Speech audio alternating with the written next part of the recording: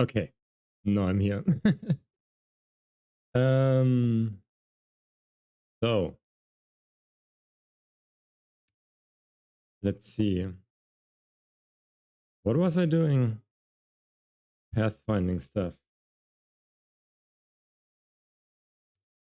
Oh yeah, I was doing A-star ECS, and I was trying to find out how much pathfinding I can do in one frame. Oh, and then closed all my windows again. Entities, hierarchy, and entity systems. And I found out that my priority queue implementation from years ago actually faster than a min heap, which I didn't expect. But in hindsight, it makes sense, I guess. Yeah. I mean, I could do a more rigorous test and try to average the execution times, but I don't even know how I would do that. Is there a way to... I mean, I could just run one at a time and then average the delta time. Let's actually do that. Let's be more rigorous today. C#.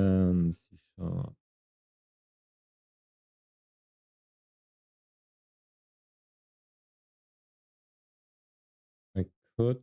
I don't even have to run it in the editor. I could just run both A-star implementations. Yeah, okay. So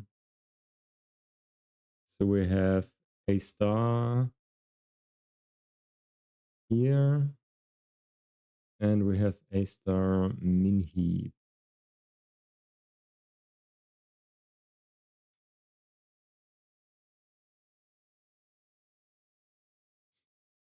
And I think my min heap implementation is fine.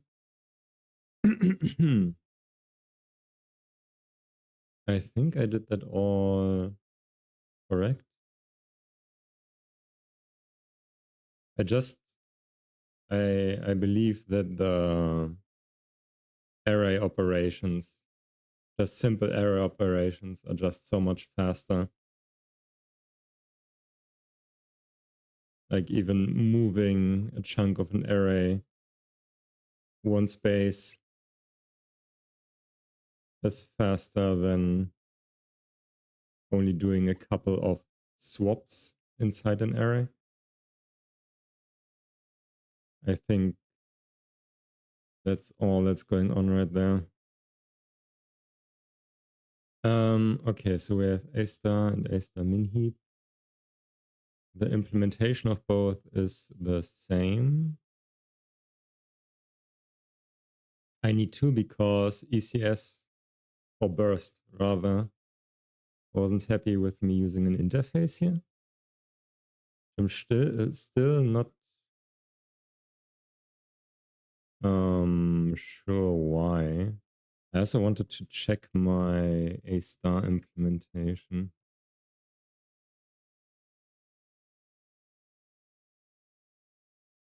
Transitions.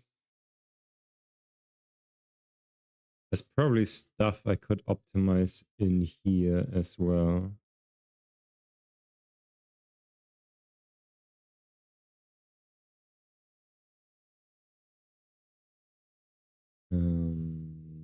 Tentative score, get distance, current to transition. Why do I call this transition? Let's call this neighbor.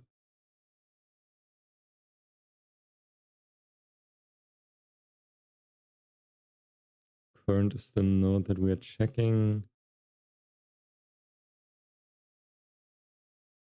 Get distance. And estimate distance from neighbor to goal. Yeah.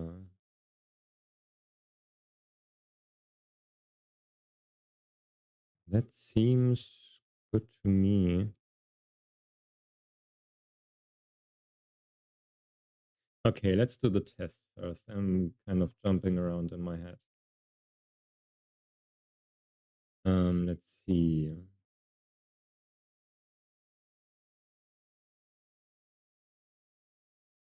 How do we go about this?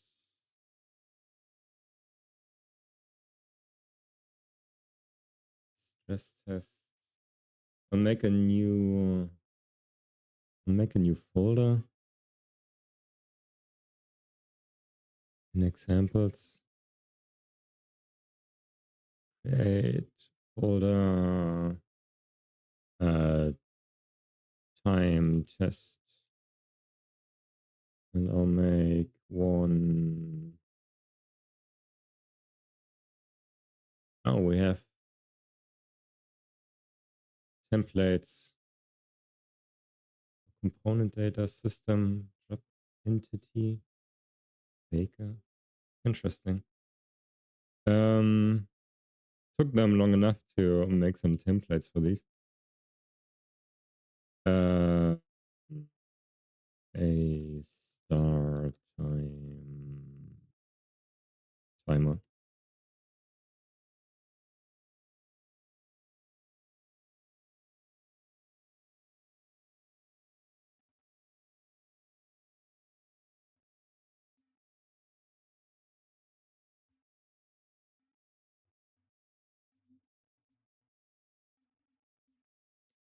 Okay, so I guess I can just do this on start, and then I would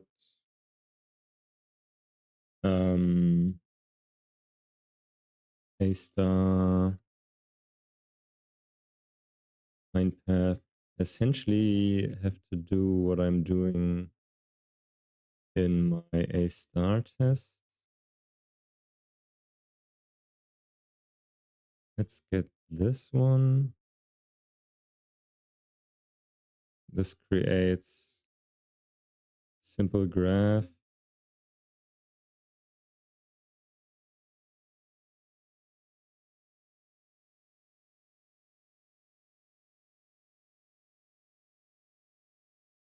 And then I want to do something like this.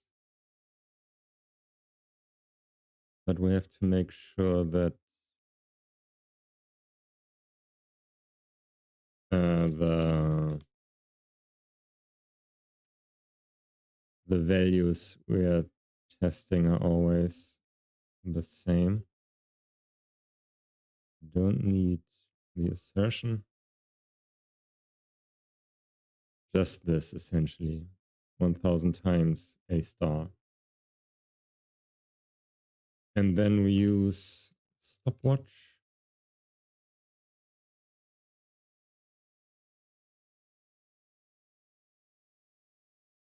Does this automatically start? I guess so. And then SW stop. And then we just debug log SW elapsed milliseconds or just elapsed? I guess milliseconds. Nah, this is the wrong debug again. Unity engine debug log. Okay.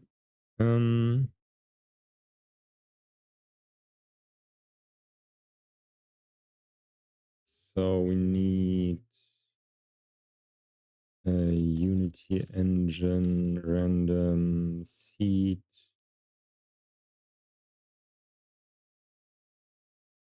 Seed is obsolete? How am I supposed to set the seed?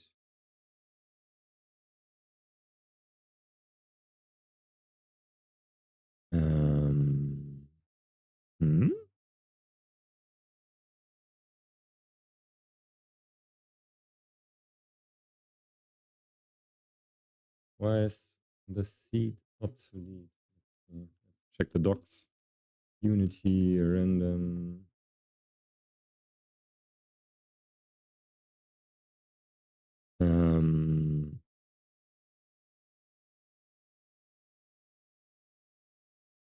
Is there no way to set the seed? What the frick?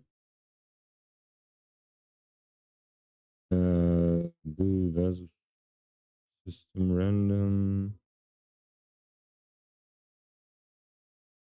Unity engine random is a static class and its state is globally shared. Getting random is easy. Blah, blah. Okay, whatever. I'm just using system random then. Why is this no longer? Oh yeah, because of that. So we do a system random, this new random, and do I set the seed in here? Yeah, just use seed 1.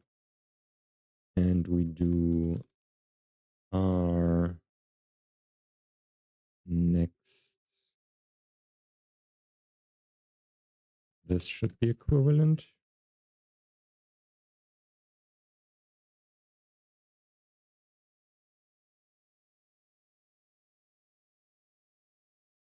Okay.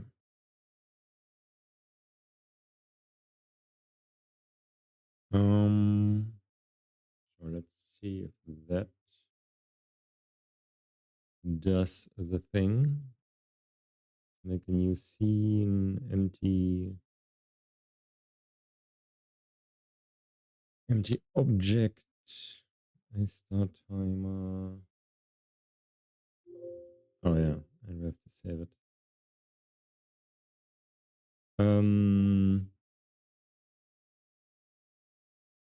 Game implementation time test.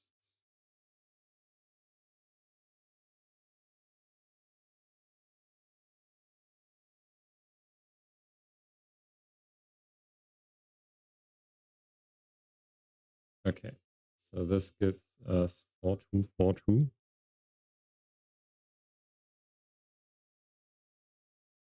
And then we do the same thing with the other implementation. I'll just call this priority queue time. And then this is min heap time. And we use a star min heap.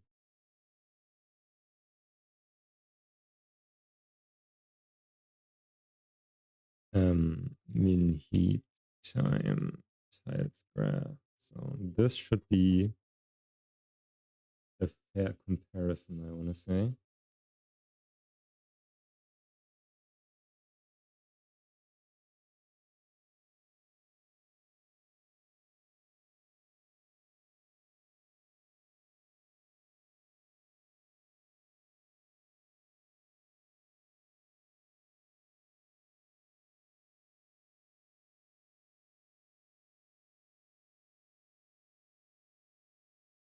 So we got for the priority queue 54567 and for min heap 5811. That seems like a pretty significant difference.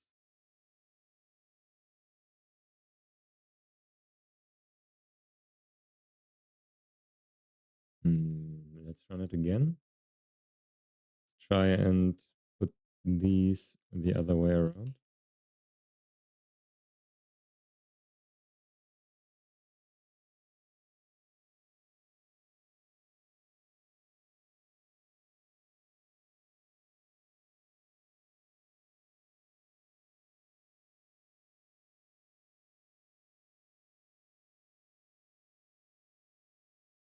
Yeah, still same amount of difference. This one is about 300 milliseconds faster than the min heap. Okay. Hmm.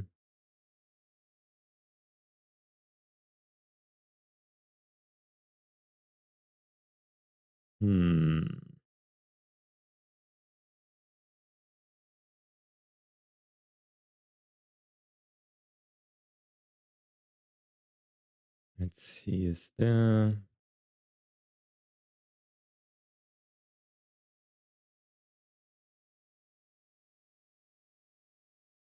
What could be taking long in here? The transitions. Where's my graph? Here.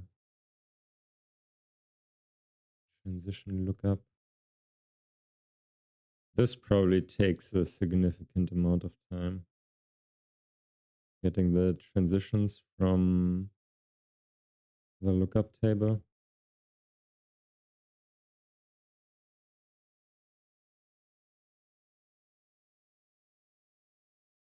Oh wait, I'm not even using this one. I'm using the managed.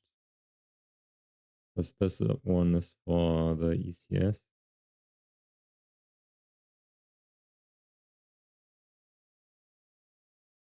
Hmm.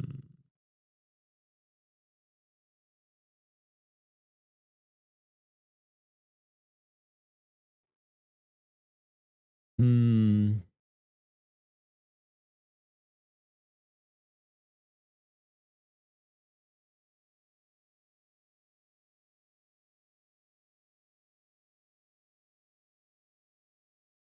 The transitions, new native array.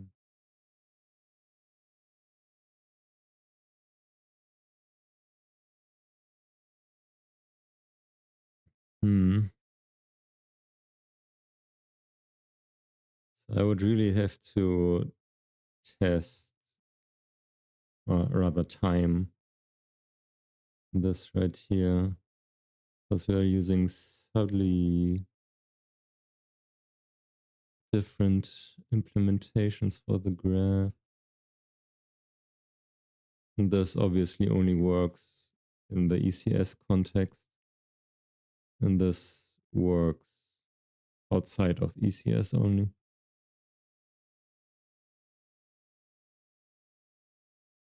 So the times could be very different.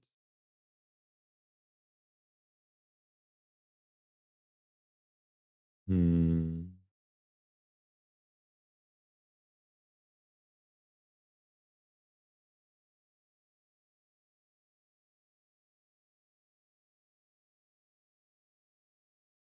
Hmm. Transitions lookup. Buffer lookup.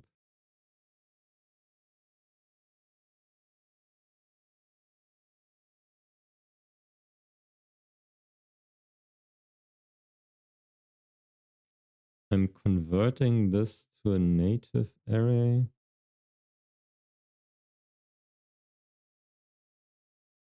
Why don't I just return the buffer?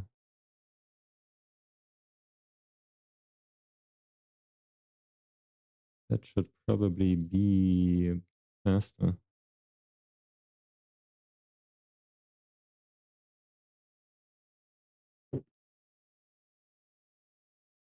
Transitions.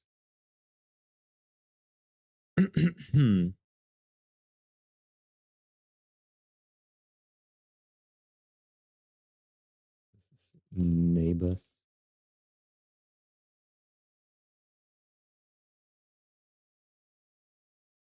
Um, hmm. So I get all the neighbors, put them into a native array first, and then I have to dispose that. That seems unnecessary.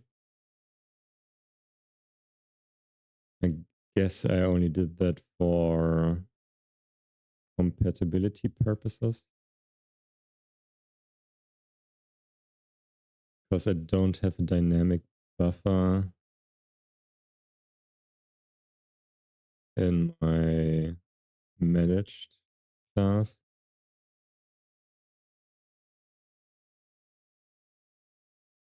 Would it be okay for me to return the enumerable interface if I do this instead?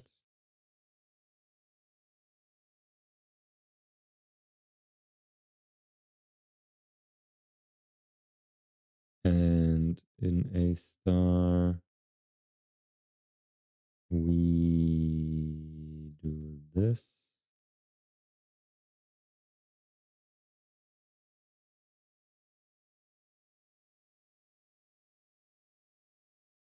And then I do a for each. Can I do it for each? Do I need the index for anything? No. For each node in neighbors. And then I don't need to dispose. Yeah. Oh yeah, I have one too many opening brackets.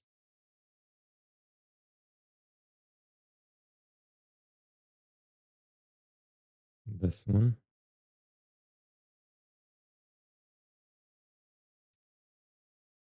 Let's see if ECS is happy with that.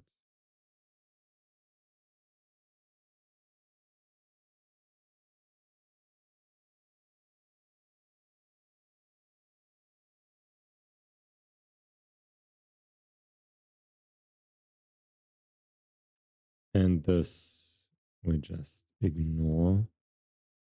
Let's see. This one does nothing. And this one can also do nothing except for return default.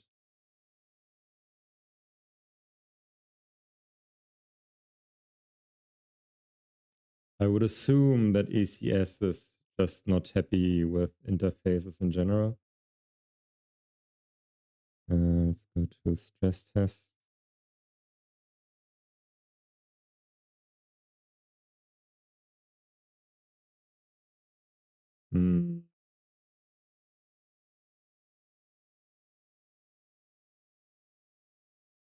Oh, I think it's much slower now.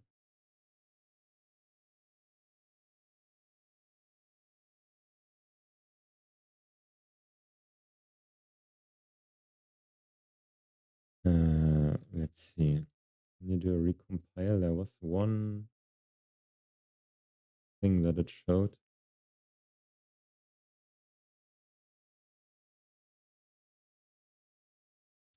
First error, can call method enumerator move next on the generic interface.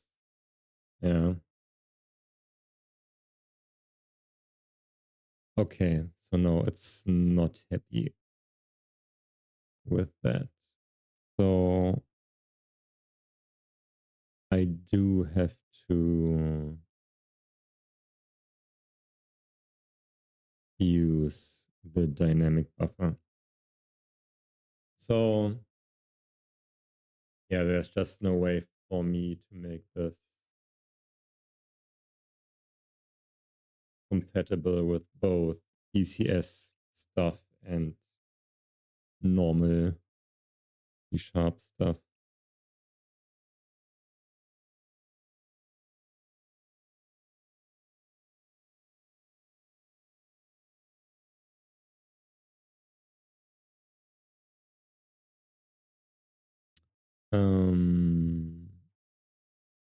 Okay, so I'll just have to use the buffer directly. Then we don't really need the interface at all.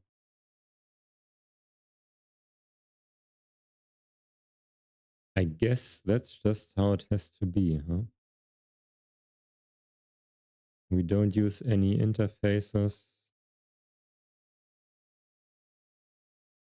We use the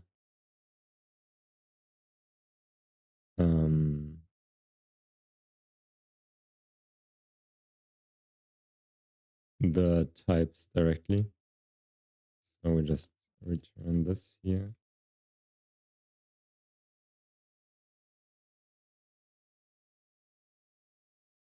Right, how do I compare this? Float 3. Make a copy of this.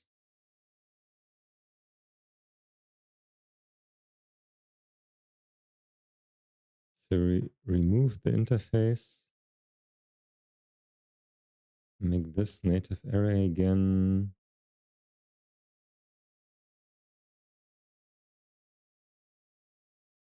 And then we make yet another implement.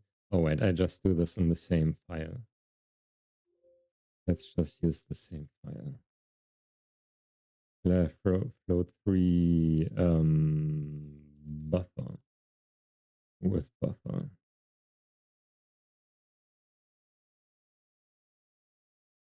And here we just return this guy.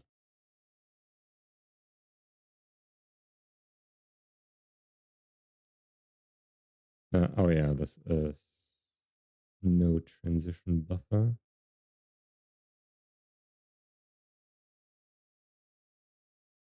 Genug getrunken, jetzt wird gesoffen. Wir tanzen nackt auf jeder Theke. Auf die Liebe, auf das Leben, auf dich und mich. Wir vernebeln uns die Sicht.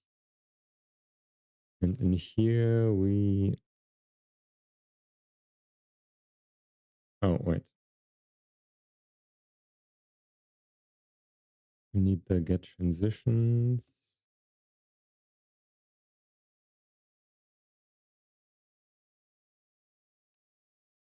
Graph. Oh yeah. We don't use this. We don't use this. We probably also don't use this generic. No, we have to use that. Graph load 3.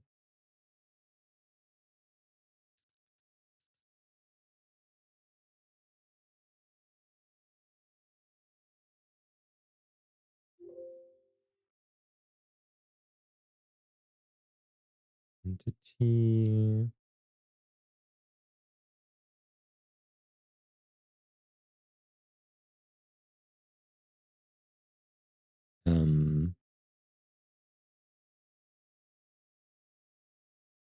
Hmm?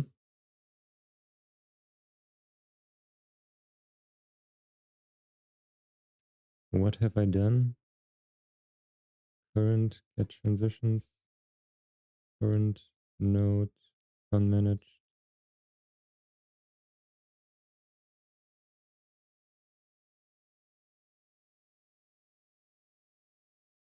Huh?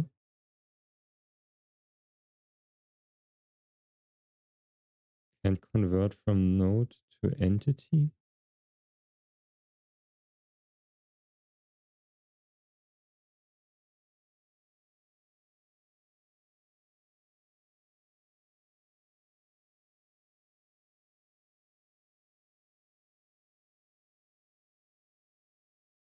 Native array.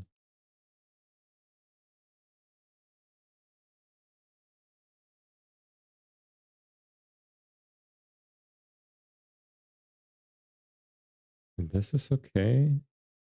This is not okay. Oh.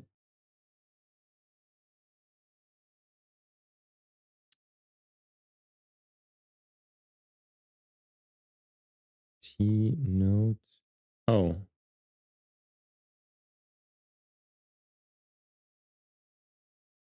Entity node.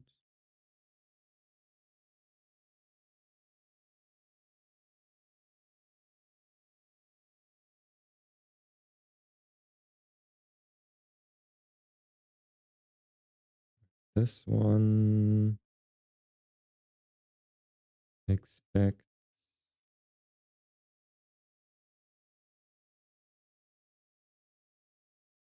entity.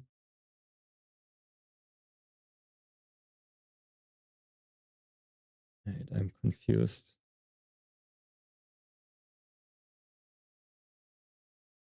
Unmanaged, equatable. I just have to make an explicit cast or something? No.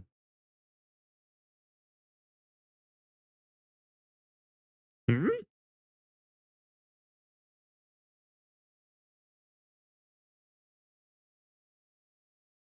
I have no idea why it's complaining now. Can use the node here when I'm using the interface. Native T.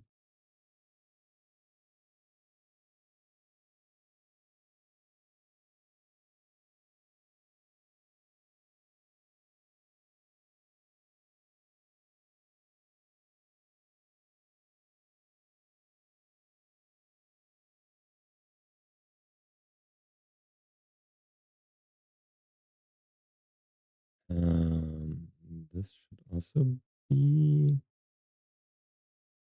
probably only unmanaged.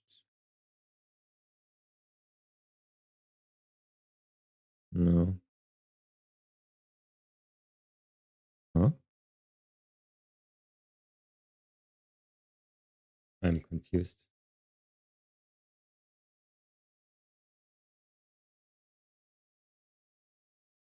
Get transitions, T node.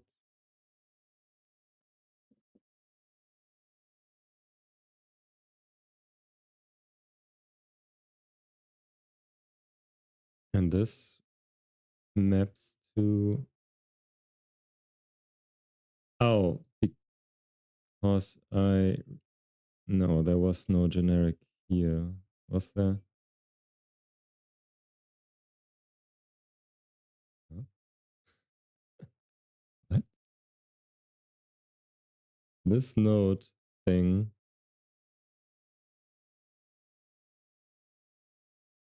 Unmanaged, creatable.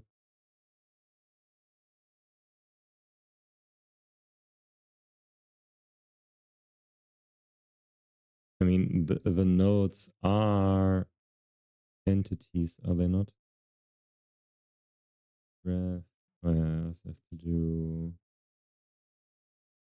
this.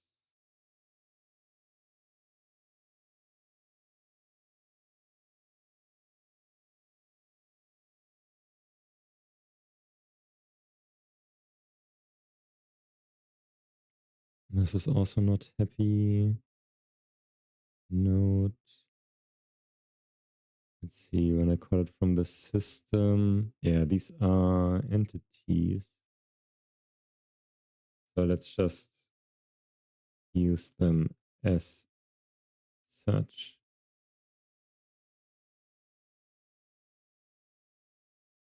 Just entity. But now I'm changing everything about this.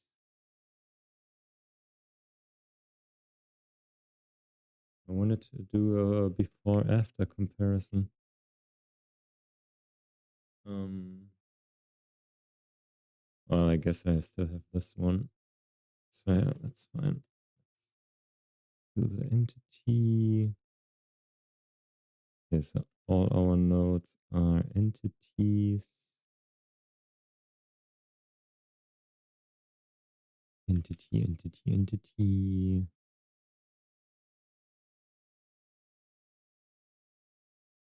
And then this as well.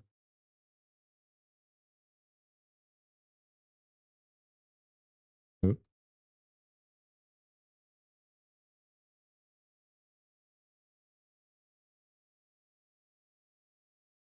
Entity, entity, entity, entity, entity.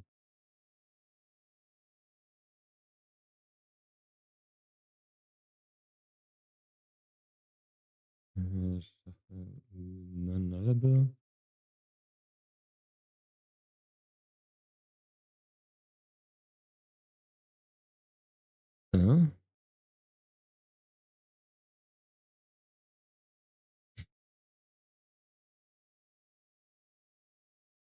current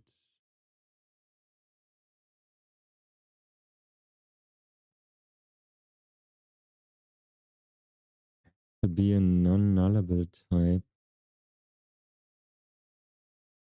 What?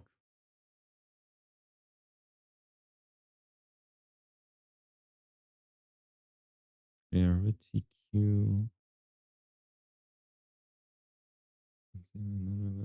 Als node parameter.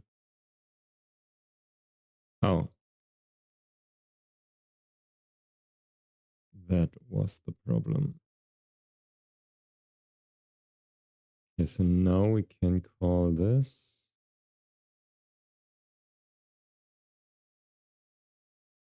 neighbor.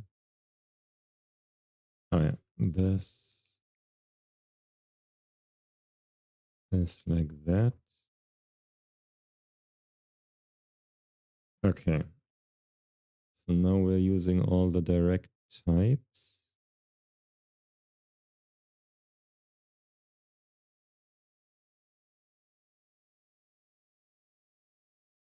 And also for all these other methods. Entity.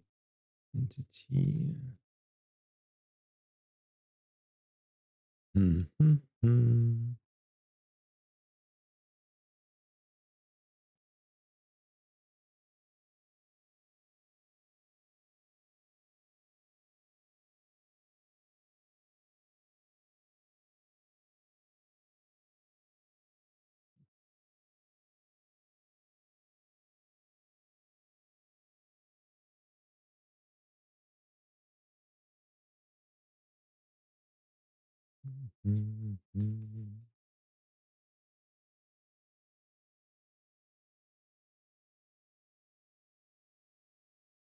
Yeah, this has to go. This has to go. It's all just entities.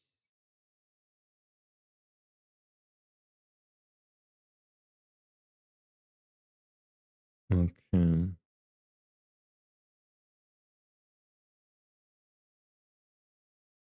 Get full path. Okay, let's ignore this for now.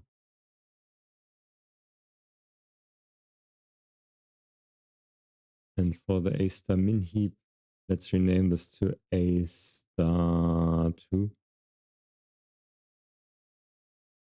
We determine that the min heap is indeed slower. So I'm going to use that to test other things now.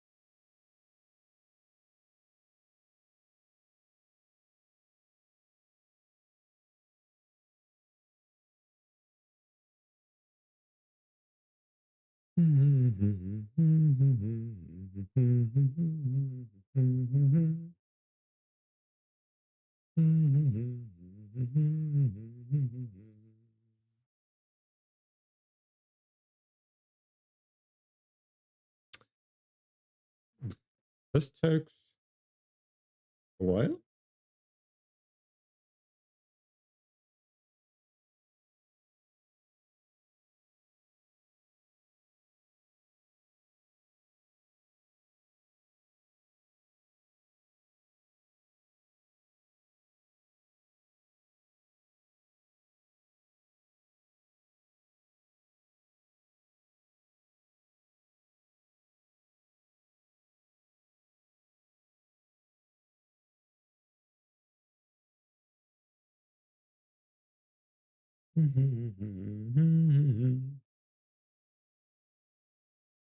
Hmm.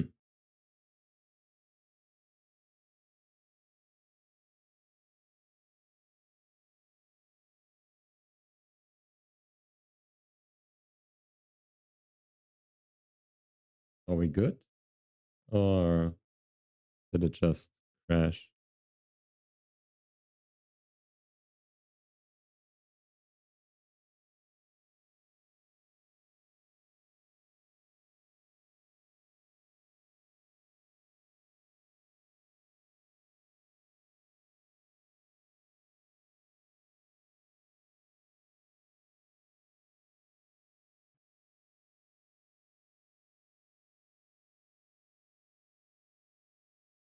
Hmm.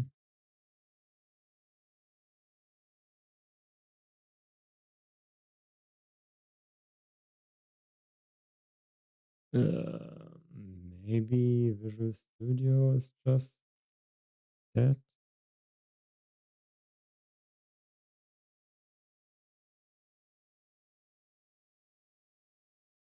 Okay, let's kill Visual Studio. Renaming a thing was too much. We don't do that here. But I mean, this worked. The file name has changed.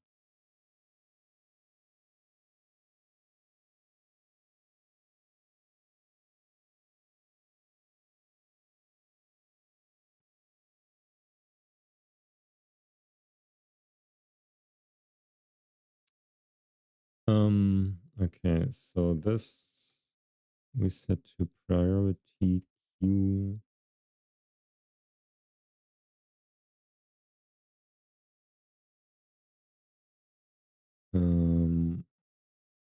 Oh yeah, this has to be priority queue.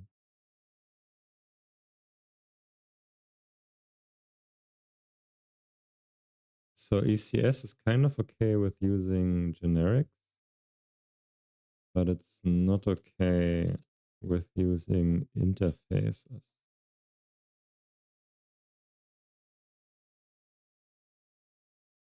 But probably if you're going on maximum performance, you shouldn't use either. No interfaces, no generics. Then it can probably do the most optimizations. Min heap time.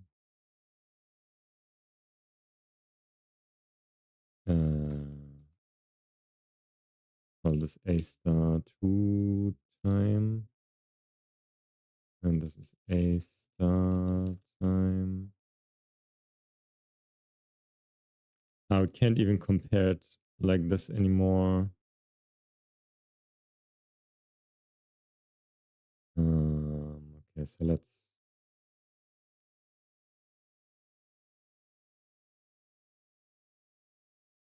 maybe I still need this. I don't think so, but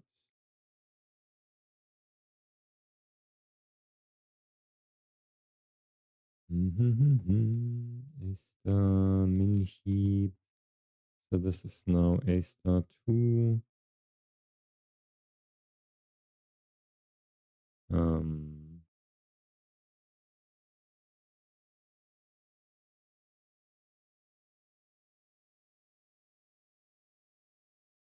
hmm? Graph. Oh yeah, this doesn't implement the interface. I graph. What was it? Node float 3? No, entity.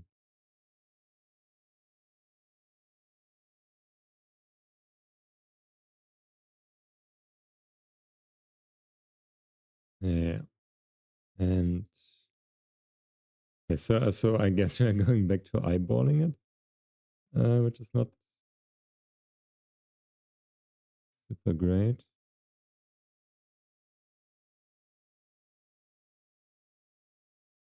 System 2. So system 2 is using the old implementation with generics.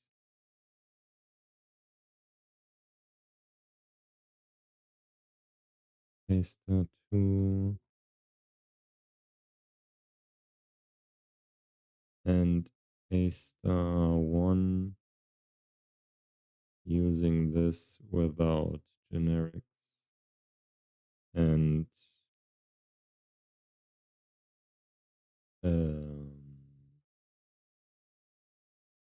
graph load 3 with buffer instead of this.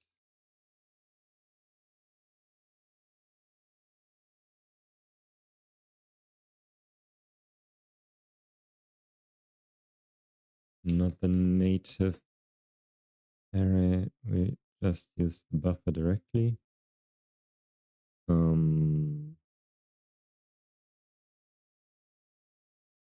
Dot node, and we don't have to dispose it afterwards. Transitions still has to be disposed, so I would just say this is probably faster, just because we are saving the step with the native array.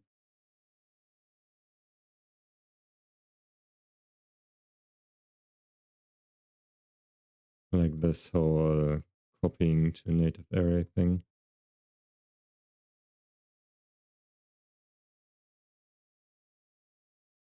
We still have some errors. Can't call the method move next, but we removed that.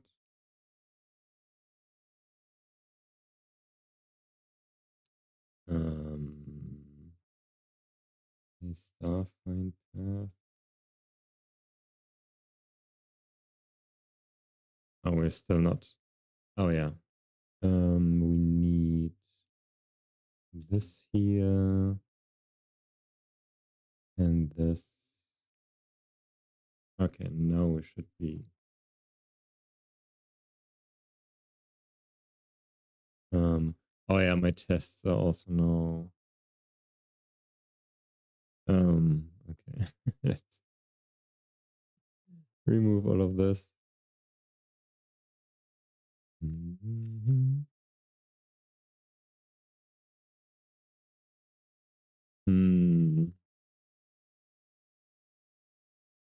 So yeah, using it, like doing it without the interfaces and generics, also makes it a little bit hard to test. Still one thing. A star 60. Get entry. Are we sure?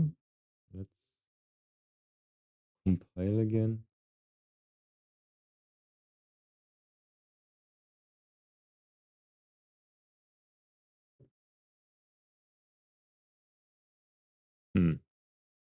A star 92 burst unsupported parameter native hash map. Okay. Structs cannot be passed to or returned from external functions in burst. To fix this issue, use a reference pointer. Structs cannot be passed to. Okay. I didn't have this problem here. Probably because this is a generic. So I was probably missing out on lots of optimizations because I used generics, I assume. So it says I should use ref. A star 92 came from function. Structs cannot be passed to or returned from external functions in burst. Huh. But this is also a struct. So does this also have to be a ref? Ref. Just make it all ref. Also, this can't be returned, it says. So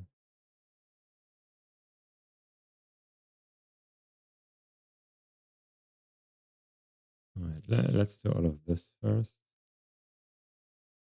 Ref.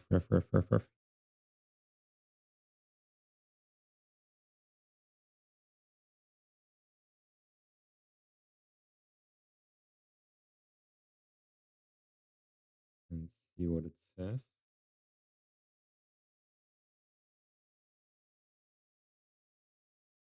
Argument one must be passed with. Oh, yeah, of course. I'm missing lots of refs. No. Ref.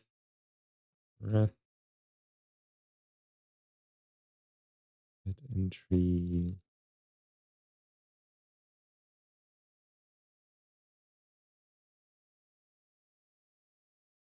Ref. Okay.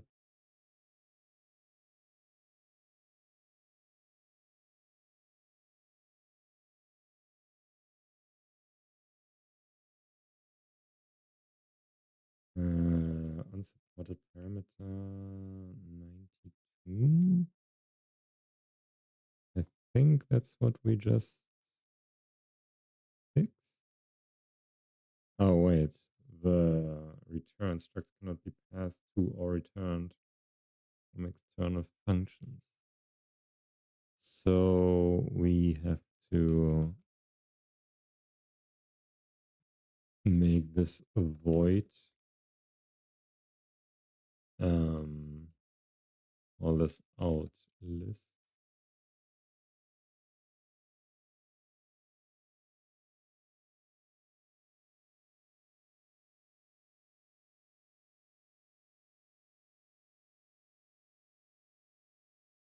I guess we can just do this when we call this guy. Right. We gotta do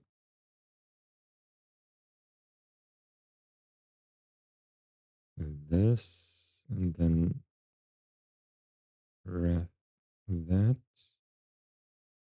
Don't have to do this. Out list.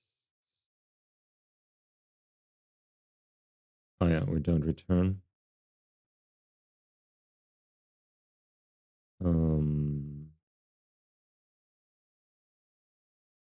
This also becomes the ref native array out array.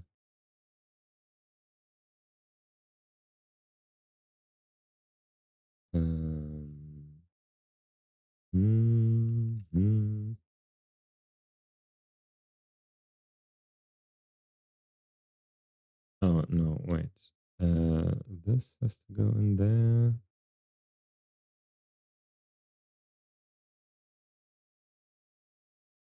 This should be the return. And then we also need this right here, out array. And the out array is this. And then pass ref out array. Total path length.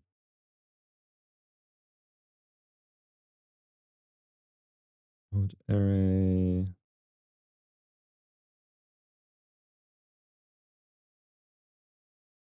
This is just that.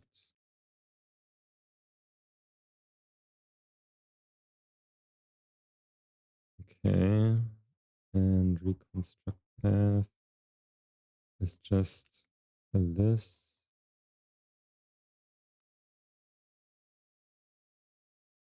And then we also can't return this here. We're just moving it up one step at a time. The path.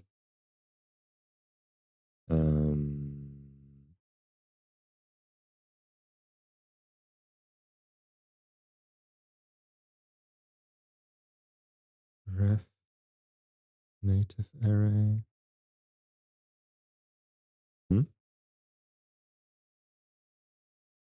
Native array.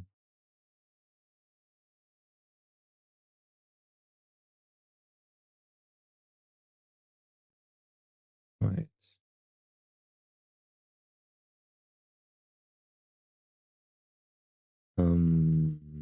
This has to be that. The path is this. The path length.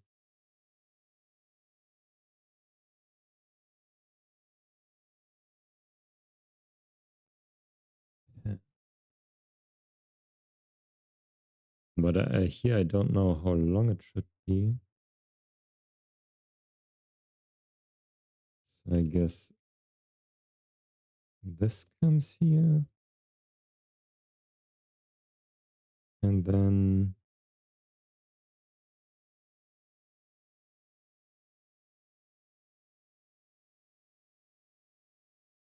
I guess I just do everything in here. Reverse. Path.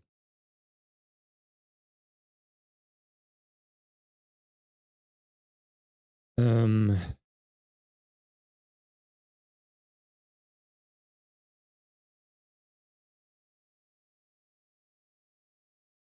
this would be my return. I don't need this.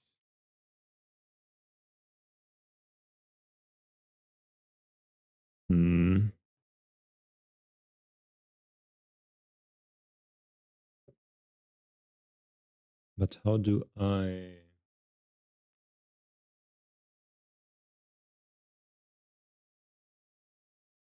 I mean, this again has to be a ref parameter. Let's see what it says.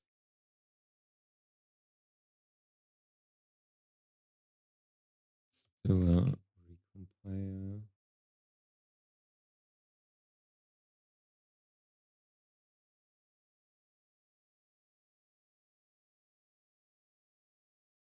A star burst error unsupported parameter 46. Start and function find path.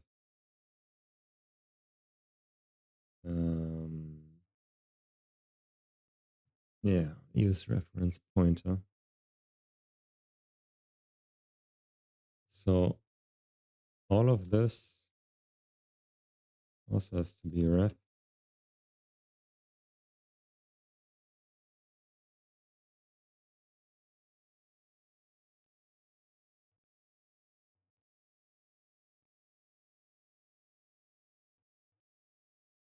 Ref.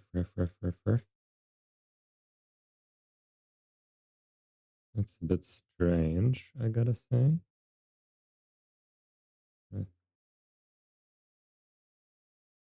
And these also need to be ref.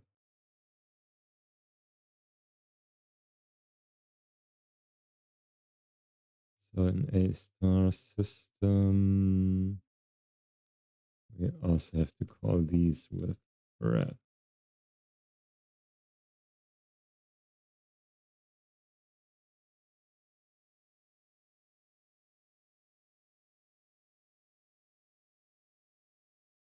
And we recompile once more.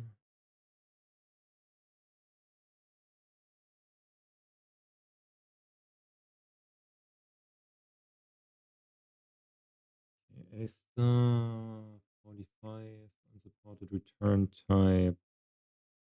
Yes. Okay. A star 45. So as I said, we can't return this.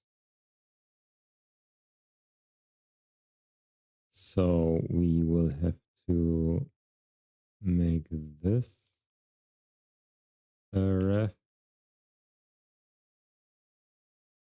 I think I assign this here.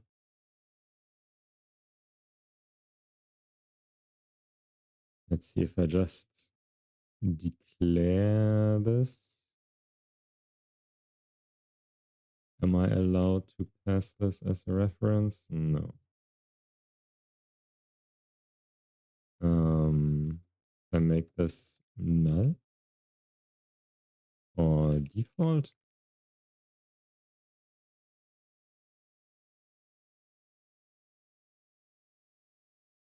Or maybe just make it a list to begin with.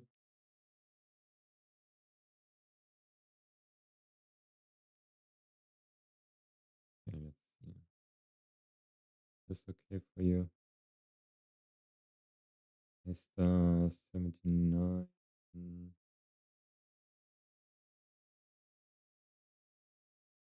Oh, return something.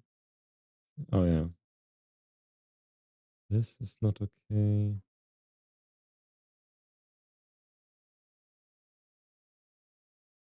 Turns out there's a lot I did wrong. Star 45 unsupported return time. That's what we just fixed. 12 is this. So this also has to be void ref. So actually we don't need this here. And this has to be declared in here. Path.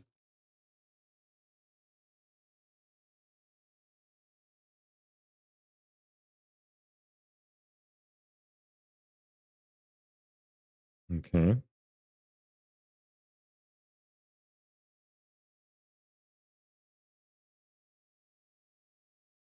Let's go compile this one more time.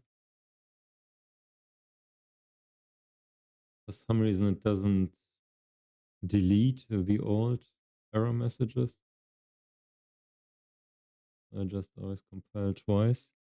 Okay, so now it's done complaining. So now we really changed quite a lot.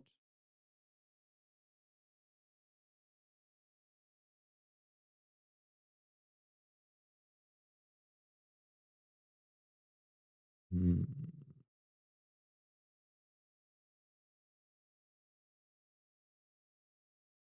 Okay, and when we start this, what does it say? A star system. Oh wow, this is slower.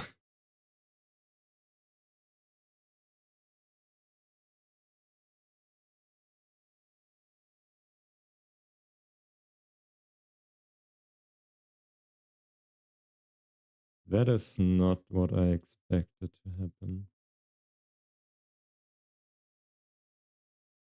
Wait, what the fuck?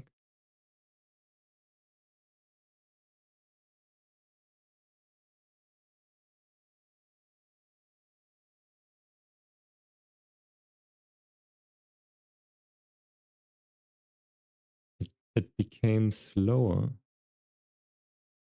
A star system.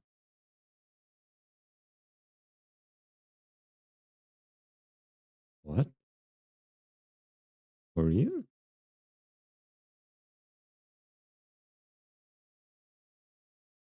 It got slower.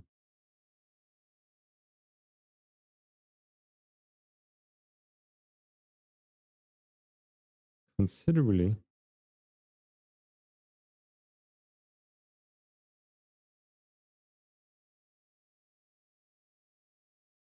What?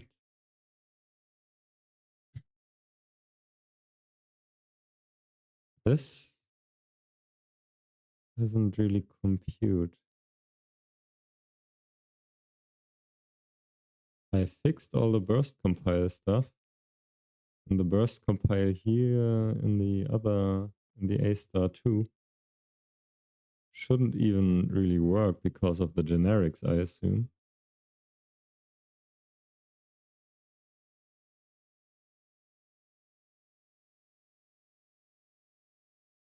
What?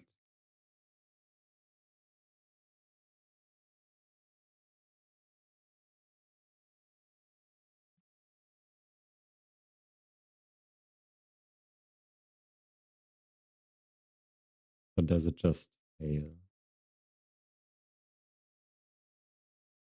Let's see. Let us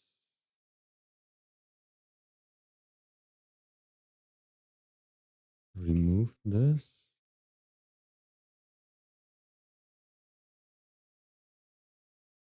And yeah, this is fine, I guess.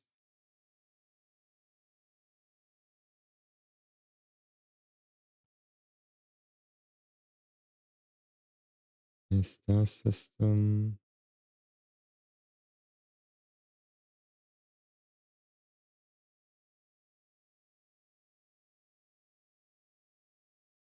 Um,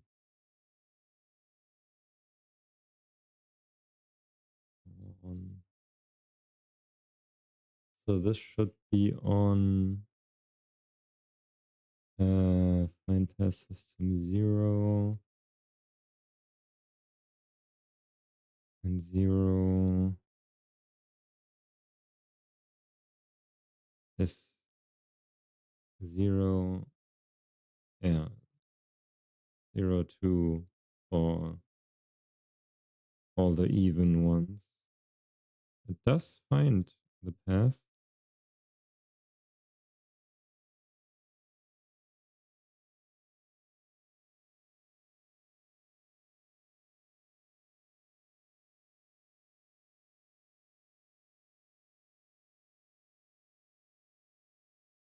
Hmm?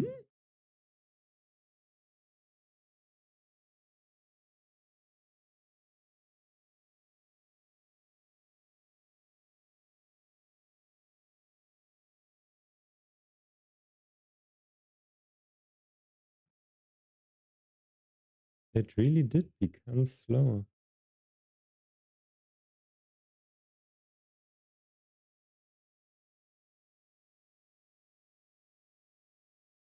That is odd.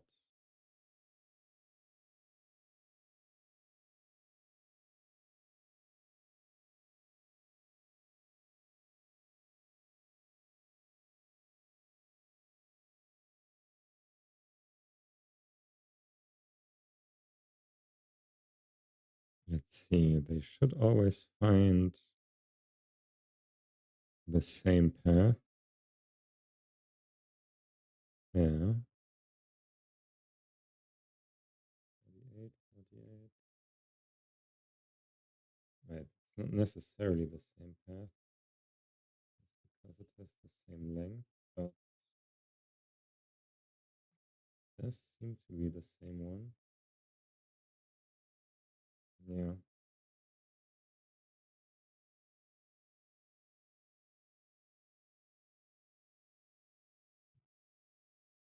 That is something. I don't know what it is, but it's definitely something. It's slower by like 10 milliseconds.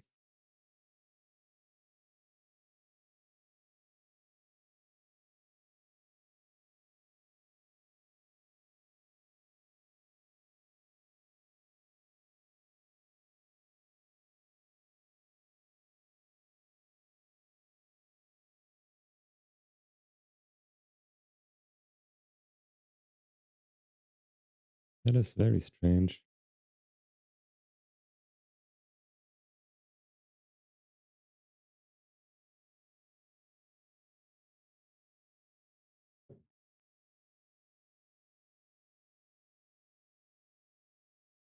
Didn't really change anything. I just added all the refs.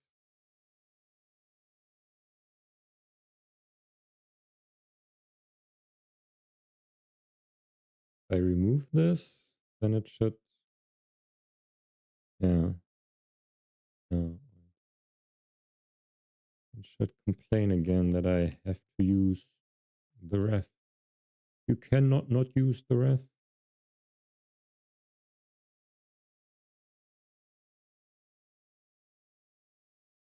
Yeah, 44, burst error, unsupported parameter entity.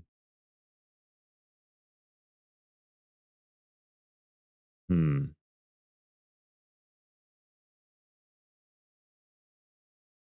Structs cannot be passed to or returned from external functions.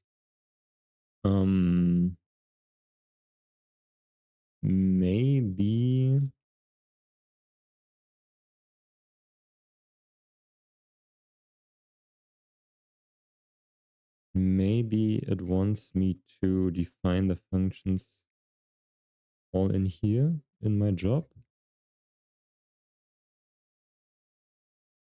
Let's see if I just get all of this, because it says external functions. So when there's external functions, there has to be something like an internal function, which I assume would be this. So we do find path. Oh wait, this should all be private then.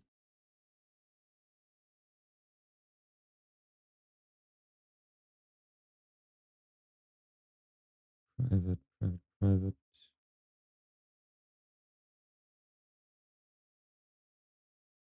Wait, where did my execute function go? Yeah. Yeah, let's make this public.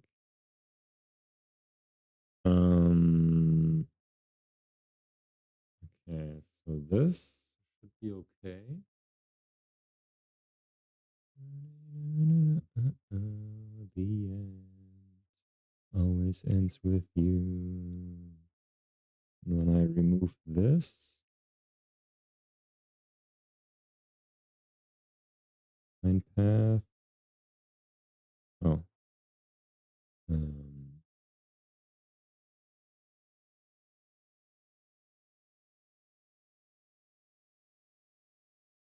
Can I do this just to test?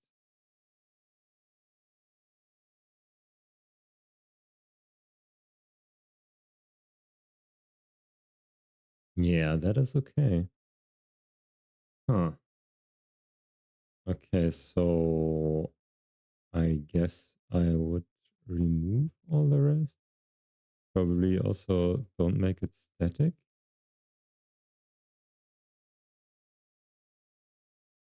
The end always ends with you. But then I have to. Okay, wait. Let's use this instead, because I have to get all the return parameters again. Or maybe let's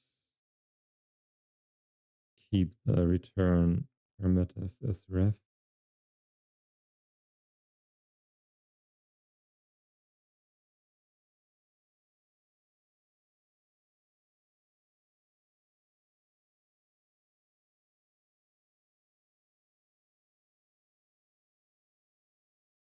And this maybe does something.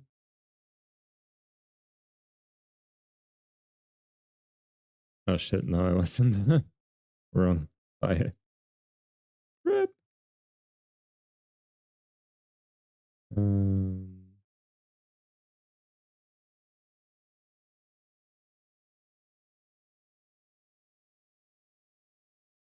Outlist. Oh, wait, out array has to be ref.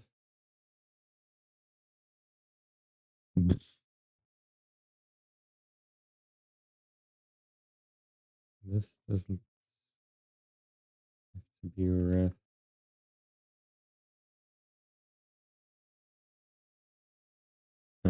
Let's just do that path. Rebuild everything. Native array.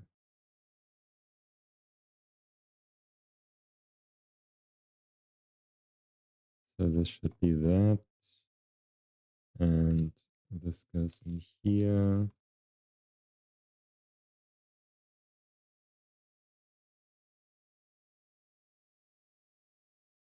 This is here. Then we return path. Don't need this. Don't need that.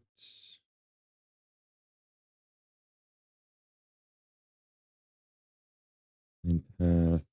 And at the bottom, there should be return default. And path. One of these refs go.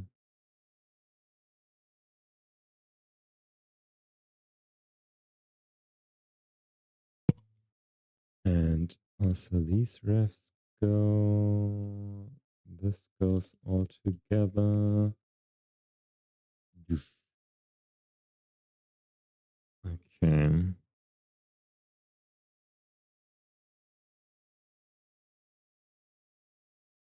So this also goes inside again.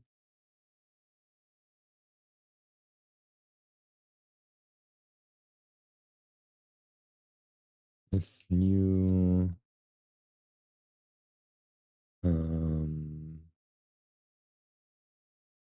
initial capacity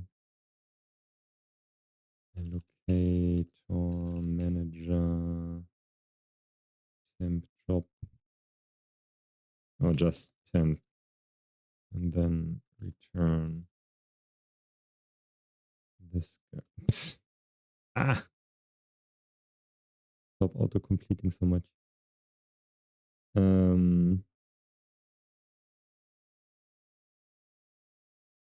Ah, this is actually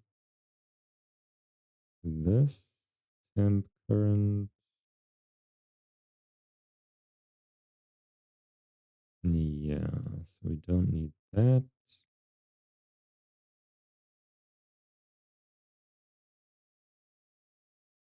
Full path.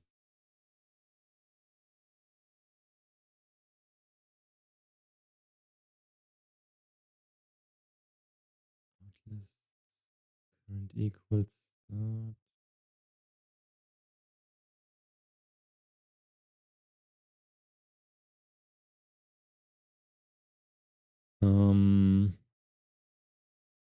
Path.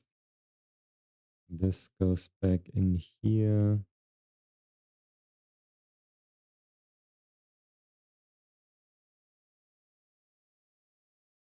Return path.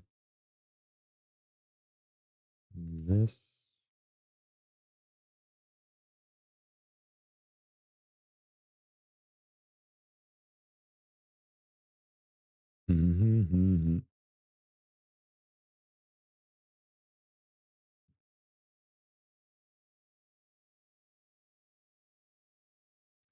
Okay, so now I think I restored everything. Everything has an return value again.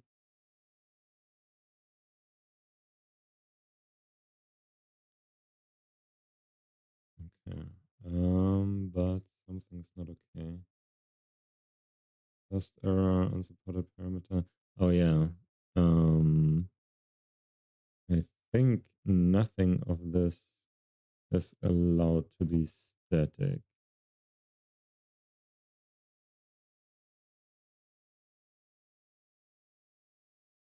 Maybe ECS just doesn't like static stuff. Or burst, rather.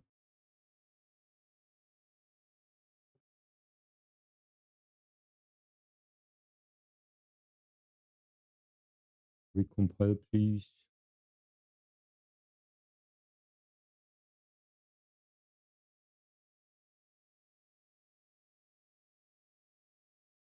Okay, 94 burst error, unsupported parameter.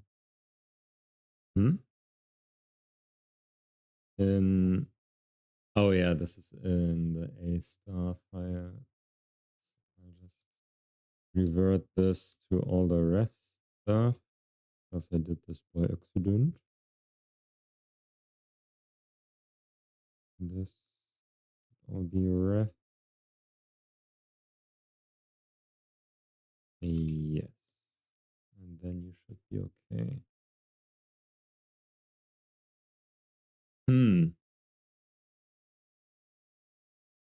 No static classes.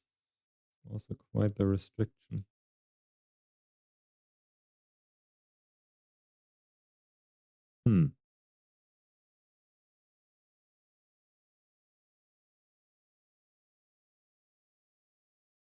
Okay, let's see what it says. Oh yeah, now it's much quicker.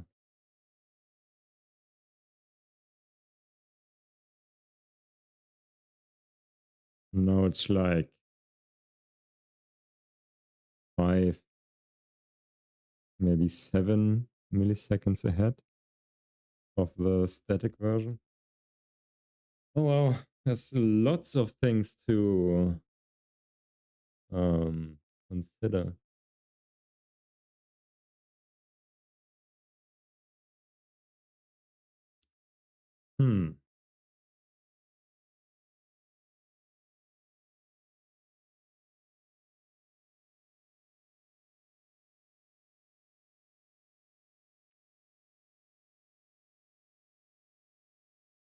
Huh.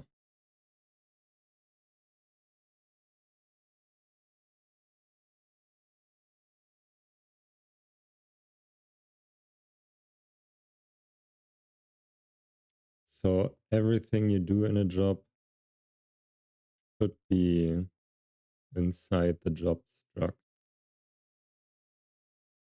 And you shouldn't, like, if performance is everything you care about, which when you're using ECS, it probably is.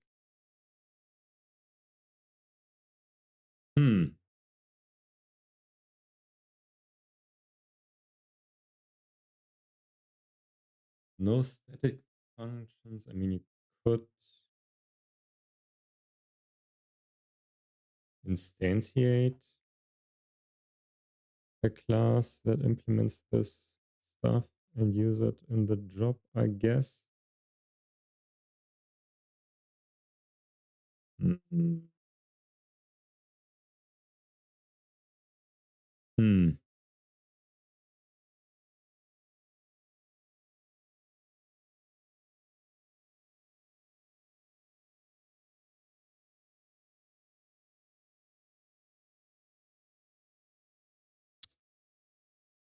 I see.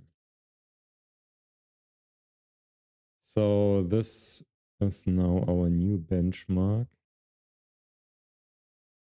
I'll just copy all of this. Just the entire job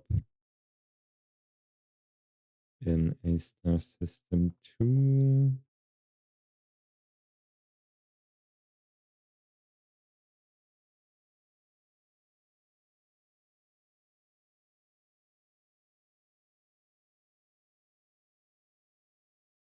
These should now be equally fast.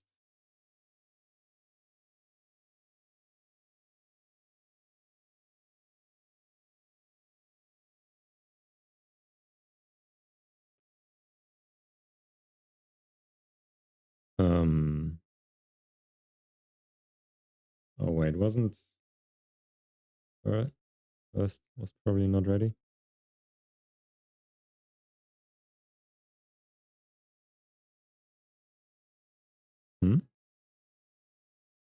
Oh. This needs to be a 1.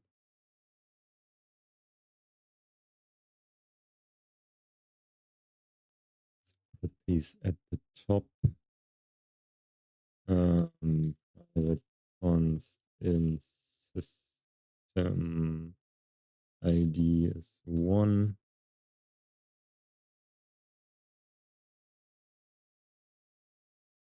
And do the same thing here. System ID is 0.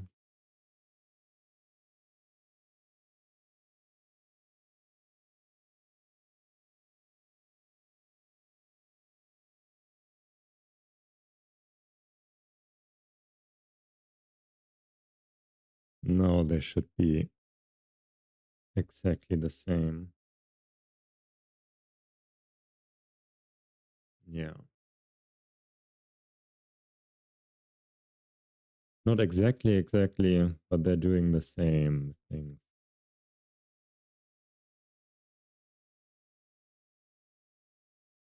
So we're around 12 to 20-ish, 22.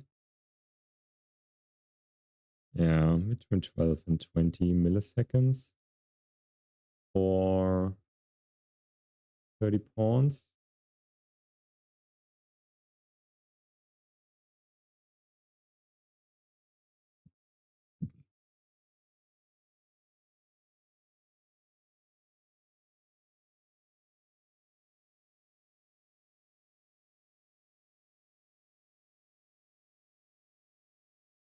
We reduce this to 10.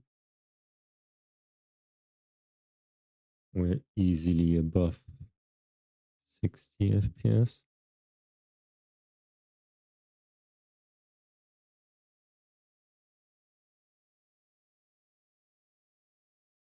So 10 paths per frame is pretty good.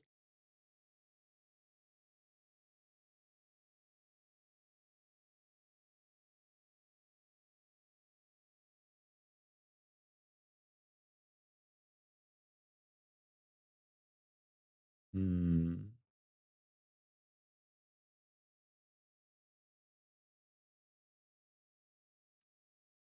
On a 64 by 64 map.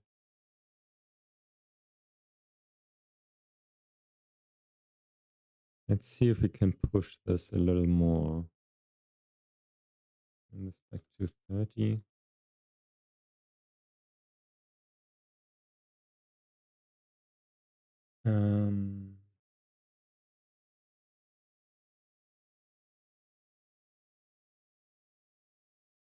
Have to check something real quick.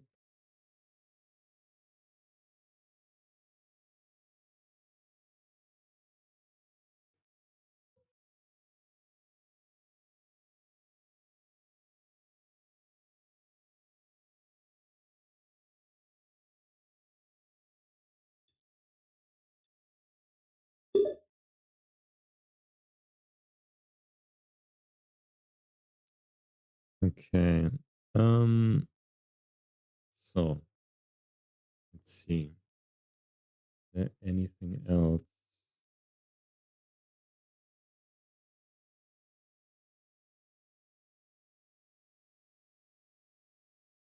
Find path.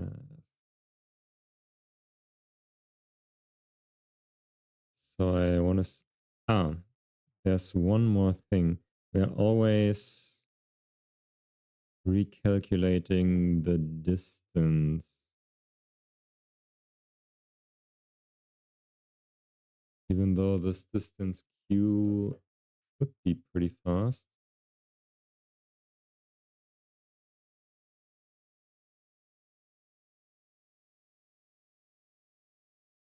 We can also do the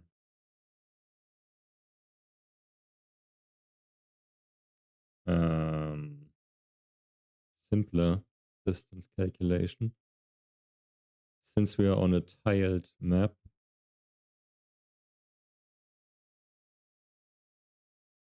we don't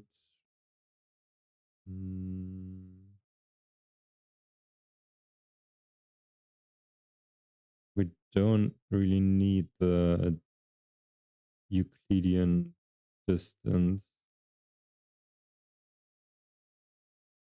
Or do we? Estimated distance.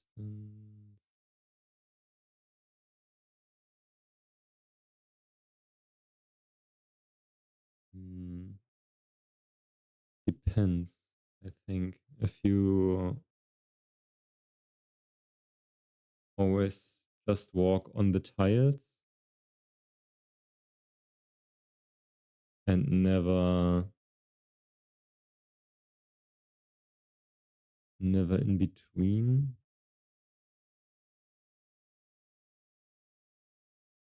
Hmm.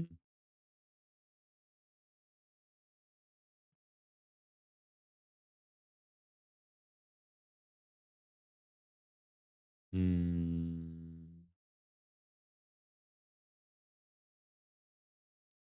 Another thing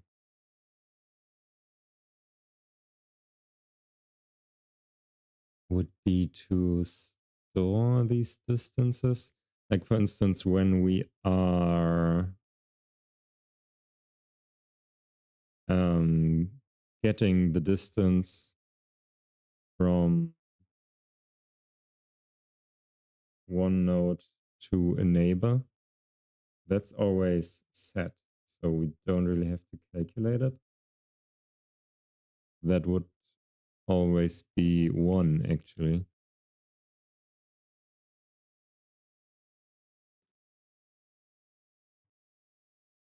Because we defined the neighbors to be, well, neighbors up, down, left, right.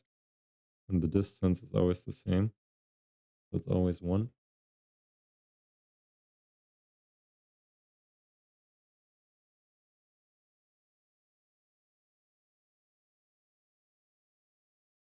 Is that right?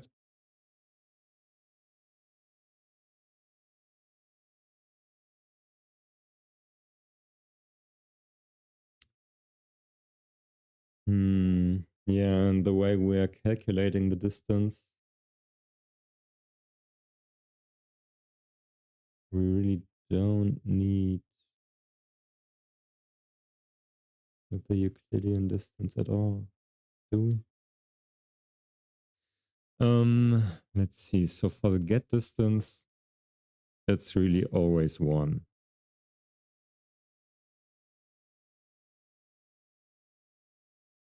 Since that is how we set up the map.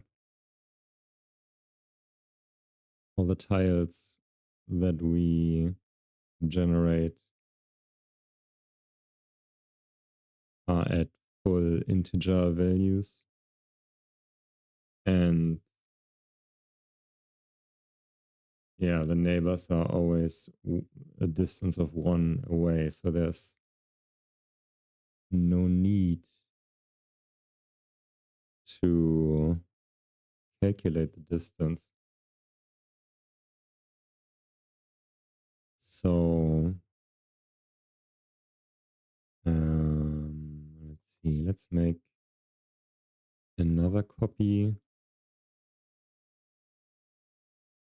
with buffer constant distance.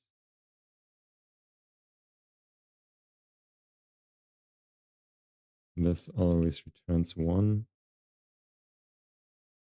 And then we use that in a star system.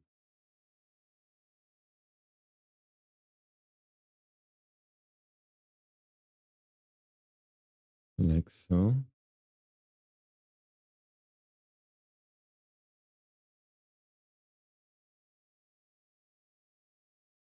That should also be a little bit faster.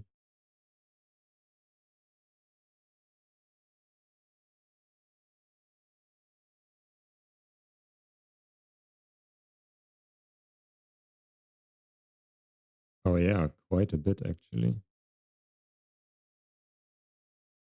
Like another, I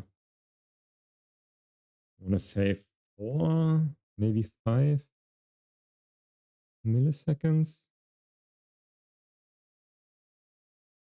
Yeah.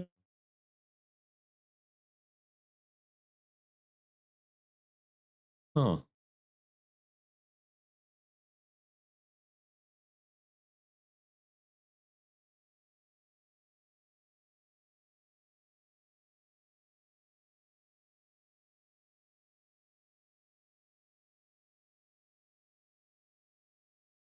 I can't think of any case where that would not be true,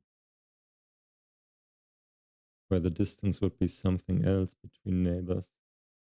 We have a normal orthographic map. It's just always 1. Yeah.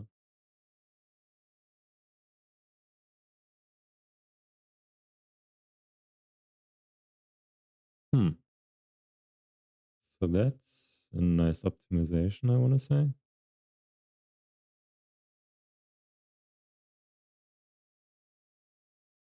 So if we can optimize this as well, we're going down by quite a bit again. So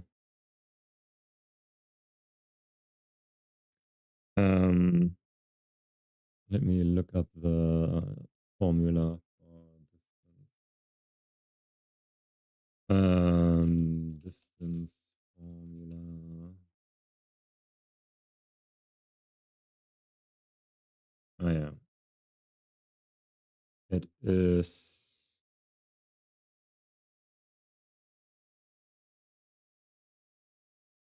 root of x2 minus x1 to the power of 2 plus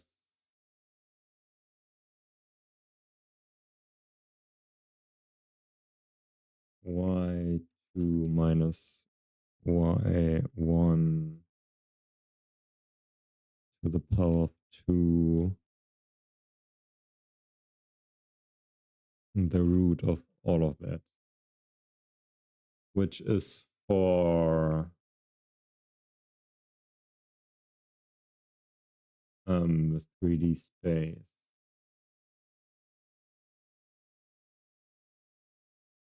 And when you want to go to 4D space, then you increase this exponent. And I think you also then the third root of all of this.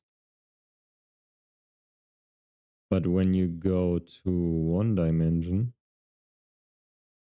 then this becomes to the power of 1. So you don't need any of this.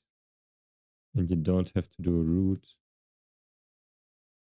And all you're left with is this expression. And the effect is that you don't go, well, you only go at 90-degree angles. That is essentially it.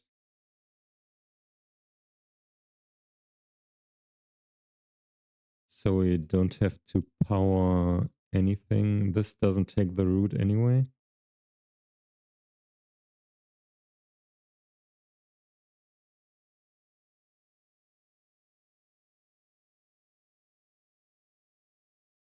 So what we could do, wait, before I do that, I wanna again copy these changes over here.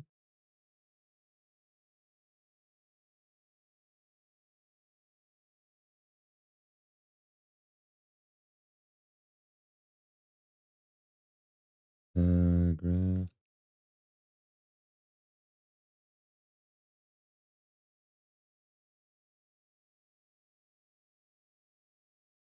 So this should be same speed again.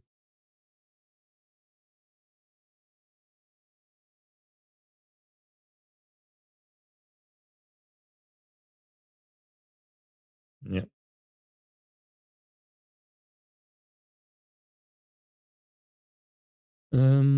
So, and we make another copy of this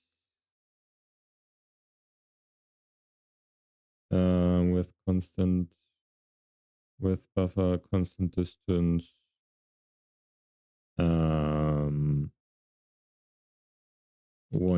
estimation.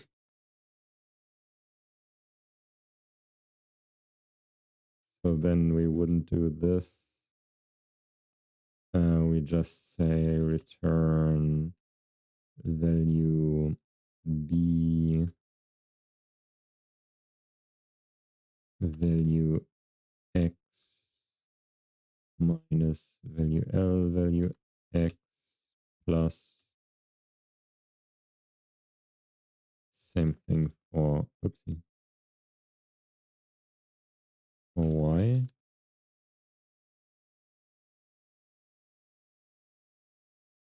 Put it in parentheses.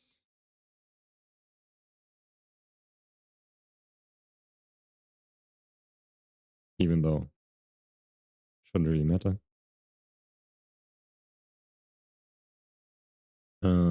Actually it does on this end, but not on this one.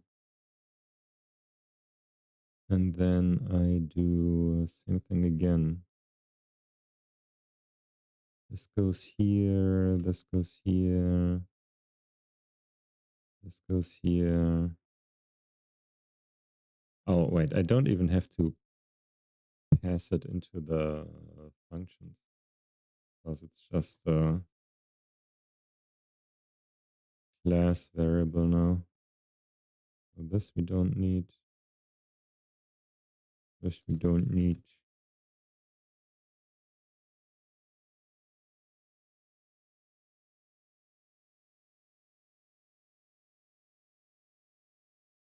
Yeah.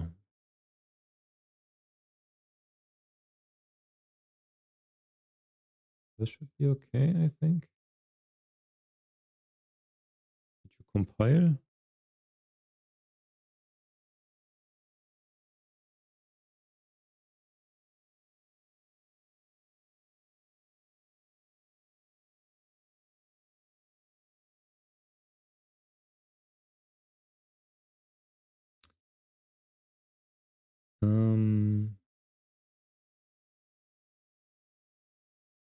Actually, not much of a difference.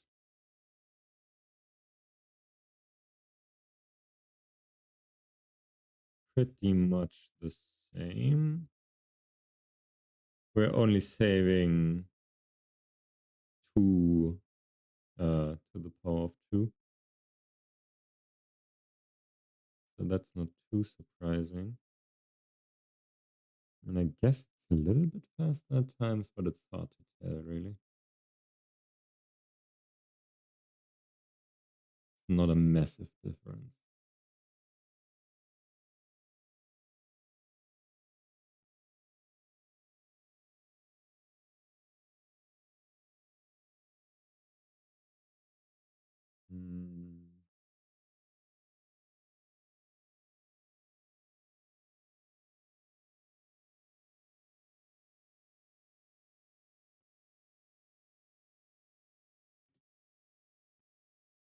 So another thing that we could do is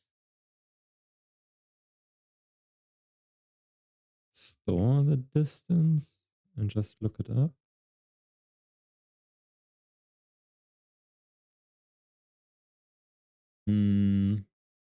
But I don't think that makes a lot of sense. This calculation is already super fast. I think a lookup would be slower than calculating it. And we would have to, I mean,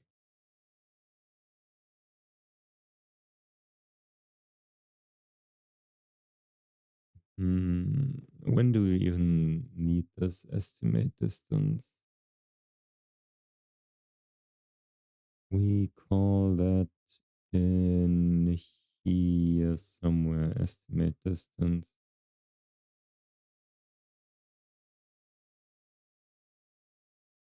So whenever we revisit a node, we recalculate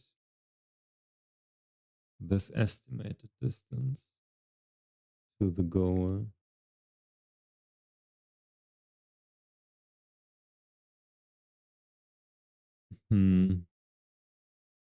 Which really shouldn't happen a lot.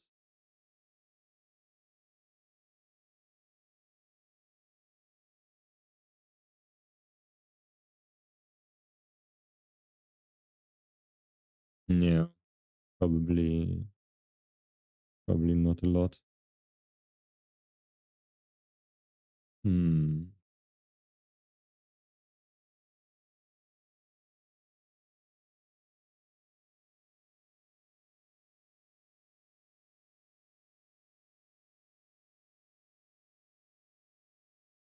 Hmm.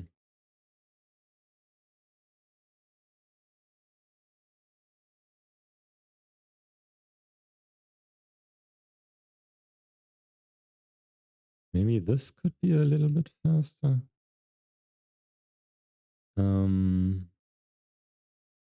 Actually, first, I again want to copy all of this to here. Because I think it's probably, oopsie, a little bit faster.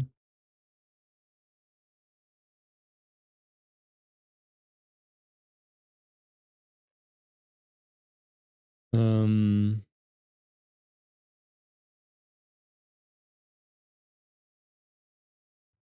and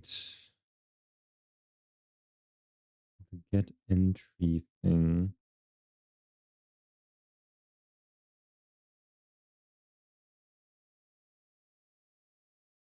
So I think if we were to, I guess a map try get value. Yeah. Try get value the outfloat value.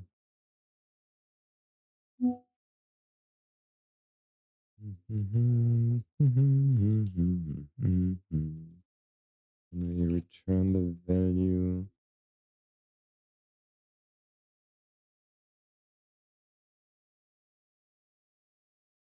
La, la, la, la, la, la, la, la, la, la, la, la.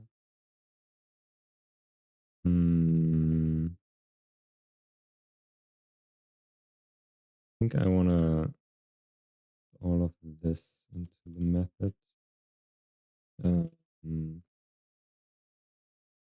Call it compare new score,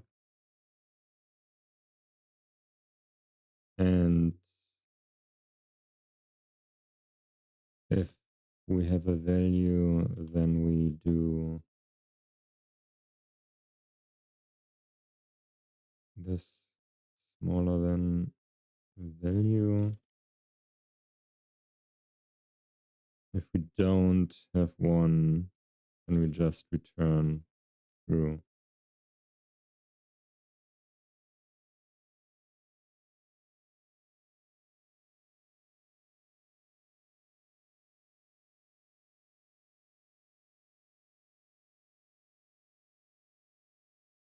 Oh, we also do this get entry twice?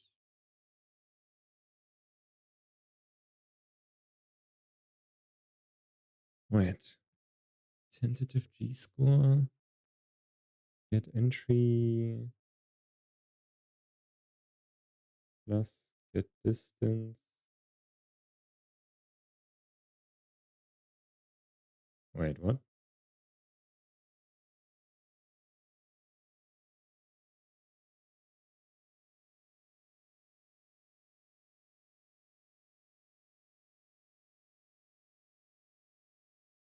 G-score current. Oh yeah, we get the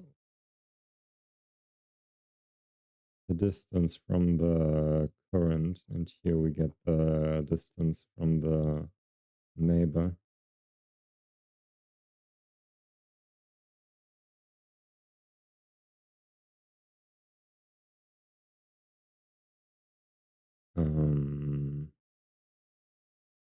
This should always exist, shouldn't it?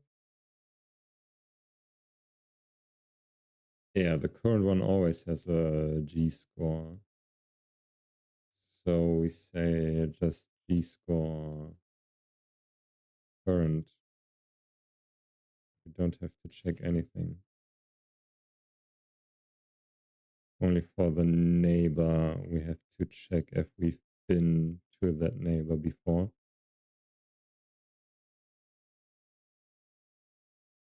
And if we were there before, then we have to compare the scores. And if the new score is better than the old one, then we do all of this.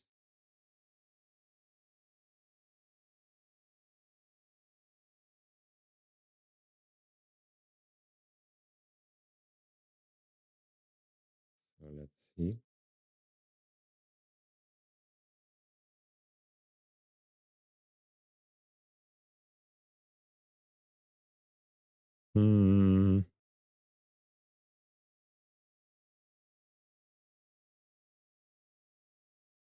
I think this again a little bit faster.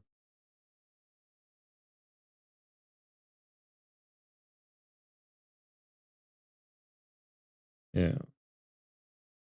Not by super much. Well, like relatively speaking.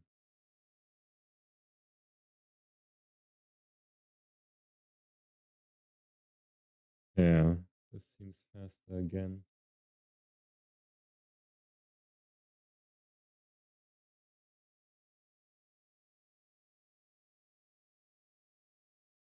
Get distance.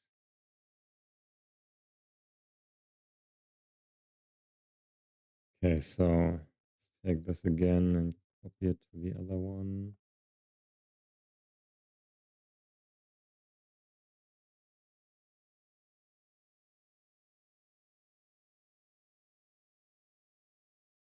Also,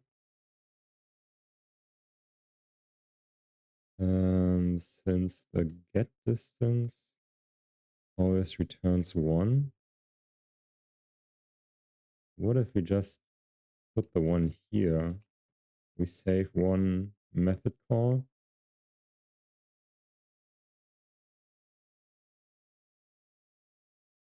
I'm not sure if this does anything. May just get optimized away anyway. Yeah, the difference is not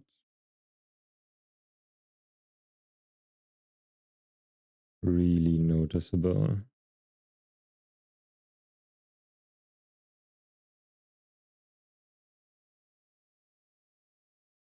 Distance is always 1 distance between neighbors.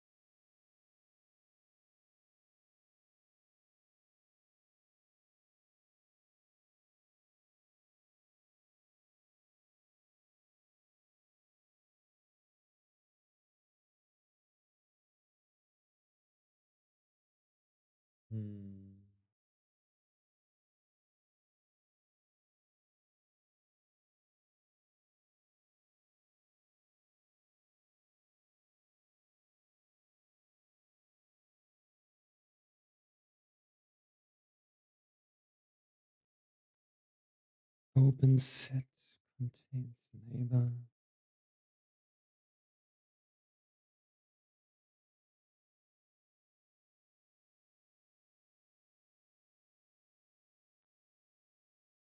This is technically a thing we do twice because in compare new score,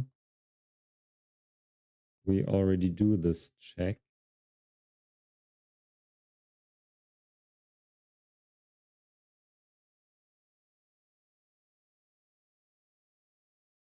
Open set.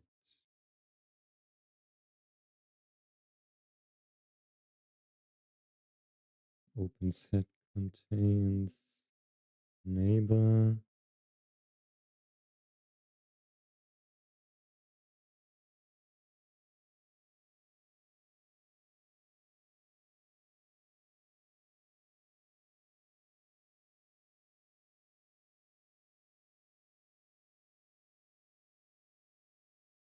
Wait. I think something is not right here.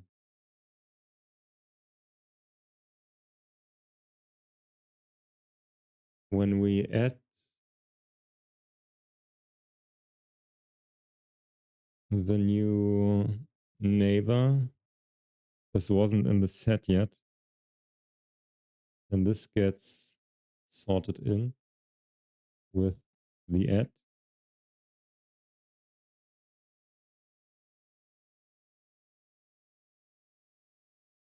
But if it's already inside and the score changed, then we don't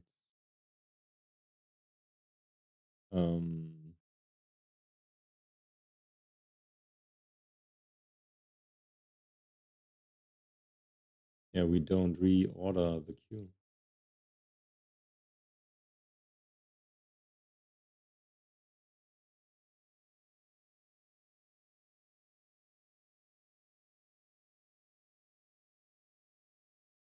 Hmm. Hmm.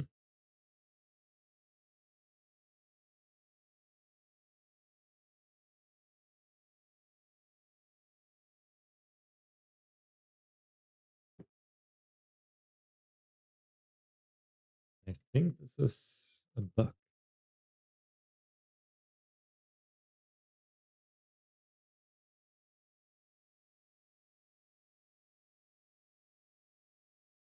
Estimate distance, neighbor to goal.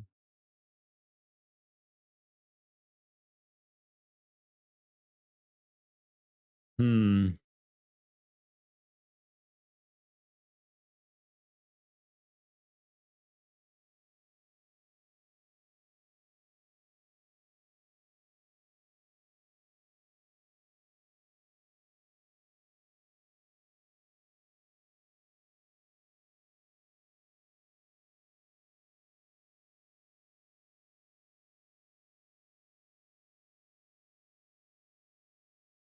Let me look up another ESTA implementation. ESTA C#.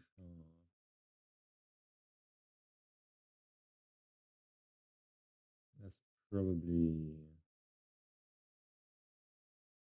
lots of implementations out there that I can look at.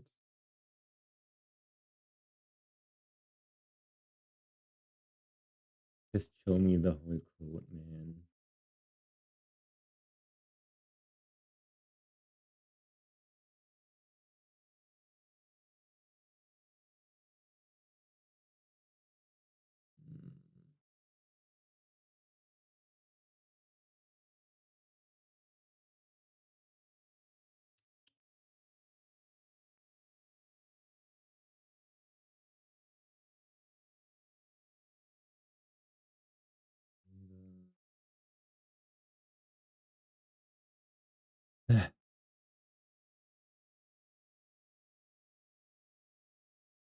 Hmm.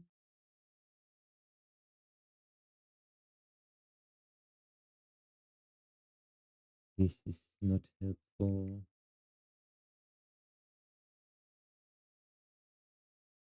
Pathfinding example.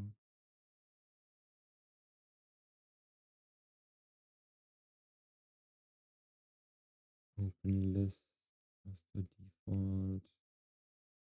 Compute H score.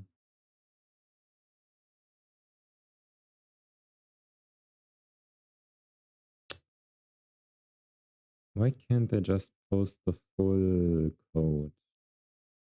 Always like little chunks. It's very difficult to find stuff in.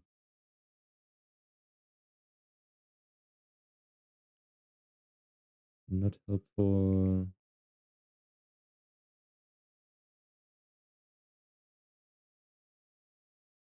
Paste grids.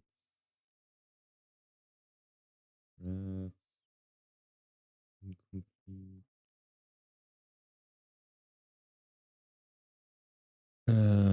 Hmm.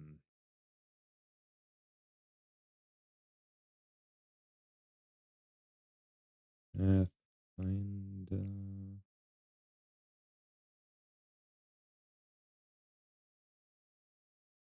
This is what I'm talking about.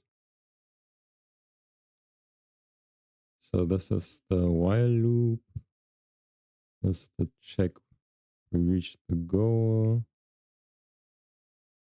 Here we check the neighbors.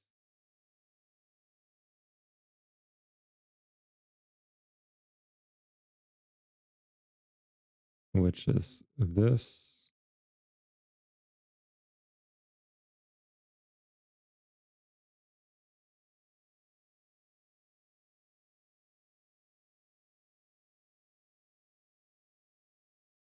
These are our neighbors. Why are you always...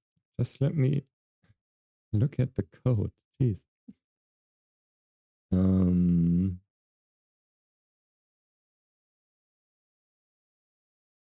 Update existing node. Insert node.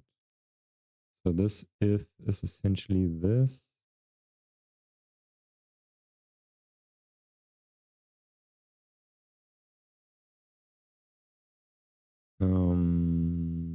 Update existing node.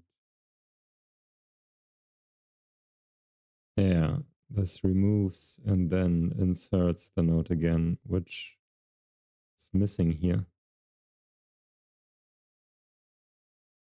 So yeah, that's definitely a bug, I want to say.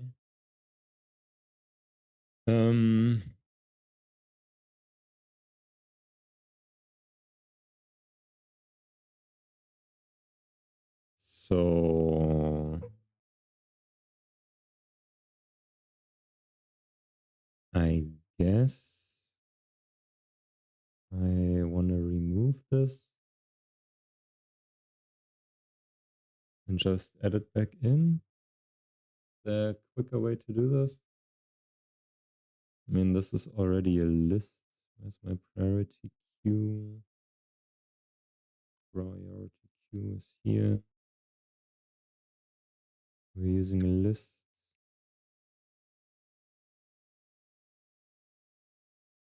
We don't even have a remove.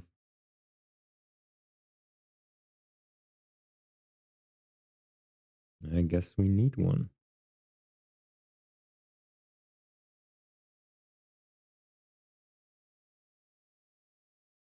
Yeah, so far it seems we only found suboptimal path.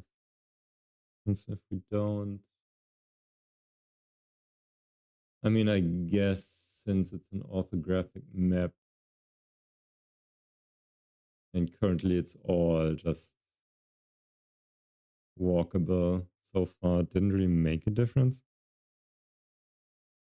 But definitely will make a difference at some point, I think. Remove.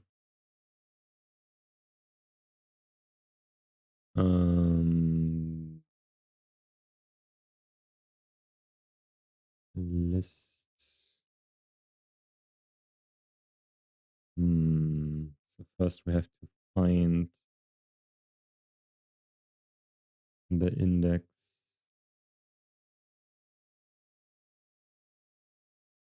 Remove range, remove add swap back. What's that? Copies the last element of this list to the specified index.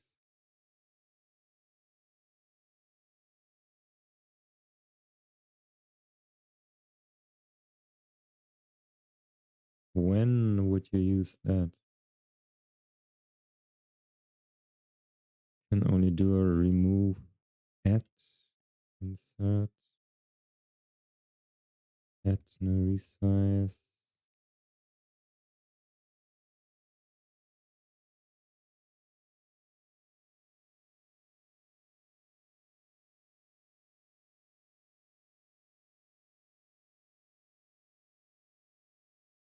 Yeah, I have to find the index first. So for int list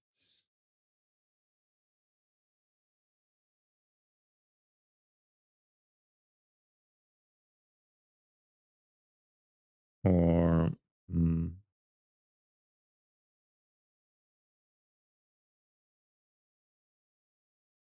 would be probably faster if we didn't remove it, because then we copy the array twice. First we remove the element, then everything behind has to move up, and then we insert it, and then everything has to move back again. Would be better if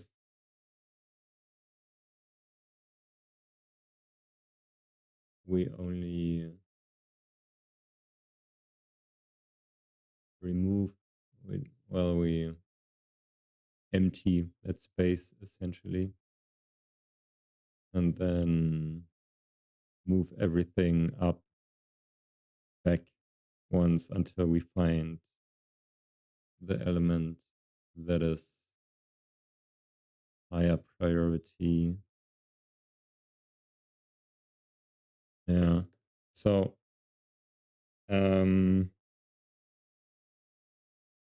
so it's actually not remove, it's more like update position node float priority,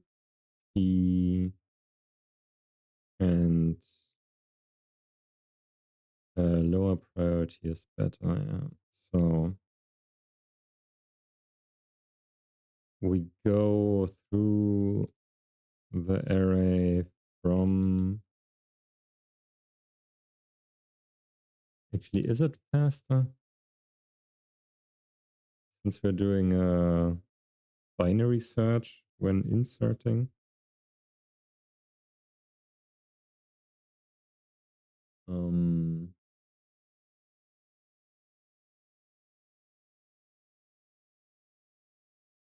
Yeah, I think it's probably faster.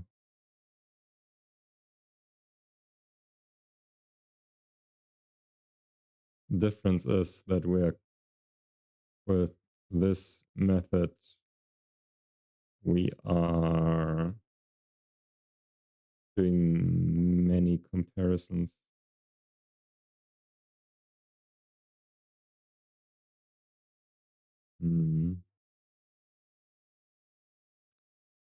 Who knows? I'll do it. I will do it like this. I think overall it should be faster. So what we actually want to do is go from the back.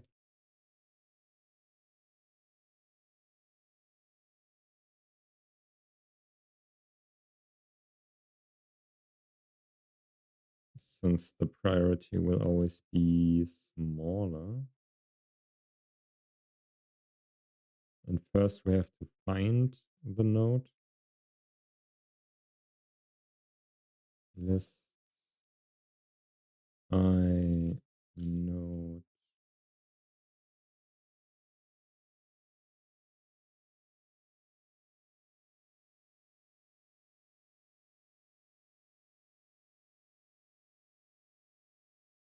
Equals n.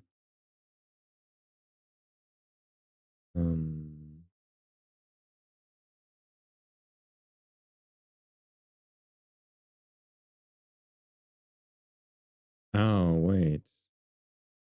This also still has the generics.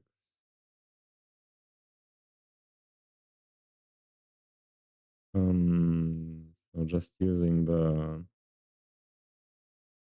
type is probably faster, maybe. Probably also can't do the burst compile because of the generic. Okay, so before I do this, before I fix this bug, I want to try and remove the generics here. So let's close these actually, and also this.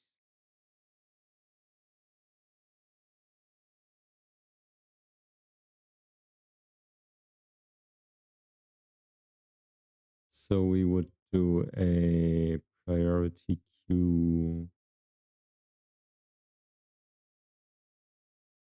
of type entity. Okay. Let's make a copy of all of this. Priority queue entity. No interface. Priority node. So this is a generic priority node.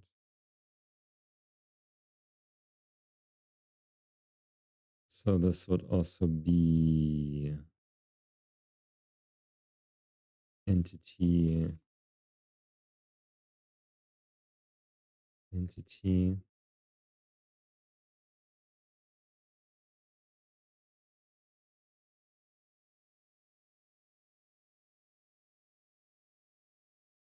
So we use this instead. And this is entity.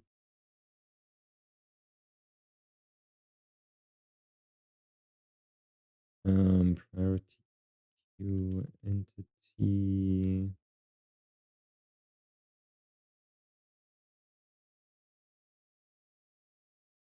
Priority entity. This is. Okay, I have to close WhatsApp.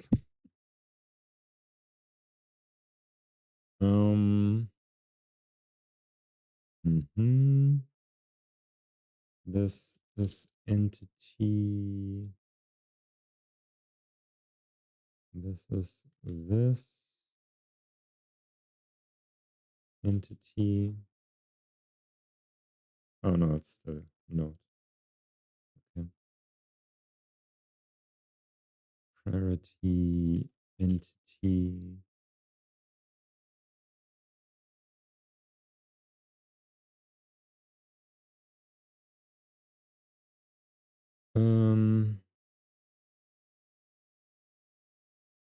This is entity. Priority entity. This is entity. Okay, now I think we removed all the generics.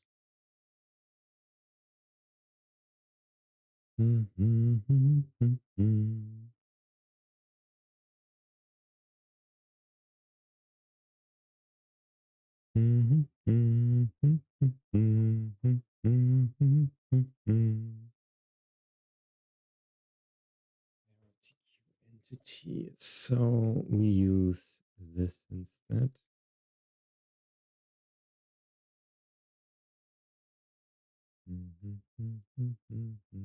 Okay,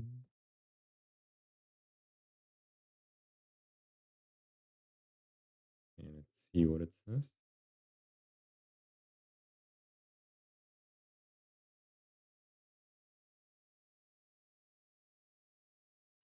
Seems fine.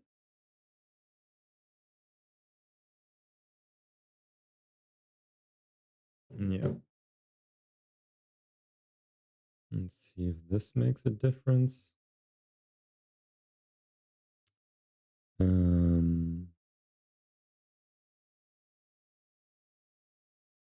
Not really.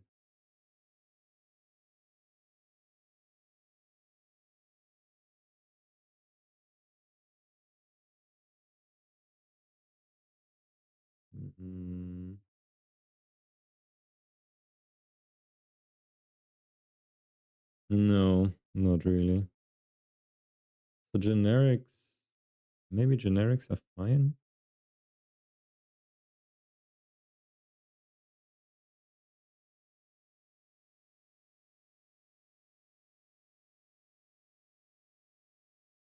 Maybe generics are fine.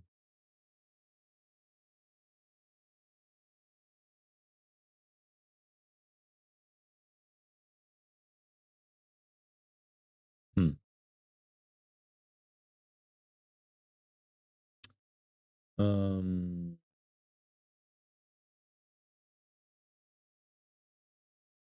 is there a way to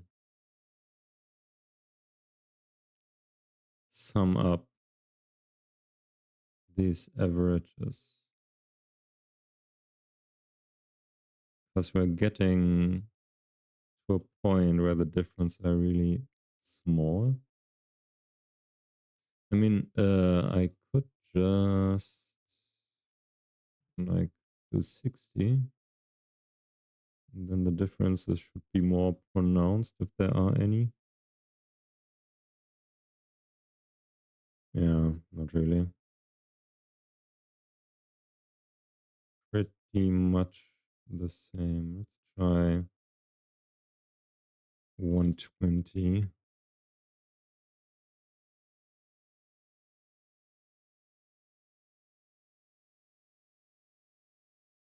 Yeah, still very much the same.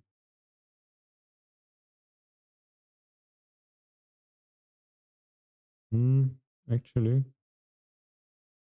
maybe not.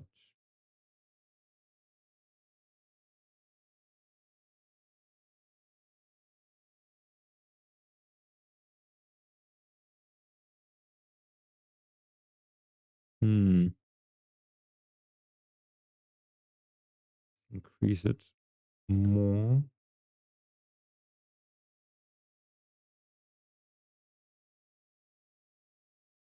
Oh no, this without the generic actually seems slower. Does it?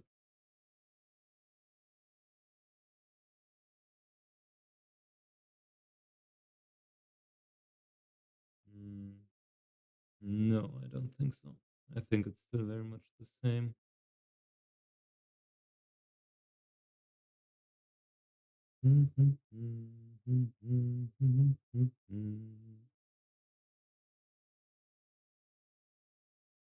Yeah, doesn't seem to make a difference. Generics or not.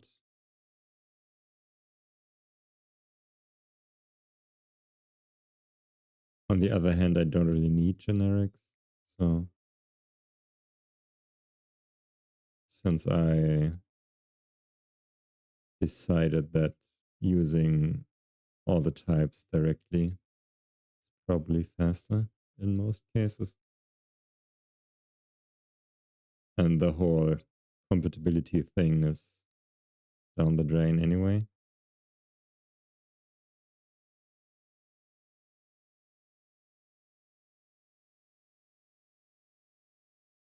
Um,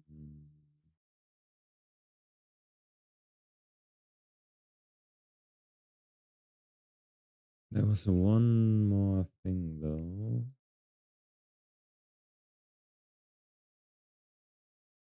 Instead, I'm wondering if instead of the entity, I could use the component. Does that make a difference? Lookup. Hmm.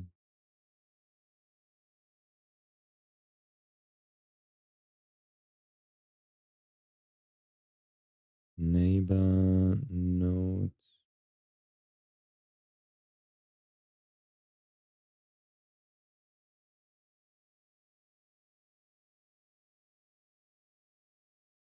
Ah, yeah, no, I don't need the positions. Wait, no, I do need the positions in here. Node fill 3.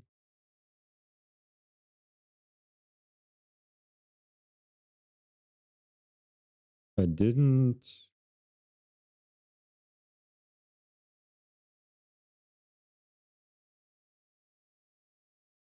I didn't have to look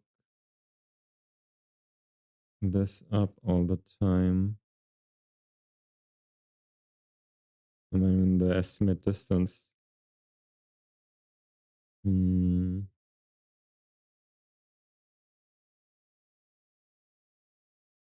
Okay, let's go fix the bug first.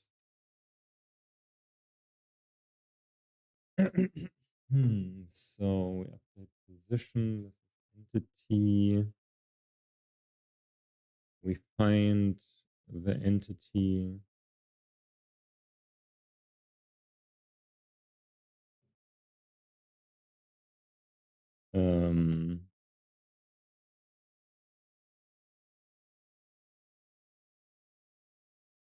So then we say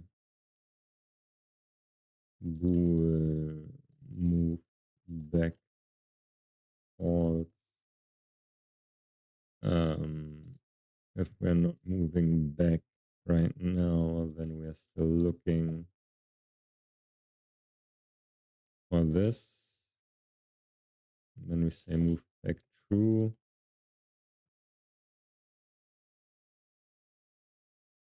And then we always compare list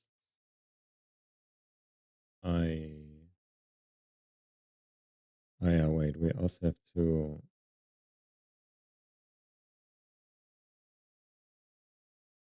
remember this reference.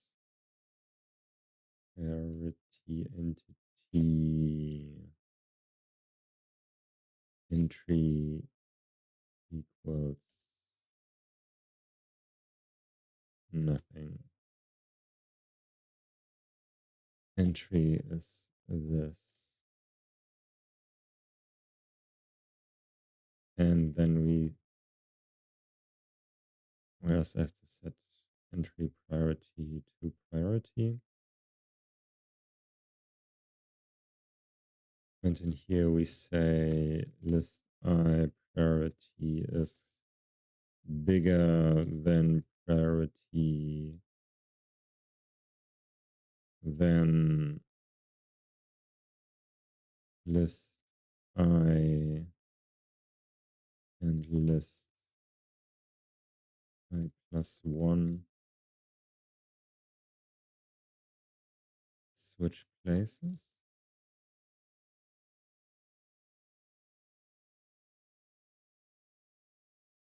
I think that's it.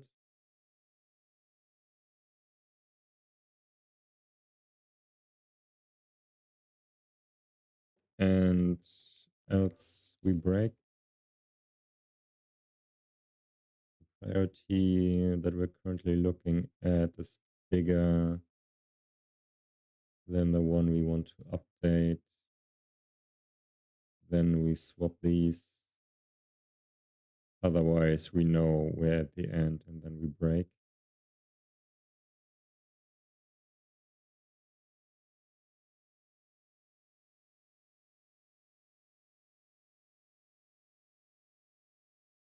I think that's the way. So back in A star system,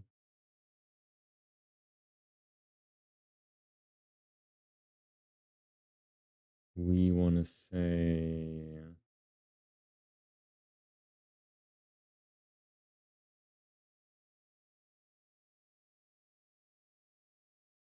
if we don't have this in the set, then we add,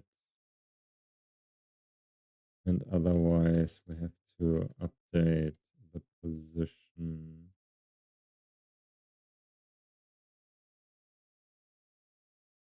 I don't think there's a way we can get around this contains. Does this? No, we do. Tentative score is already calculated here.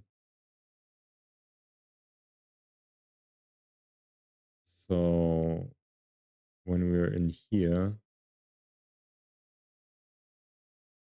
and we know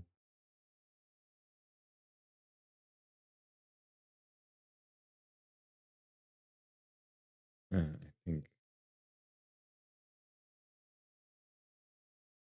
we here. Do this in here.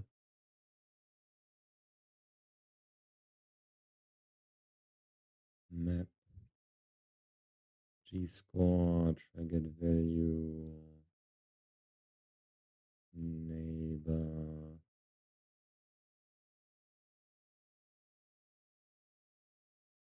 We do the comparison.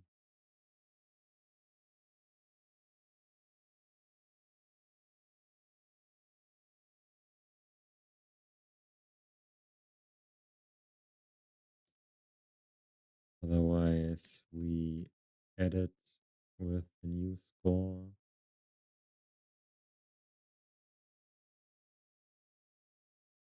Then we don't have to update the position.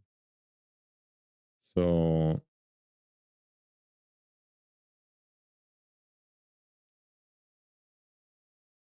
we would do this in here and this without the update position.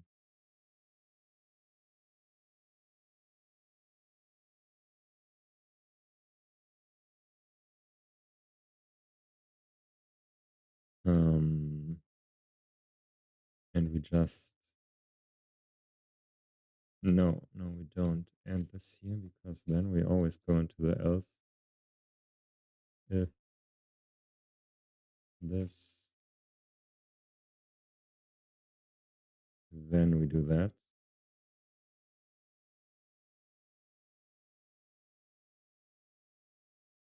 And if we don't have a G-score for the neighbor yet, then we add it and do the same stuff here. G-score neighbor.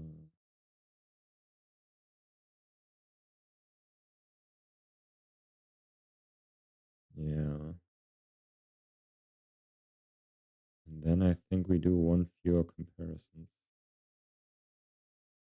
Because everything is in the try get value.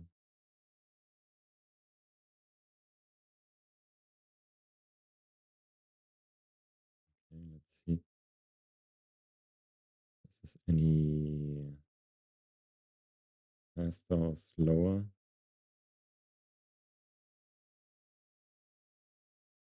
Again, pretty much the same, but we're doing more now. So it's good that it's the same.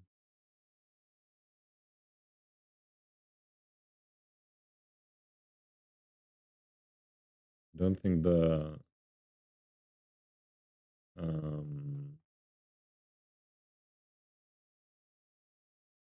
results are any different, but there will be cases when the result will be different, when the paths are a bit more complicated.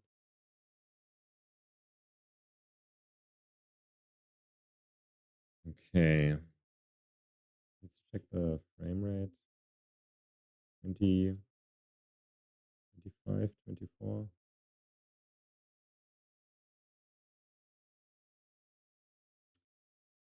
Okay, so I think that fixed that.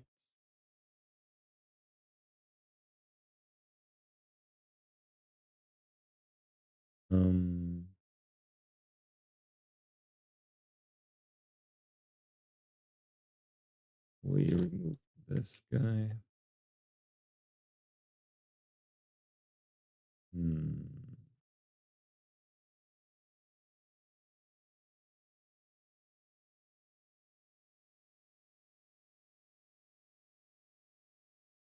Path.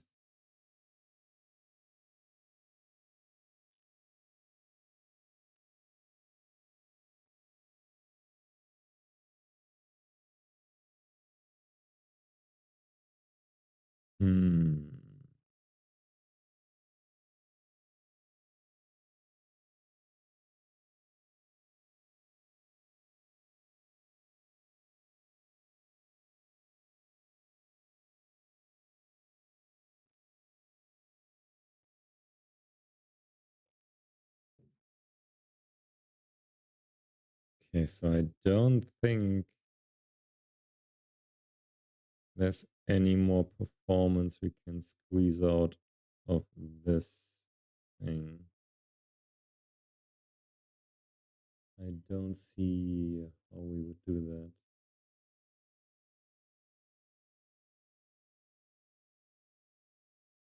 Get the transitions.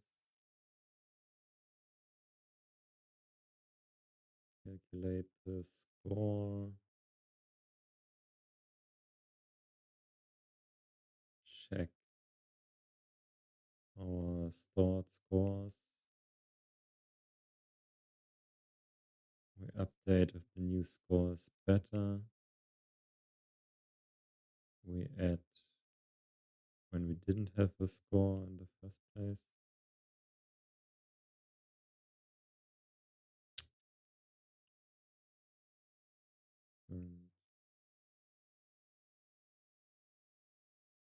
Yeah, I think this is all I can do here.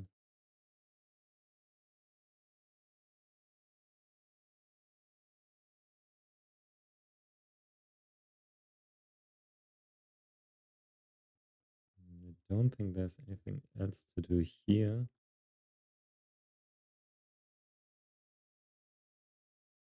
Maybe in this priority add, it could be something.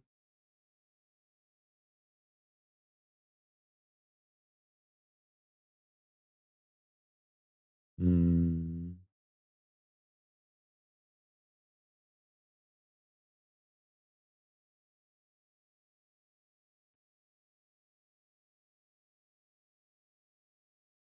We always check the middle.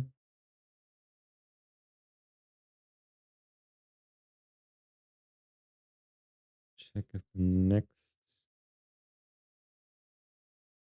is at the end of the list. If so, we add it to the list.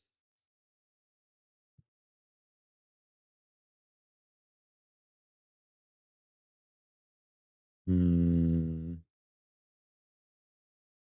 This always has to come first. So we don't try to compare with something that doesn't exist. This next priority. Hmm.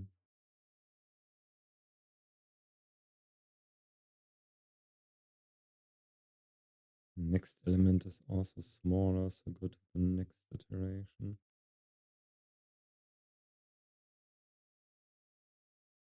Hmm.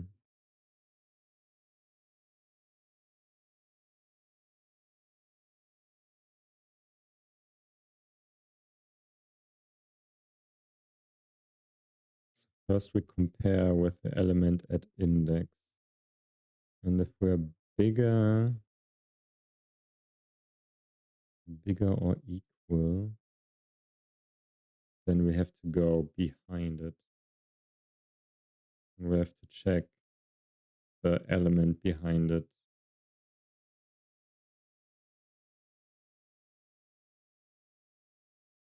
Hmm.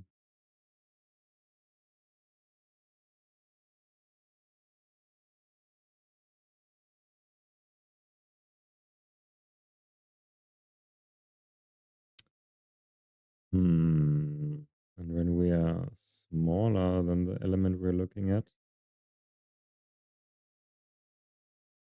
then we compare with the element before.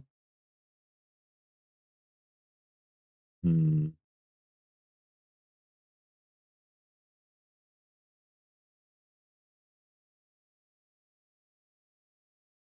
Hmm. Is there a smarter way to do this?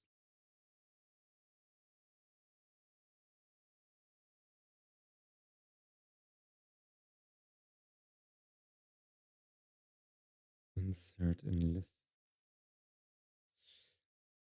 Hmm.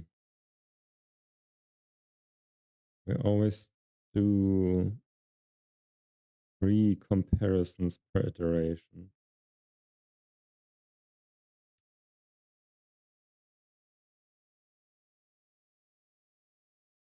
we could trim it down to 2 comparisons, that would be better, wouldn't it?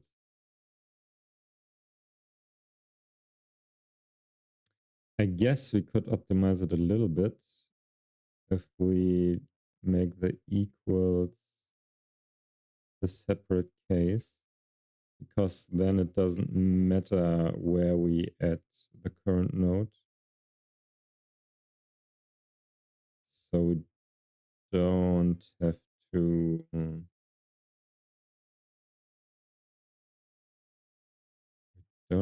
do this. The extra comparison.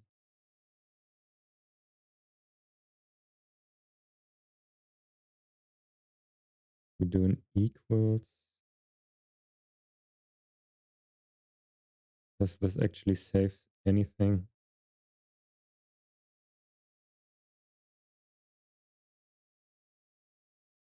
We add a comparison here.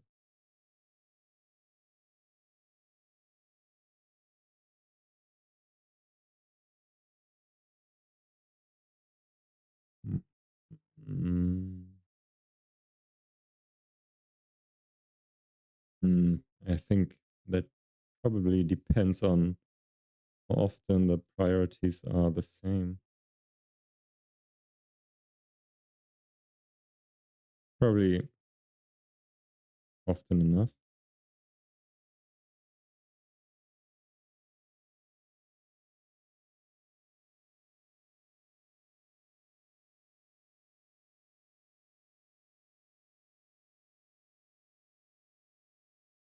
Because the thing is, when this is equal and the next one is also equal, then we go into this and we go into a different part of the list, which is probably bigger, until we jump back to the same part of the list.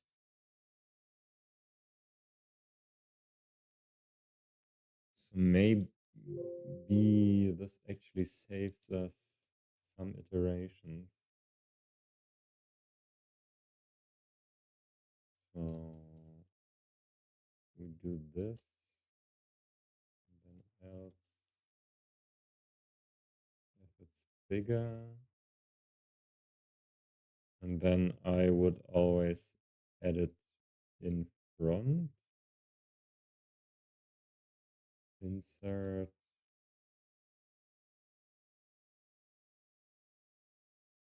and then is done is true.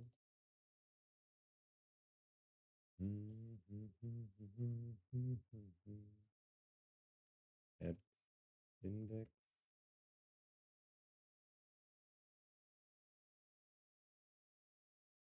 Yeah.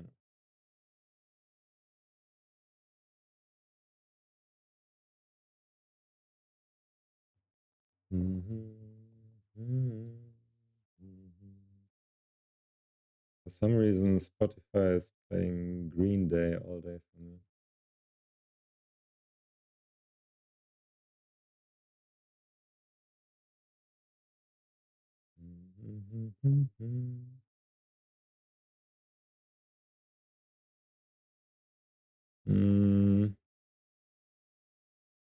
I think this got slower.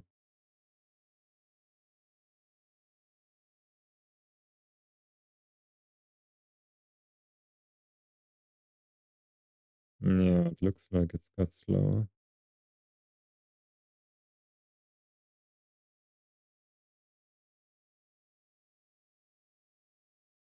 Yeah, this looks slower to me.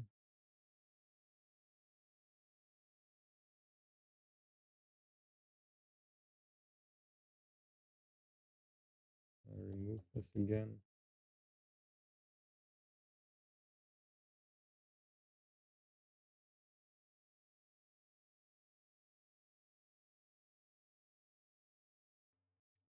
Oh, wait.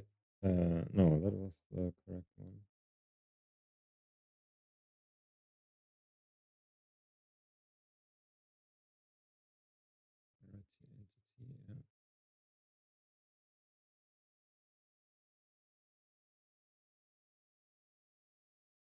Yeah, no, it's the same again.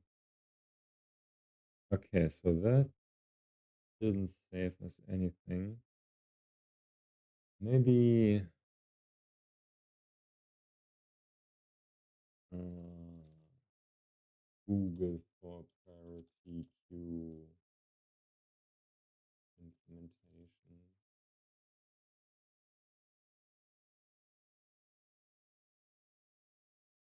I'm not even sure where I got this from. Like I just made it up.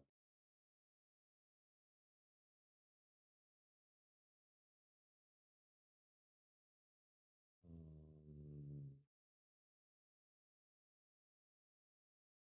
Fibonacci heap.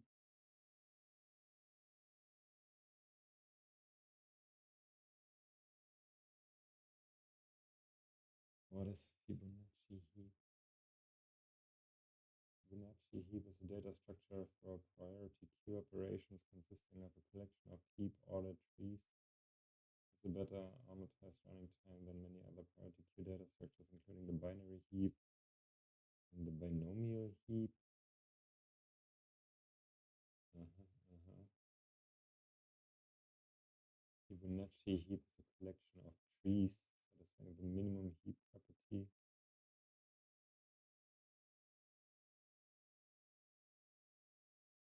No. This is probably fast in theory, but not in practice.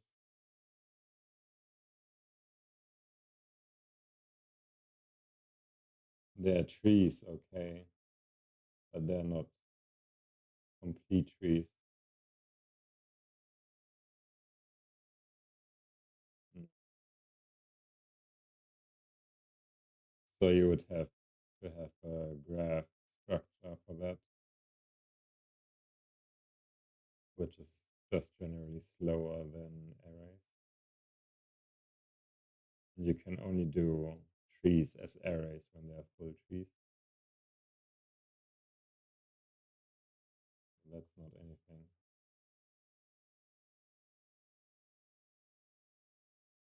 Mm.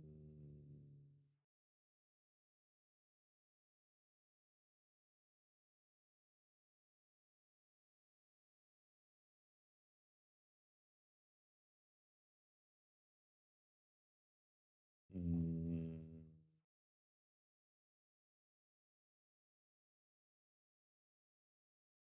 Then skew. Skew heap is a heap data structure implemented as a binary tree. It's always trees.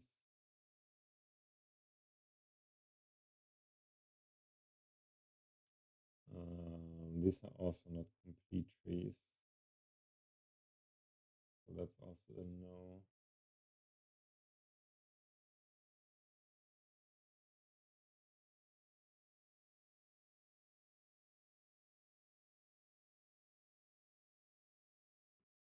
Mm.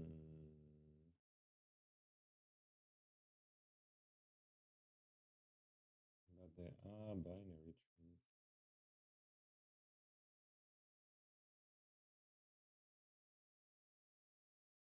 Yeah, no, I don't think this is gonna work.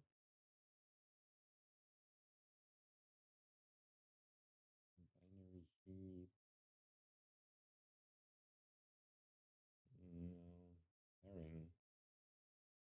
Herring heap. The type of heap data structure with relatively simple implementation, excellent practical amortized performance introduced by Michael Fettman. Blah blah blah. And mean may compare two root elements. The smaller remains the root of the result. Hmm. No.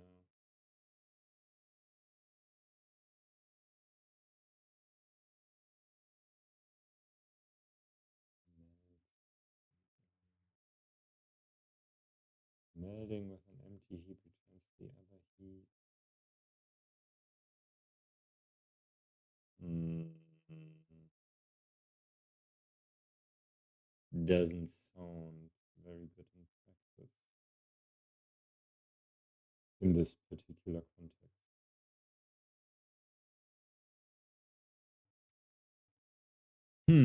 Okay.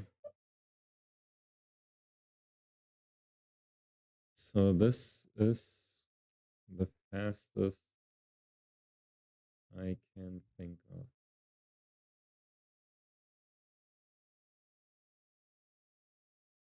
Update position.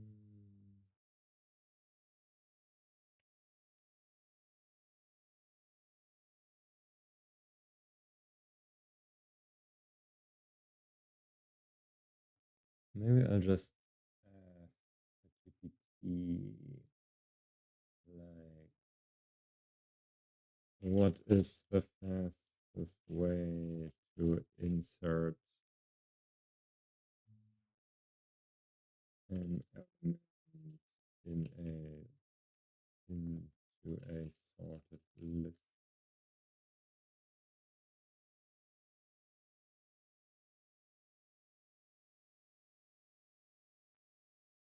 Binary search plus insertion. Yeah, that's what I'm doing. Python. I'm not using Python. Maintain a sorted data structure. Balanced DST. That's what I tried with the min heap. Okay. So binary search plus insertion. And the correct position where the new element should be inserted. This can be done by prolog n.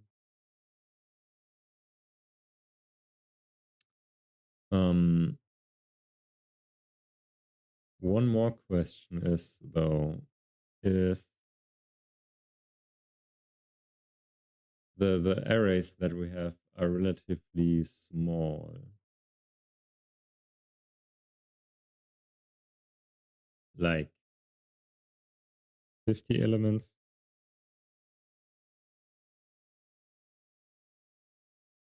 maybe 100, 200 elements, but never like a million.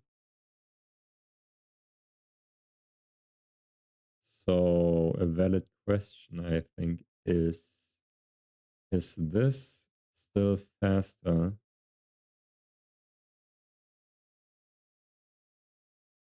than just iterating over the array? Let's actually try this. So priority queue.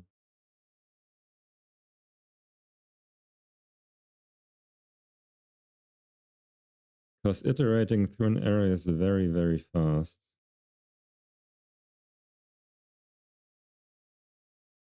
So we would say for int I list length if list I priority is bigger than n priority, then we want to do insert in I and break. And we also have to add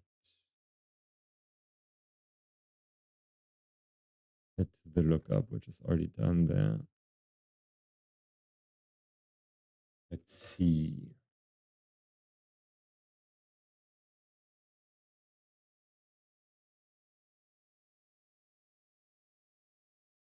So on paper, this is O of n.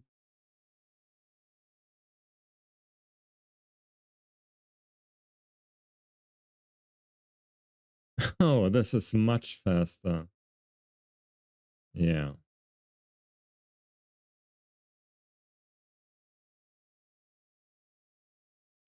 As I said, iterating over an array is very, very fast. And when it's a small array, then yeah, that is just so much faster.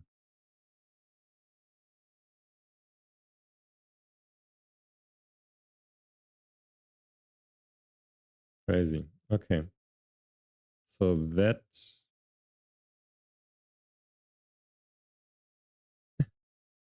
that is that. Also much smaller than a binary search.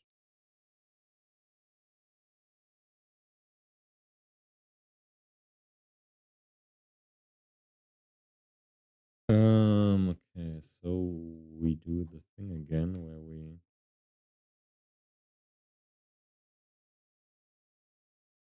take all of this and put it over here.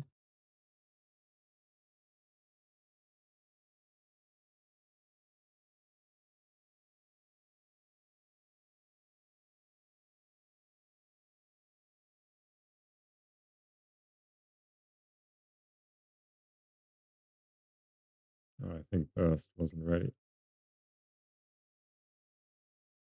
Burst is still compiling.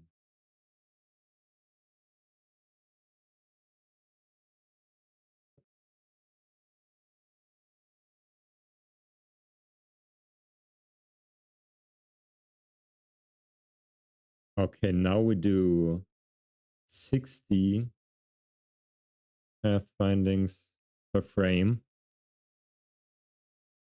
And we're at 40 FPS. Yeah.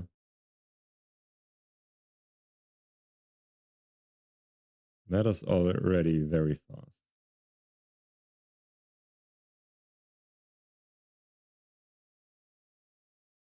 Like more than doubled the efficiency from what it was before.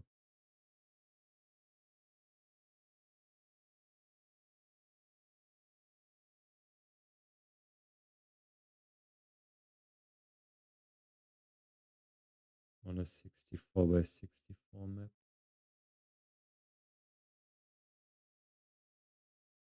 And there's still the thing that I want to do with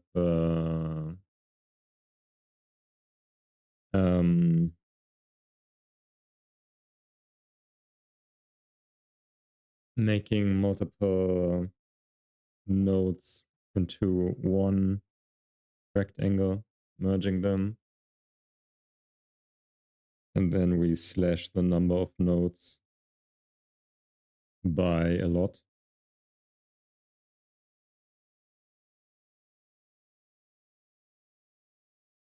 So right now we have 4,000 something nodes, but we should get this down to maybe a couple hundred with the merging technique. And then that should be, again, much, much faster. But I want to get the basic algorithm as fast as possible first. Why is it always doing something there in the imports?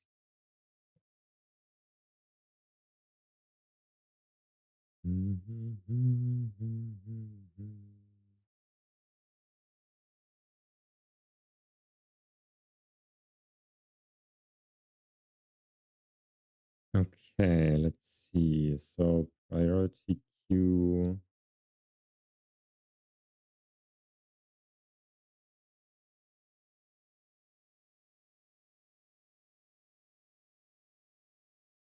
So yeah, that also answers the question if this is faster than the binary search insertion. Definitely yes.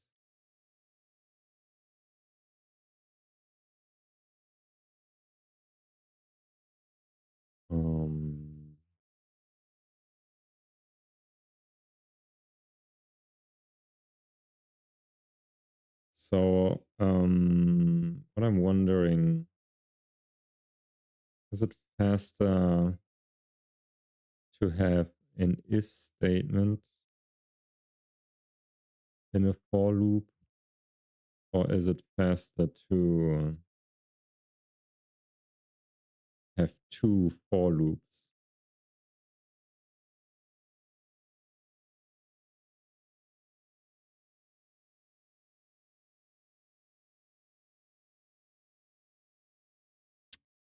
Maybe having two for loops is faster.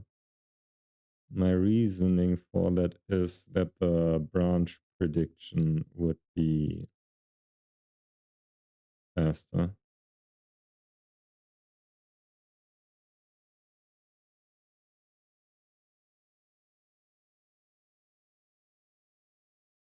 It, I think it's probably faster. I don't know by how much. Um,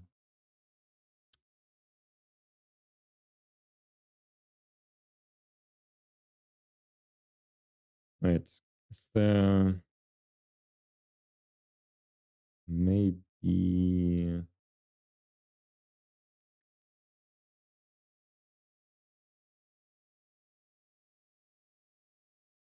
I don't even know how often we get in here. I think I wanna test this like I did this. So let's see. Let's make another copy of this.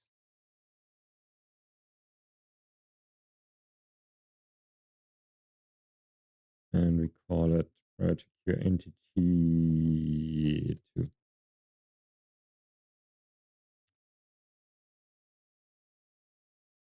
Oh yeah. This. Okay.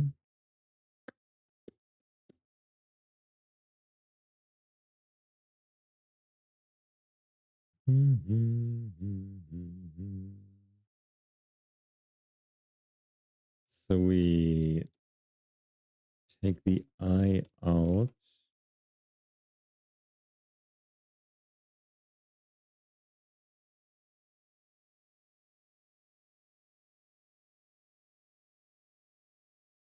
And first, we only do this.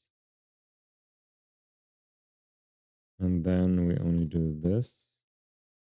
And then we don't even need the bool.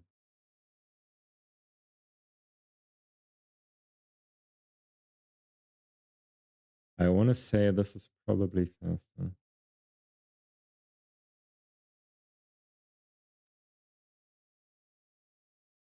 Priority is larger, then we swap. Once this is smaller, we break. Yeah, that still makes sense. Just double checking.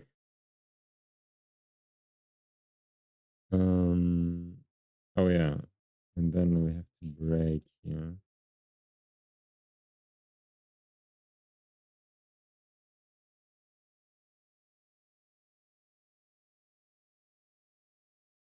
Maybe it doesn't make a difference and I'm just overthinking this.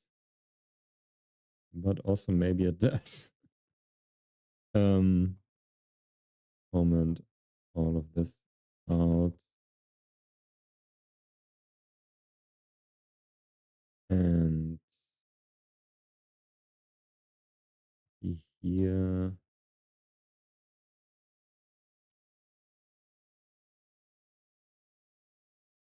We don't need this.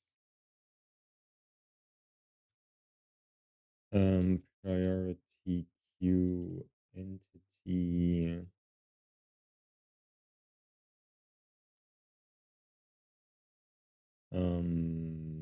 First we have to add some elements.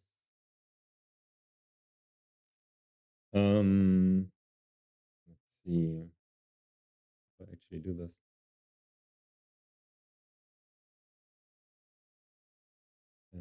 Priority queue create.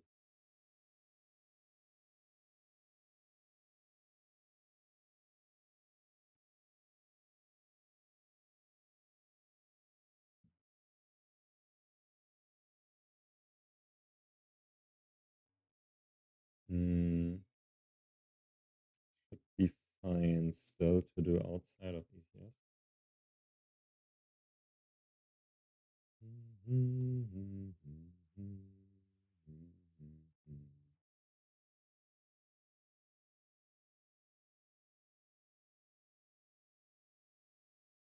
And then we add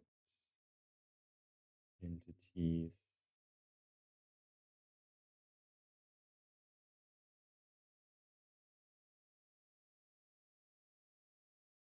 So first I need a list of entities.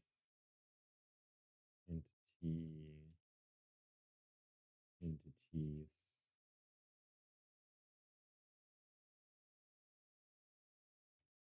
And I do a for and I smaller than. Let's do like 1 million entities at new entity. I think I should do a entity manager. Right, world default entity manager, create entity, do this. Or maybe 1 million is too much then. Okay, let's not do 1 million, let's do like, maybe let's start with 10K.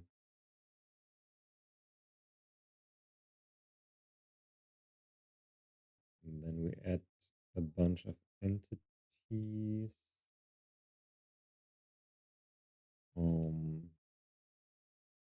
We actually wanna do creation of this is not what we want to time.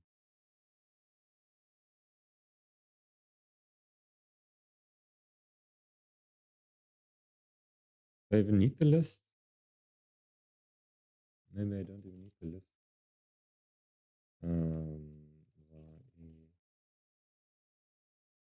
This you add a priority I.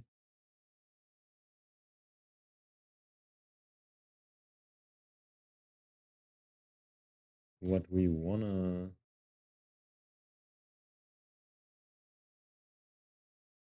do is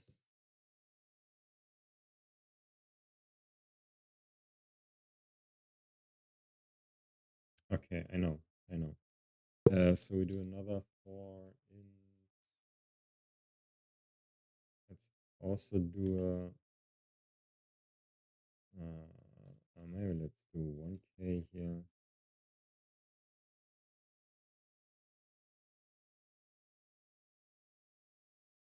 And then we say entities I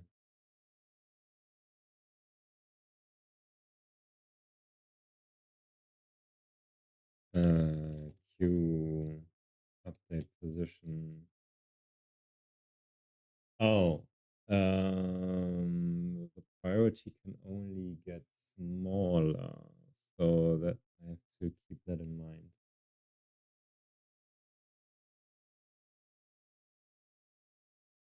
So we should start at the end, if anything.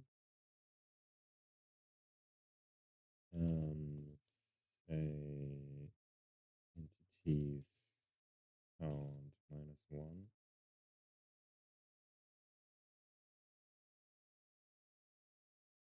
Equal to 0. No, actually, wait, no.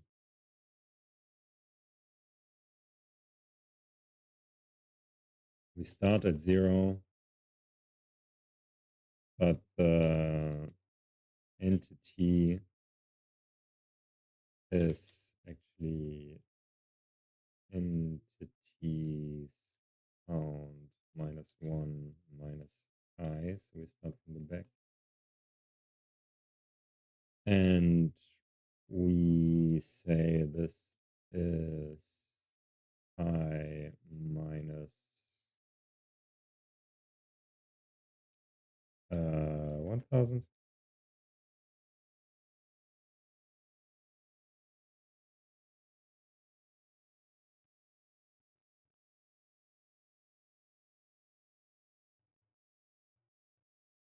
That should be okay. Then essentially what we do is we take everything from the back and put it 1000 places ahead.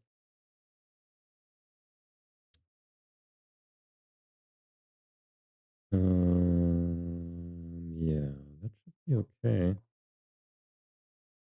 And then we just call this from start. And then we need to do the same thing with, oh wait, we have this RNG right here. So let's just do a R next 0 to 1000. Make it a bit more interesting.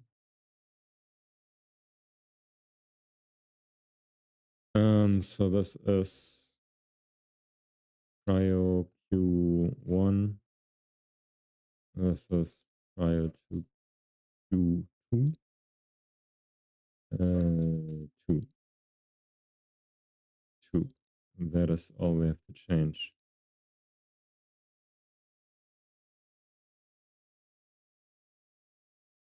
Let's see what it says.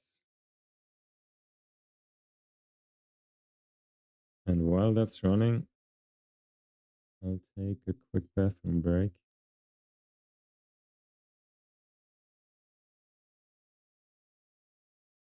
Have to change the scene to time test.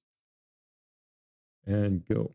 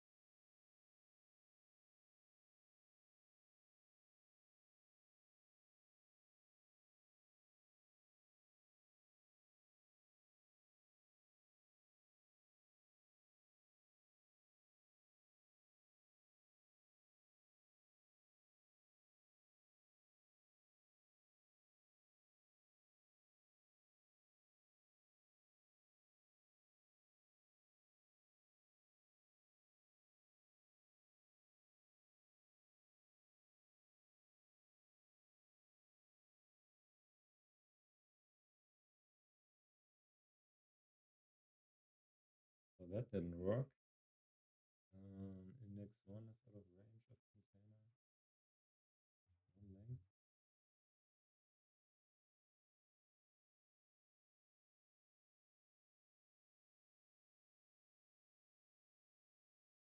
length. Hmm.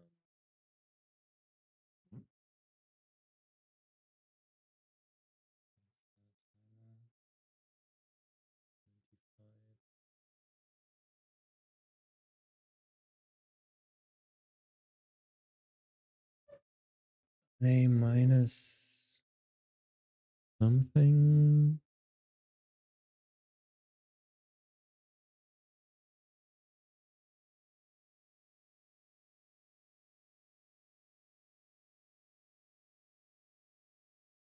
Oh wait. This has to be this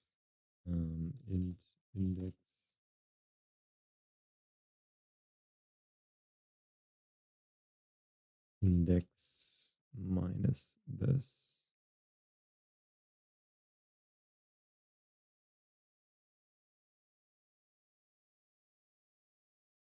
Oops.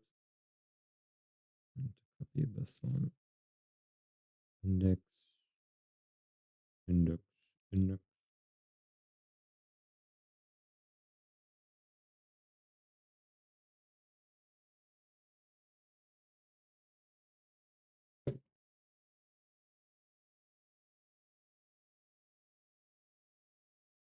Let's go again. 0, 0. That doesn't seem right. Hmm?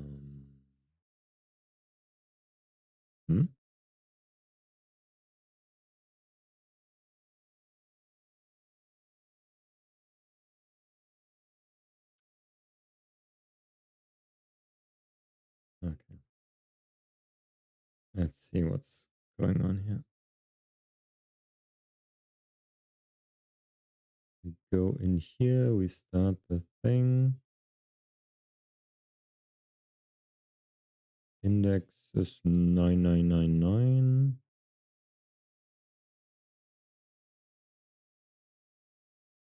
We got an entity.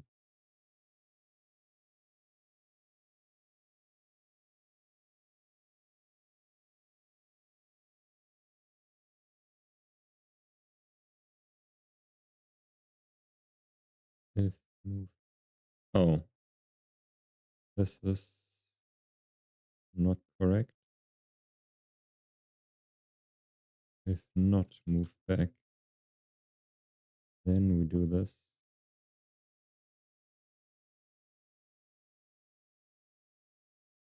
Yes, maybe my implementation was just garbage.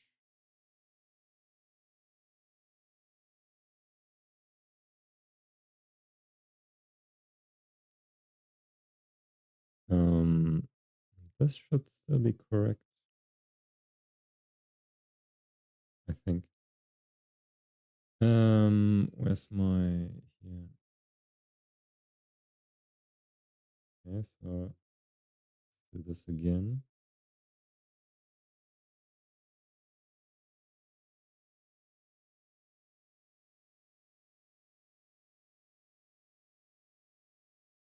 Still 0, 0.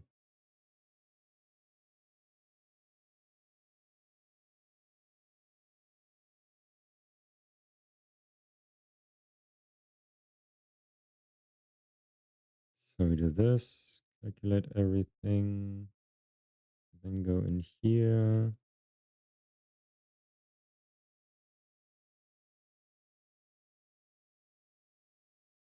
Hmm?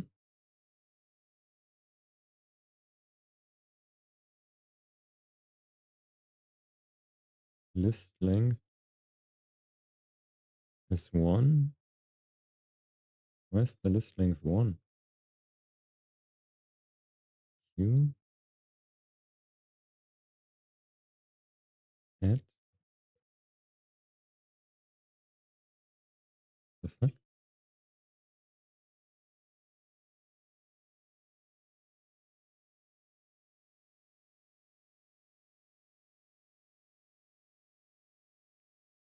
Hmm? Q count is 1?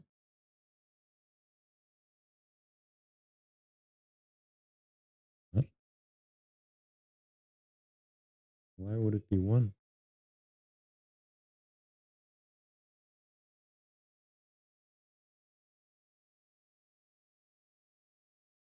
Add 1.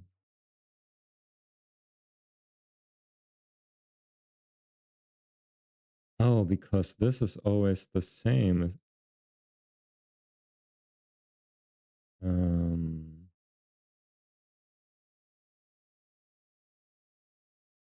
it doesn't really create new ones.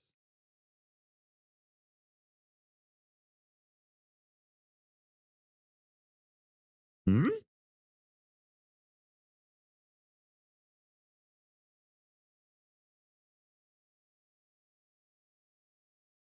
Priority 2. IO add.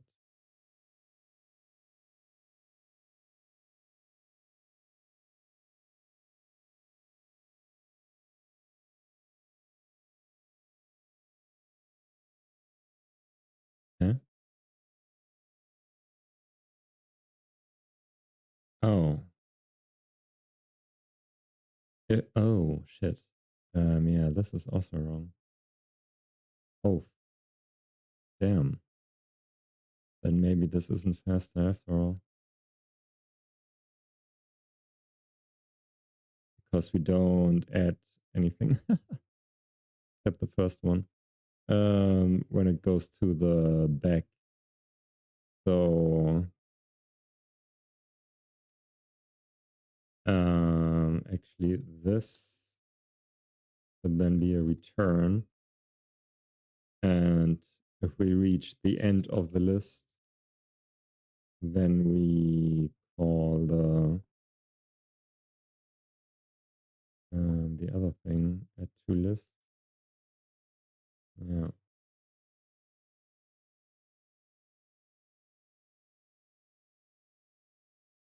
Maybe I was just being an idiot and this isn't faster after all. IO add. IO add. This is why I would like to have tests.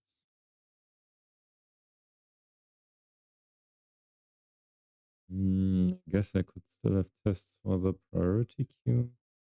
It's much more difficult without generics or interfaces.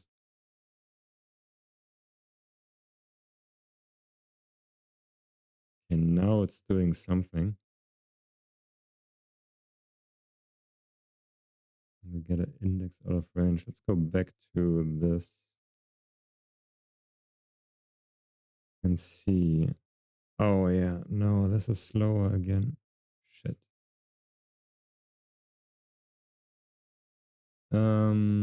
Let's see. Let's go back to here and we use the one with binary search, priority queue entity.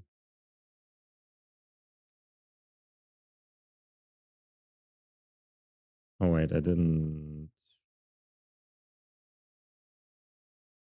Priority queue, I still have it here. Prio add.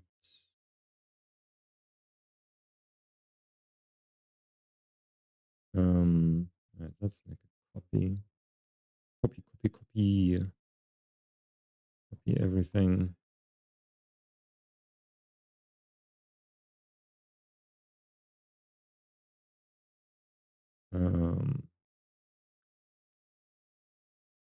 Prio add.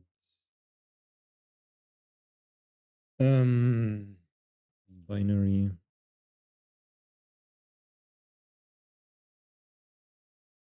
This goes in here.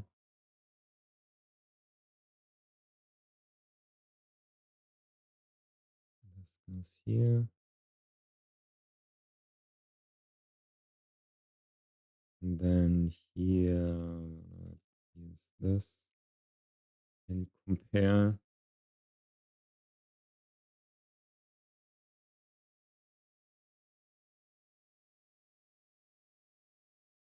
Oh, something's not right. A-star system 2. Oh, yeah. I missed one.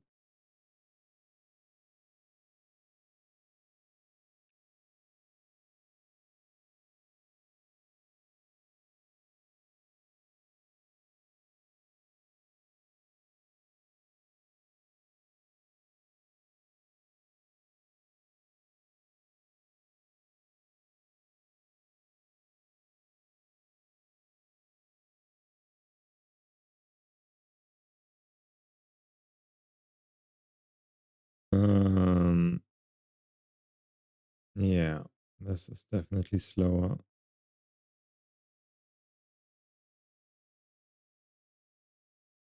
Yeah, binary search is faster. Okay. So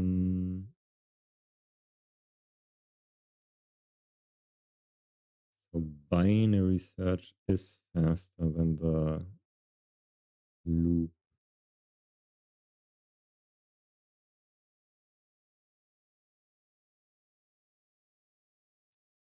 Hmm.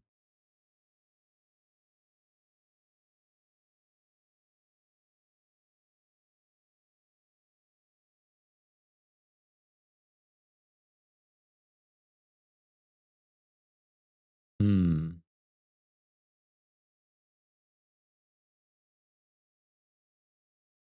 So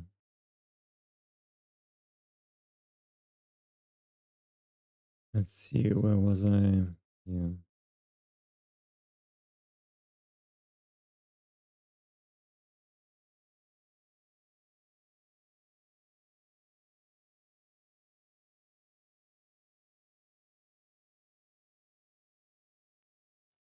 So this one is faster.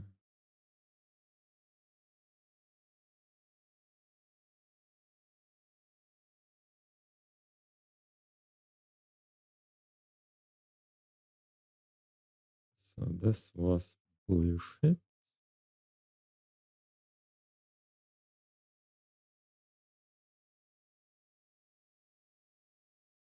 But the question is still if this update position is faster than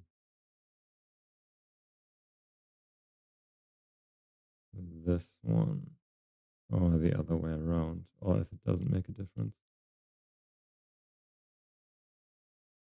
So we go back to a start timer. Shit, I closed.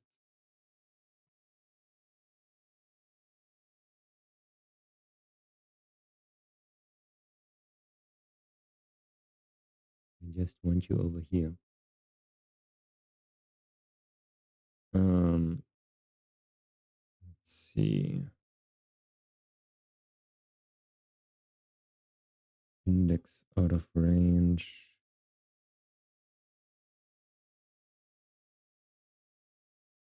10,000 is out of range.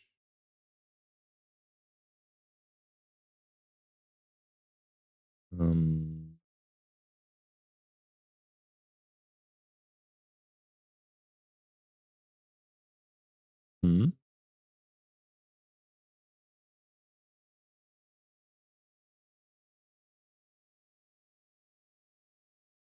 Cryo Q2.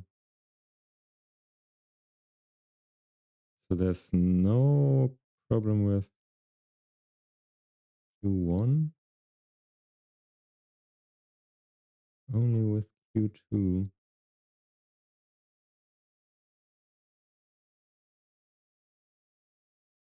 I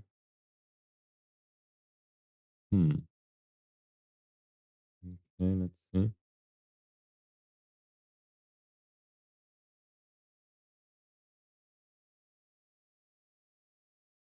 So we go here.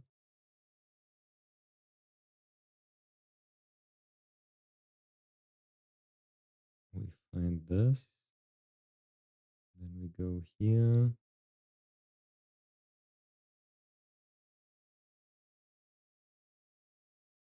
Oh, when it's the first one. Oh, I don't think, yeah, we have to decrement once here.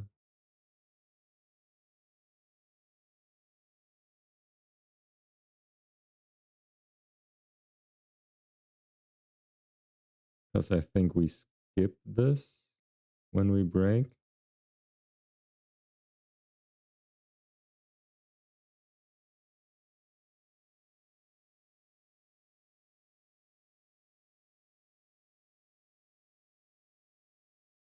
So we have the last element.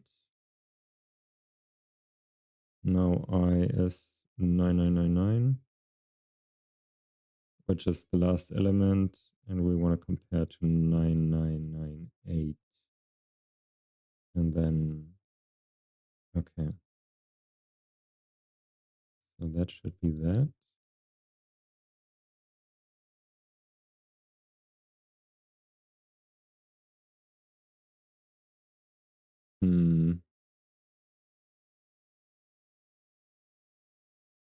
Looks inconclusive as both the same. Let's run them both twice. Like this. And add a 0 to each.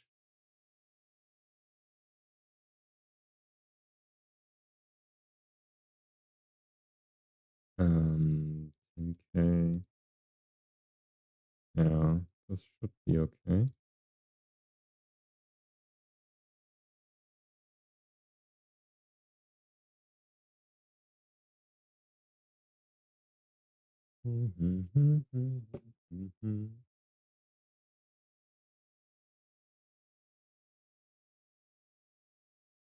3, 5, 3, 4, 3, 3, 3, 5. So it seems the two loops is faster than the if inside the loop.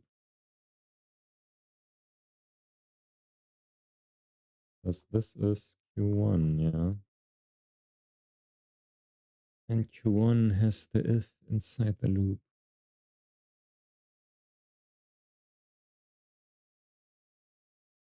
Do this one more time.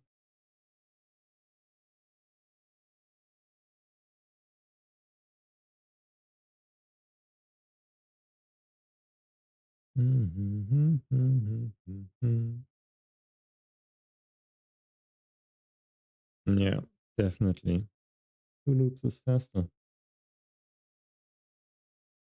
So let's delete this guy.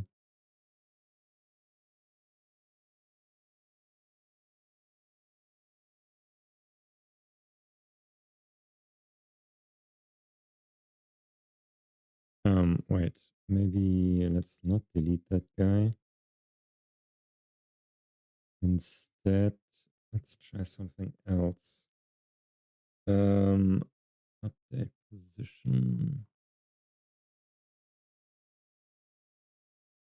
So since this binary search is faster than looping,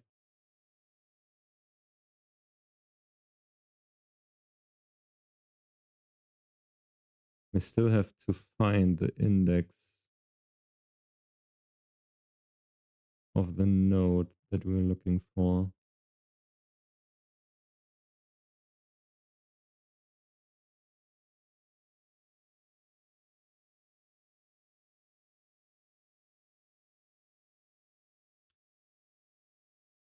Or do we have the index somewhere? If we had the index of the node that we want to change, then that would be faster.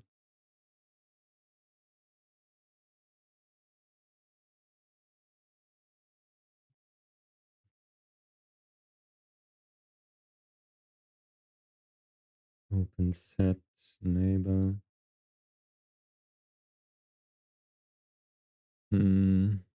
No, we don't have the index.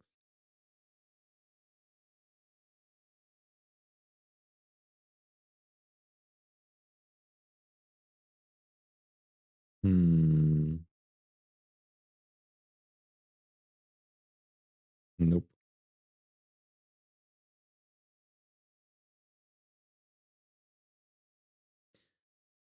So we would still have to do this, but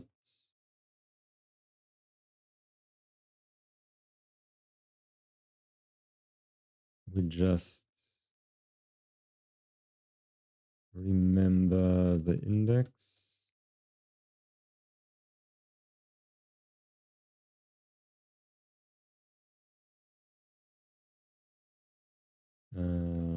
Just break here.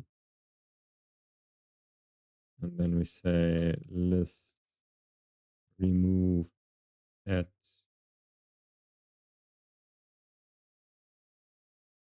I. And we also remove it from the lookup. Remove n. And then we say at n priority.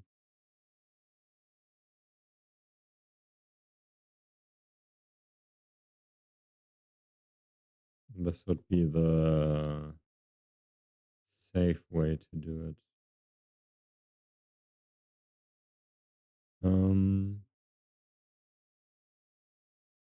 Okay, let's compare.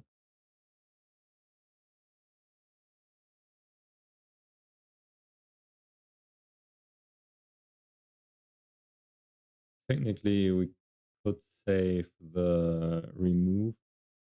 Oh, this is again faster. Okay.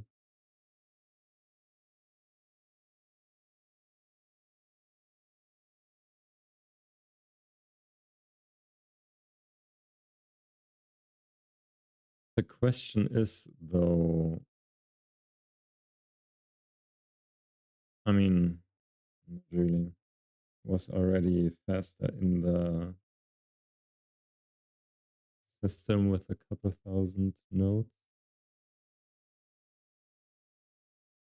Yeah, so I guess binary search is just faster.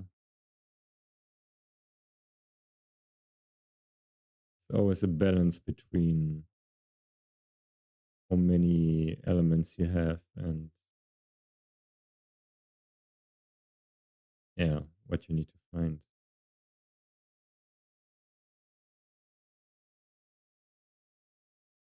Mm,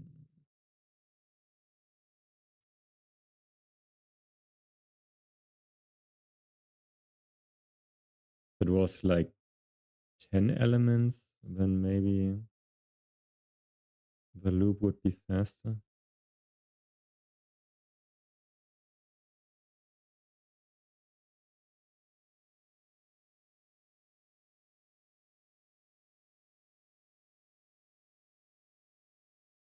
There's also the question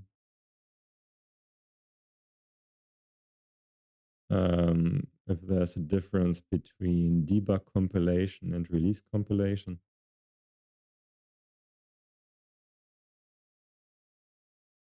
The release compilation usually has more optimizations, but I don't know if that impacts which method is faster.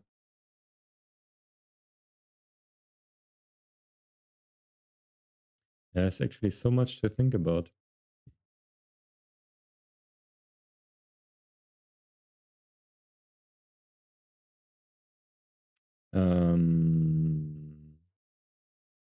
Okay, so let's say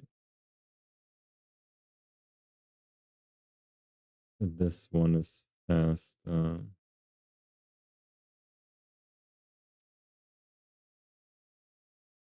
But then update position.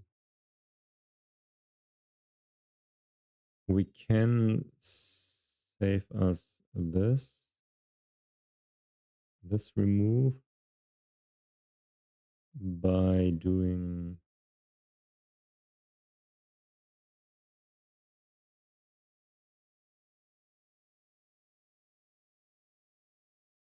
the add.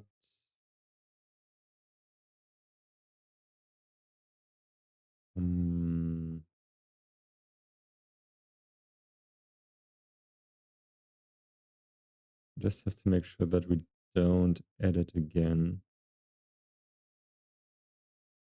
So I could just do a bool add to look up equals true. Put this in here. If this might actually be slower.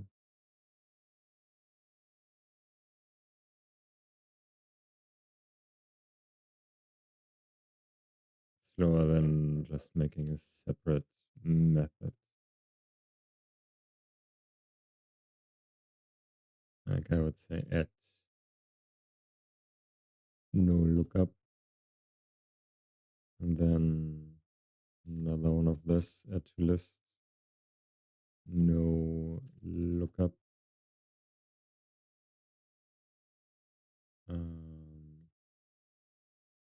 IO add. Essentially have to copy everything. Or add no lookup.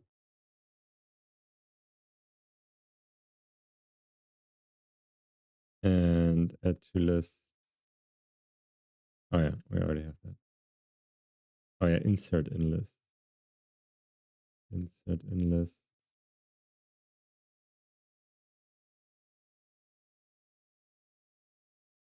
Everything in the service of being the fastest. So we remove all of this. Insert in list. Add to list. No lookup. Insert in list. No lookup.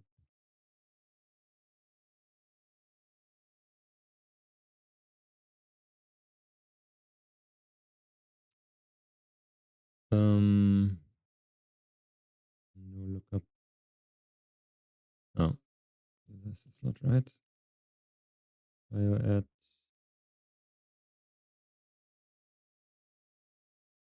Insert in list. No lookup.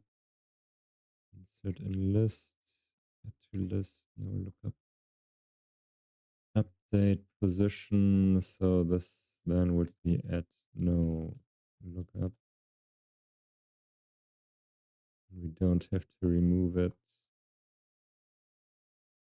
Prior add no lookup.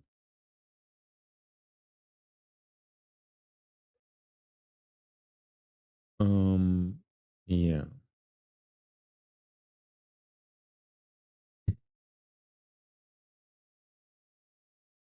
Kind of ugly, but okay. And now the number 2 may again be faster.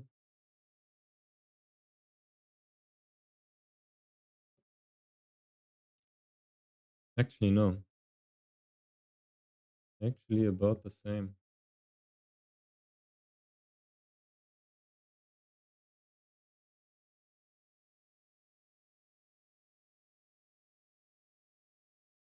Actually, about the same.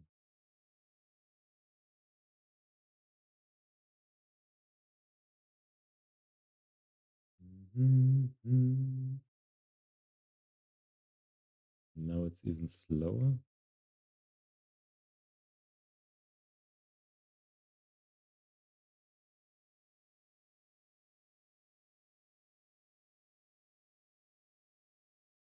Yeah, it's about the same. Okay. So this one is still the best we got.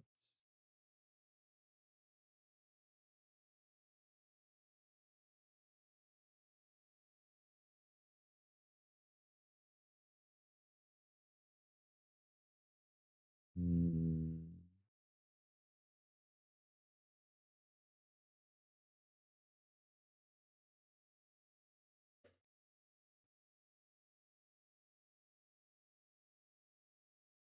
Hmm. Yeah, I think this is the best I can do.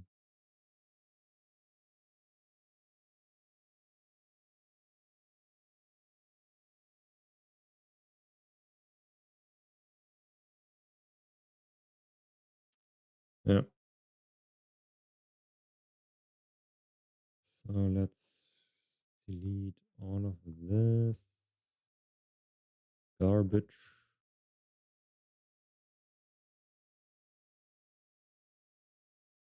That's the fastest priority queue I can come up with. Priority queue. Wait. Entity. Priority queue entity.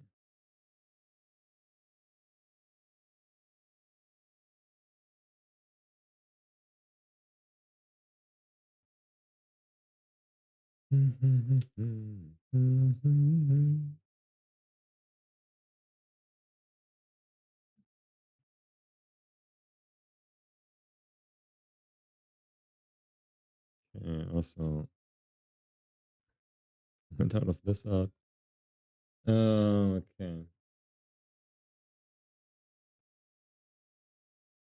So let's see how speedy we are.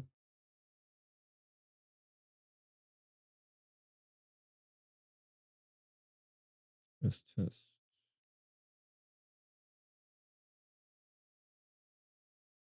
Oh, burst is not done. Burst is not done bursting.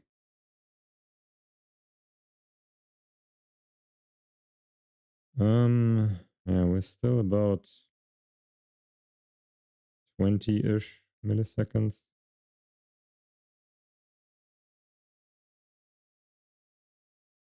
Maybe like 19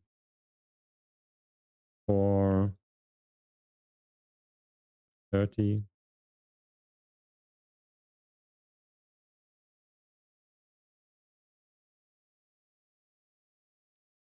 One thing I'm wondering is these don't really run in parallel.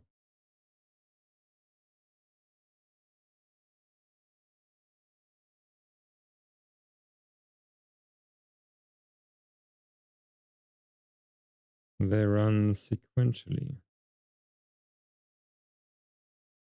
And I think that's because of the command buffer. Um,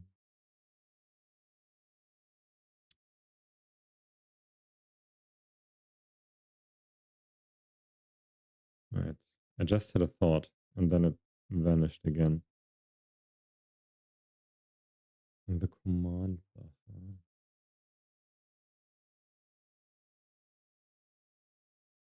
Because I do this, which I still don't think is correct because this plays back the command buffer immediately. And I do want to say there was a way to get the command. Maybe it was. This is what the docs say for the command buffer. This, do this, but that's nonsense. Um,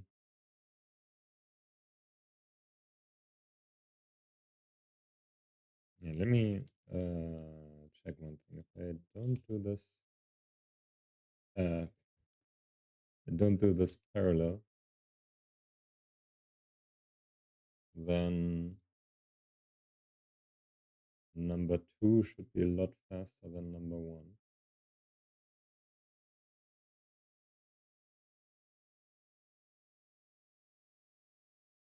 Maybe it's doing them. No, it's the same. The run parallel doesn't do anything.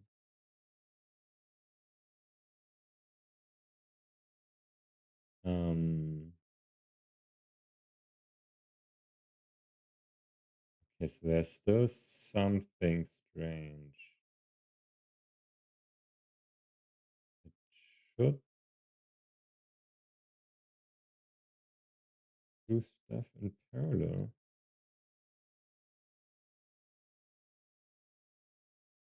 Hmm. Handle. Yeah, maybe I'll check the docs again.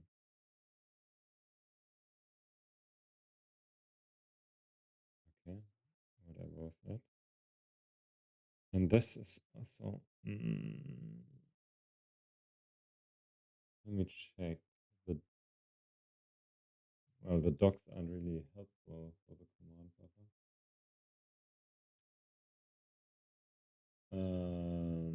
Unity ECS command buffer.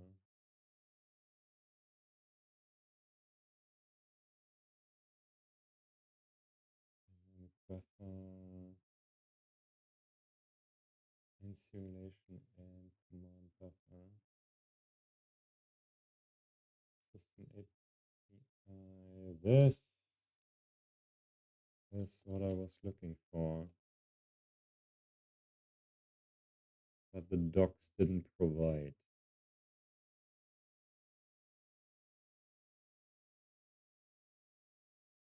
And so then I don't do this. Doesn't go any further. The single component now, no need to store reference to the local field.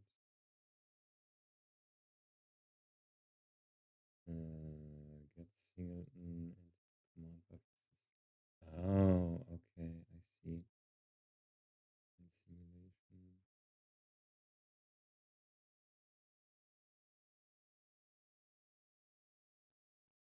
Okay, let's see.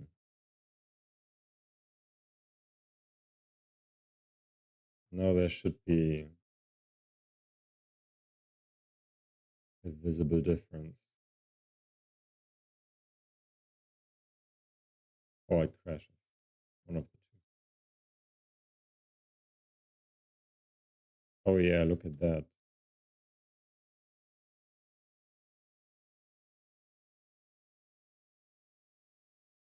Point one. But in simulation entity command buffer. Oh, now this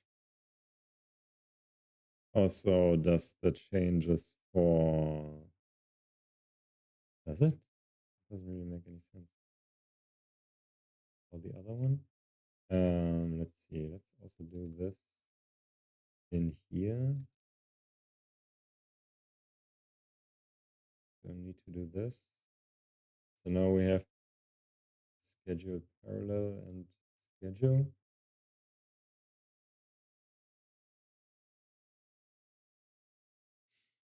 Hmm.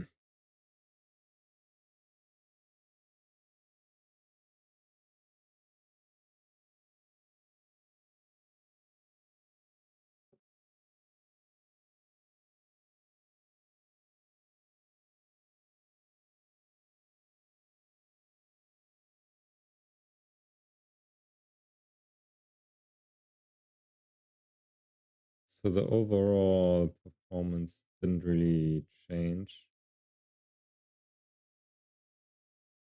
These two are very fast.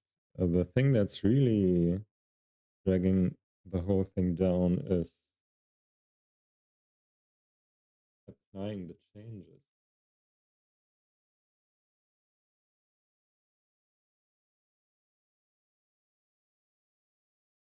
Hmm.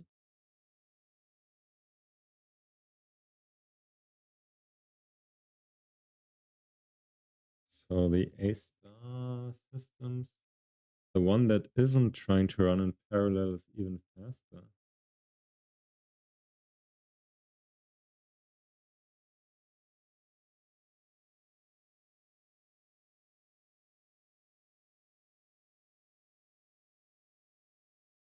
What the heck?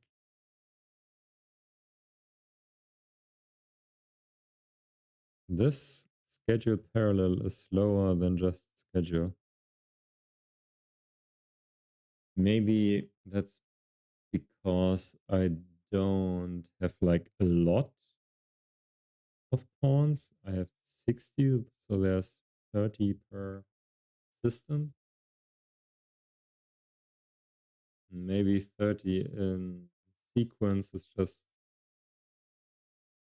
faster than 30 in parallel.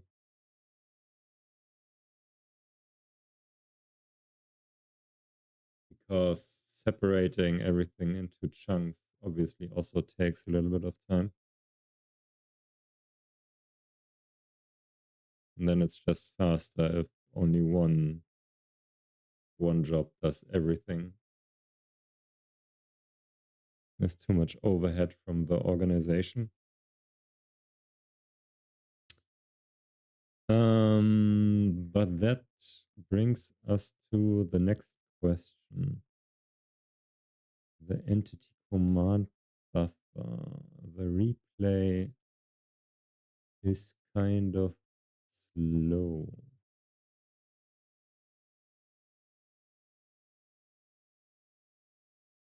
Buffer add. Buffer clear.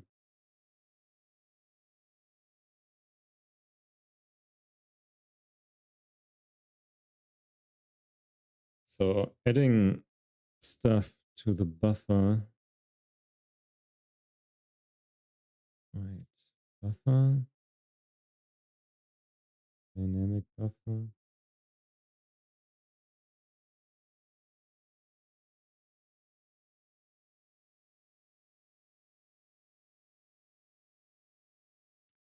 Wait.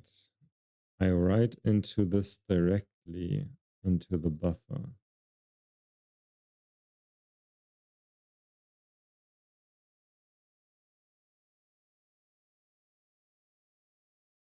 I directly write into the buffer while the job is running.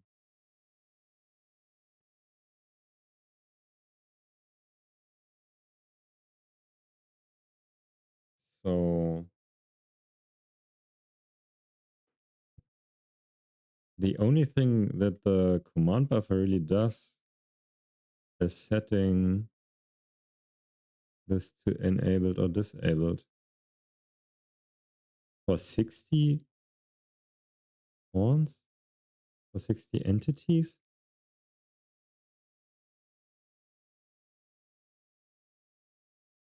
That seems strange that it would take so long to set a single boolean. So let's remove this. Maybe I was optimizing the wrong part all along. I mean, not really. We did make some visible progress.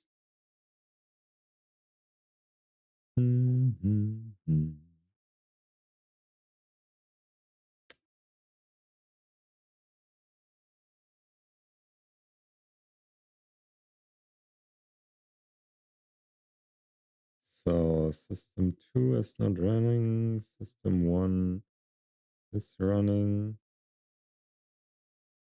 And this really takes like 20 milliseconds.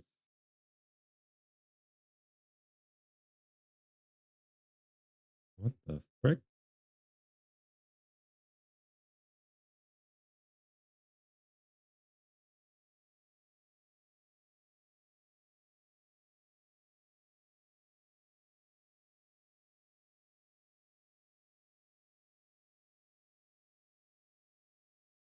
So just enabling or disabling 30 components per frame brings us down to 40 FPS. The A star is barely anything.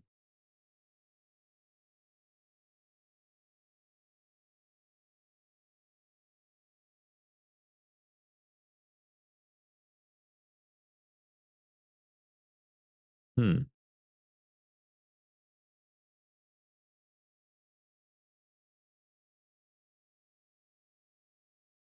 So this is super slow. If I remove this,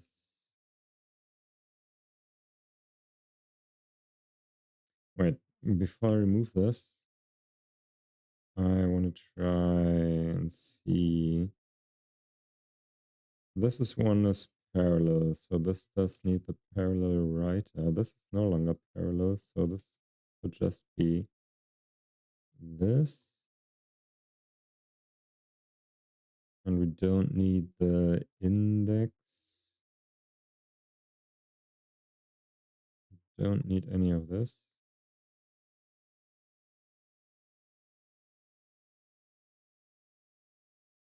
Entity false. Let's see if there's a difference here.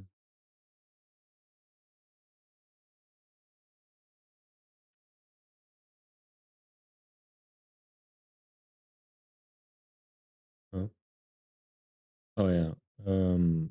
Wait, what? Object reference not set to an instance of an object. My job chunk. Oh. can really only be the ECB, no?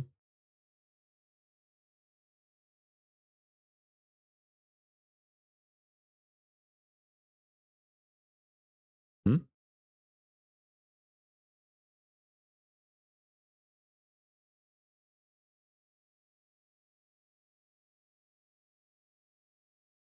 Because the thing about the parallel ECB is that it's sorting everything before applying the changes. That's why I need to add in the index. So the changes are applied in order.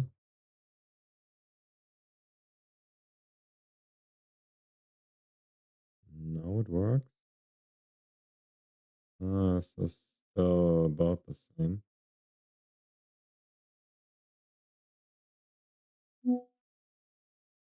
WhatsApp is... Why is... you know what I really hate about modern programs is that they never close, even though you press the X button. But they're like, nope, I'm still open in the background. I'm still doing stuff. You can't close me. There's no way to close me. I always run, no matter what. It's like, whoever came up with that bullshit? Such bad design. Like, fundamentally bad.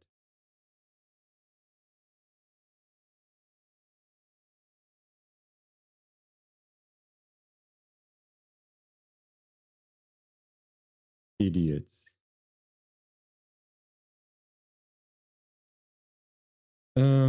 Let's see. So this didn't really change anything.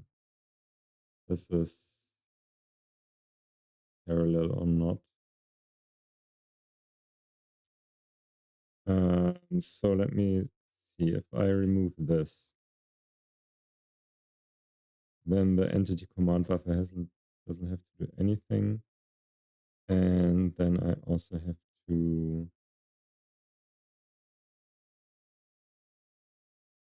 Yeah, we set this to true, which is fine. We just don't disable it anymore.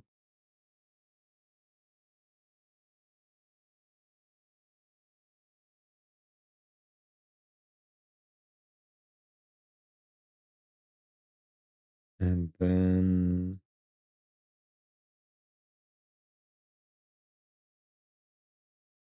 this is still 20 milliseconds.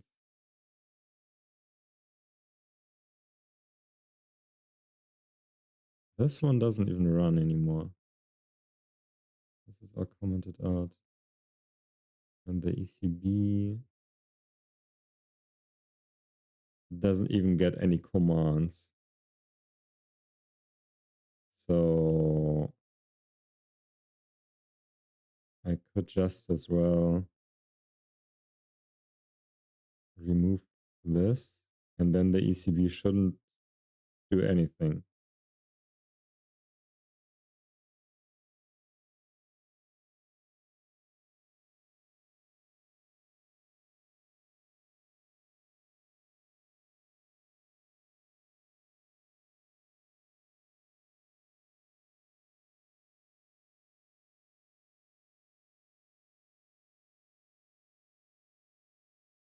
So start.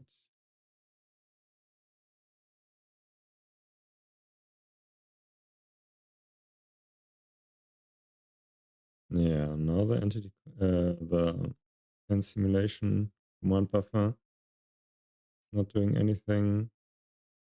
Star system is okay.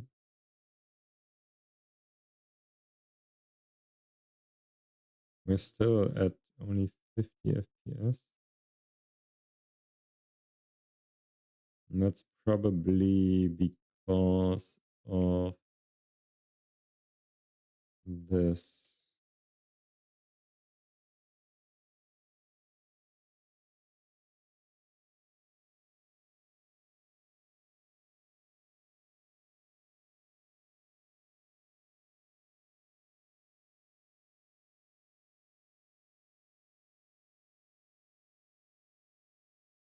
Now we're back at 300 FPS. Damn. Okay, so enabling and disabling a system.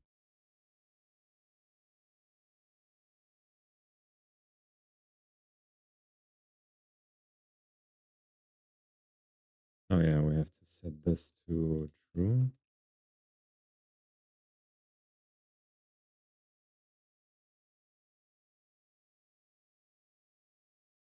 Wait. The problem is if we set this to true always, then this always runs. Node.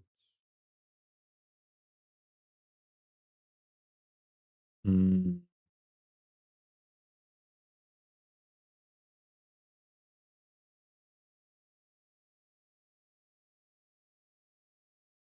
So what's a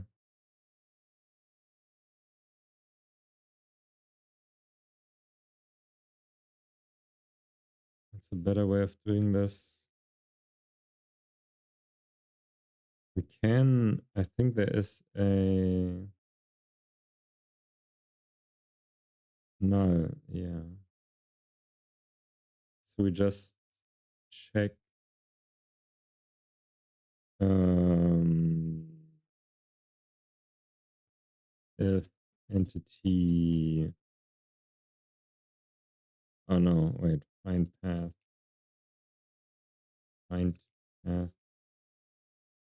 dot node equals entity null. Then we just return. And then we can set this to true.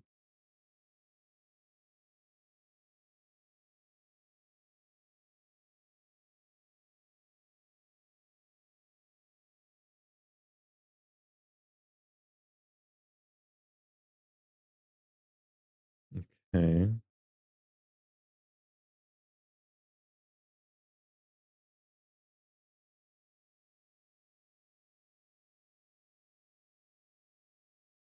So now we're doing 60.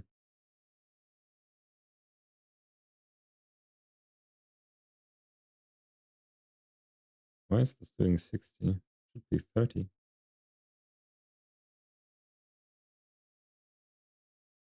But it's still very fast.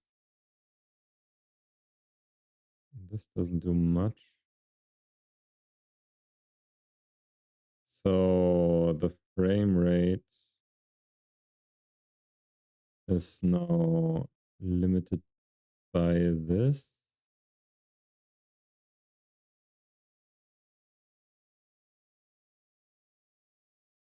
Um, let's just do this once. And just not do an update. Then they are looking for the same path every frame. But that's okay.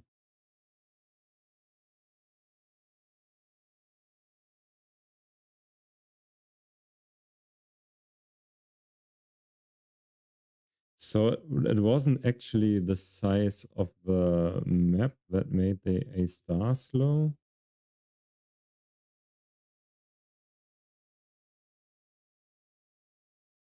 It was just the changes to the entities that made it slow. Now we're at 60 FPS with 60 paths per frame.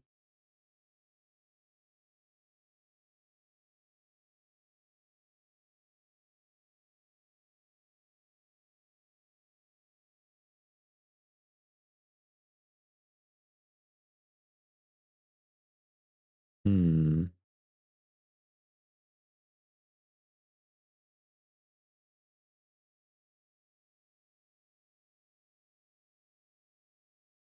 Hmm. Okay, so enabling or disabling a component, very bad idea.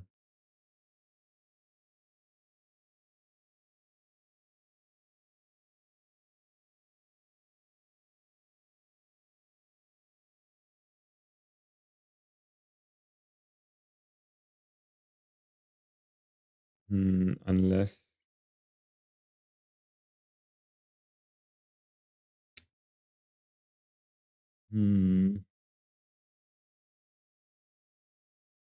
I mean, if we were to have, like, I don't know, 500 pawns, most of them would have this component disabled or wouldn't want to find a path. And then we would do this check for all of them every frame.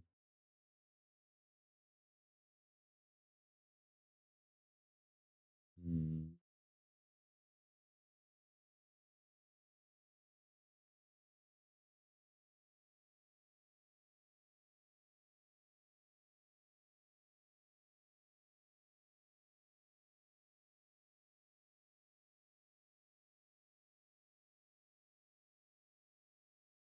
Hmm.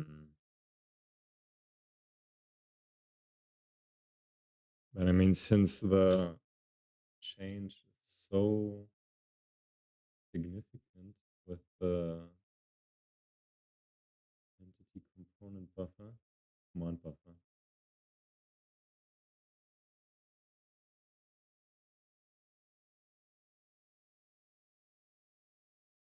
Hmm.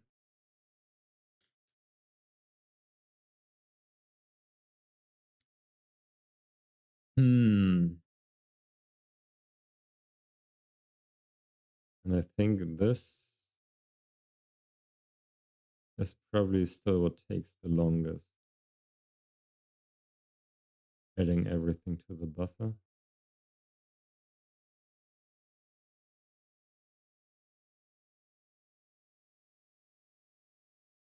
Hmm.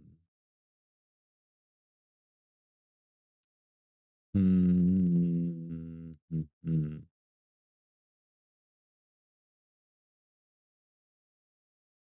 Let's enable this one.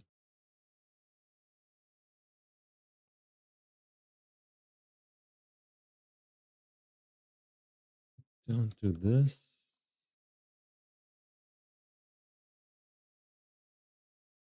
Don't do this. Don't do this.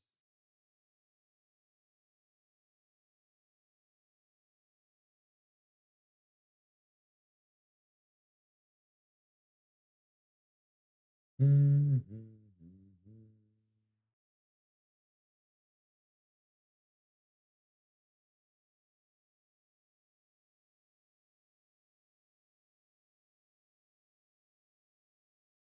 we get an error, no reference. Oh yeah. Because I have to do this check in here.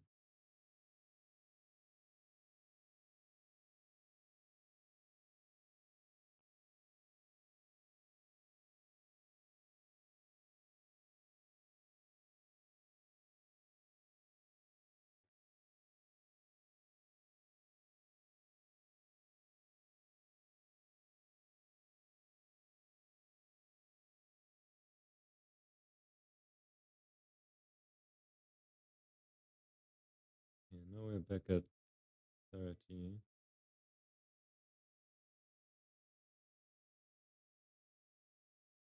So they both say 60.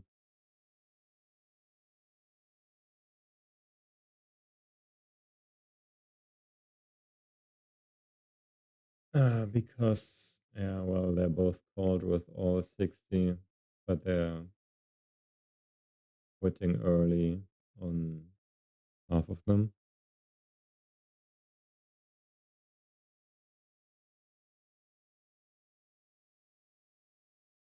Okay, so one thing I want to try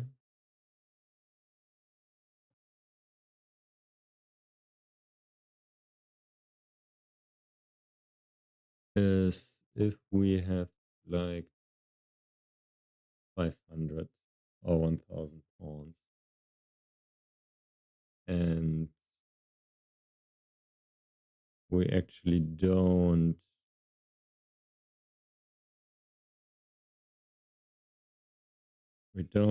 set any paths to find,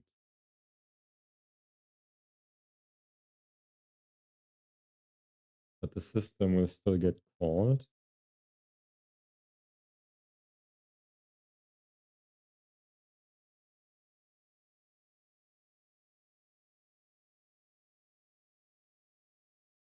I just want to see how much this really costs. Just calling the system for checking one bool, not very much.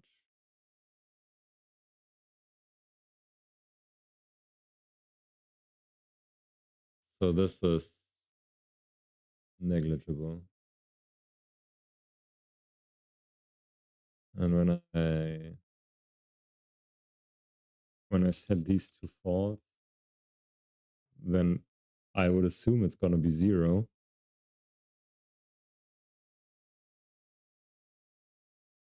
But the difference between 0 milliseconds and 0.02 milliseconds is not so big.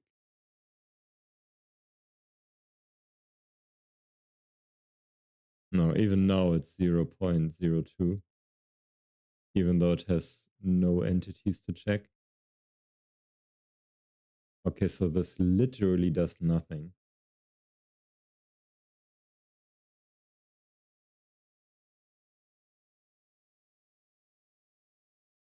Huh? No, this is set to simulate. Why are these set to simulate? This should be false. That component element for component false.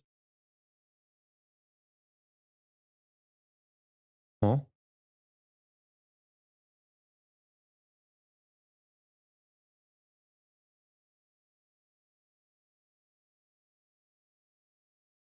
Hmm? Why are these not disabled?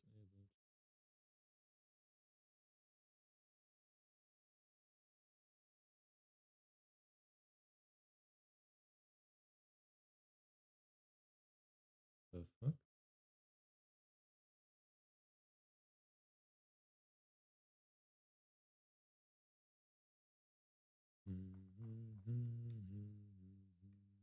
It's like multiple. Nope.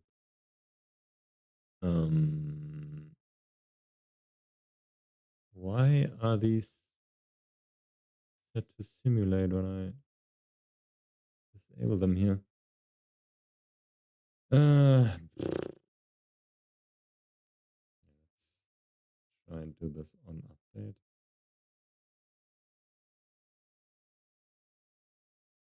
Just disable everything every frame. Then at least the system should be at 0.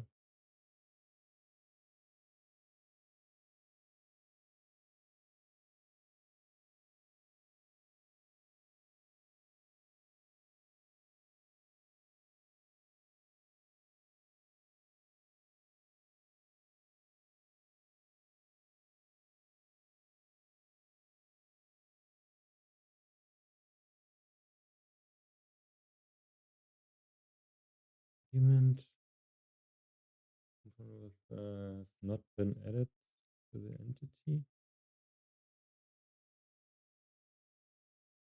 What? 87? But they're added here. Huh? kidding me? You pulling my leg? It's very clearly here.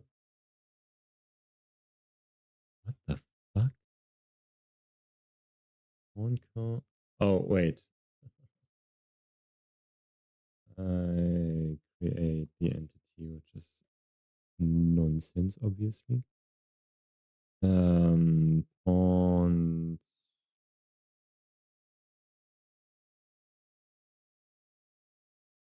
this should be that.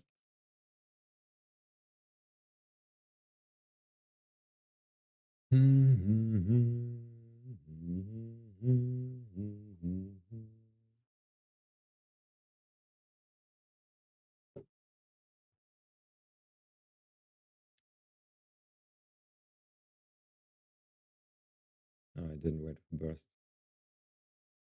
Always wait for burst.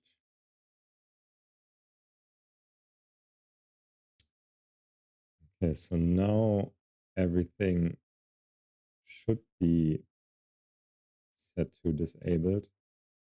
No, it's this set to. Oh, wait, that's this one. I was looking at the wrong thing. So this is still at 0.02. So yeah, it literally doesn't do anything.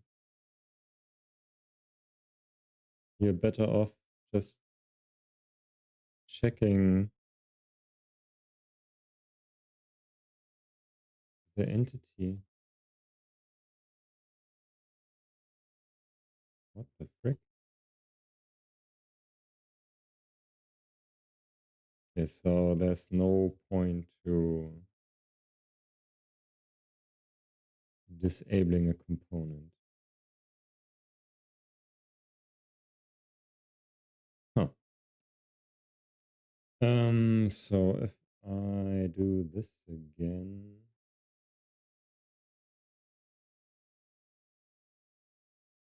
now we're at 1000 pawns.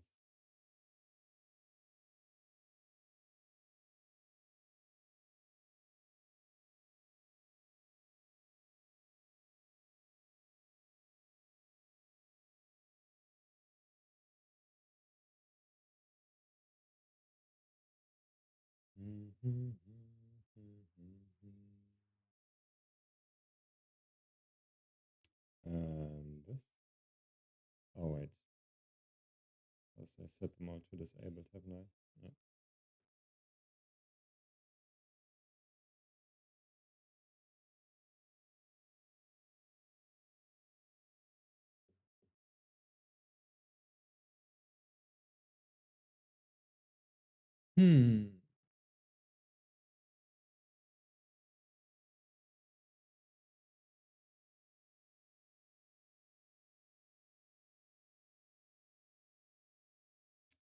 Okay, so 1000 components.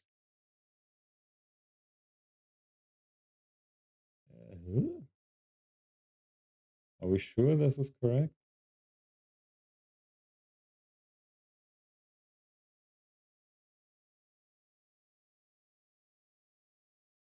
We find 500 fast.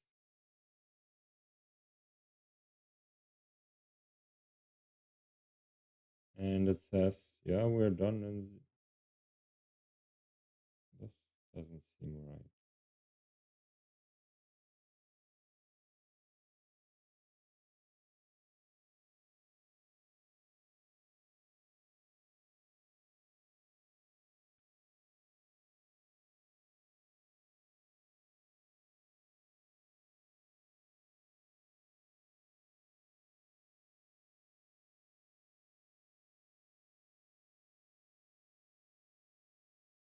Are we really pathfinding here?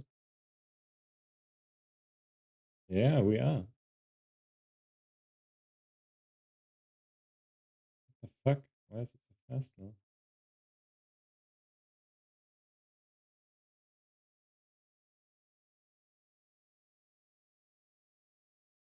The system is fast, but my FPS are still shit.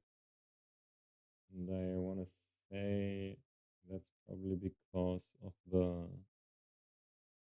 this update, the set component data. Let's ask the profiler. Analyzes profiler.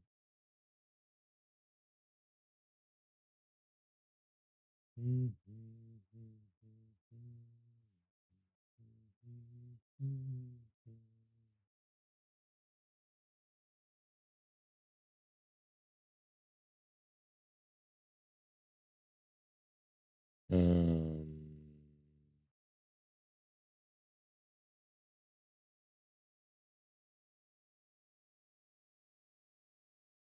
loop. Edit a loop.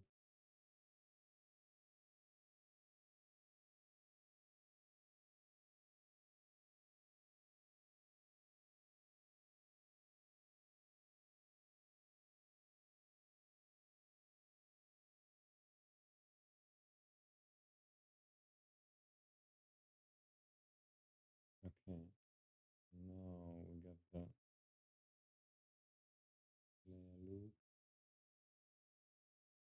layer loop, render pipeline, render pipeline.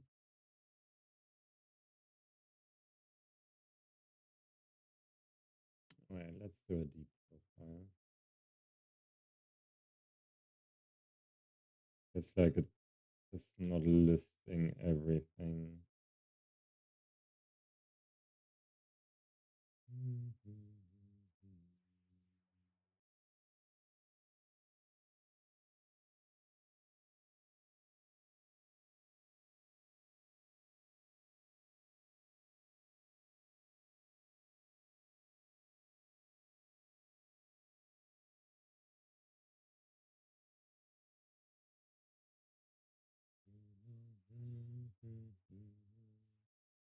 Update, script run behavior, stress test update. Yeah.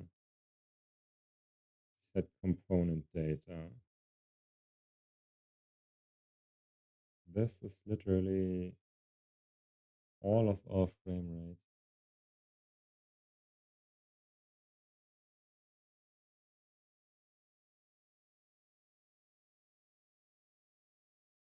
Setting this component data takes longer than actually finding the path. What?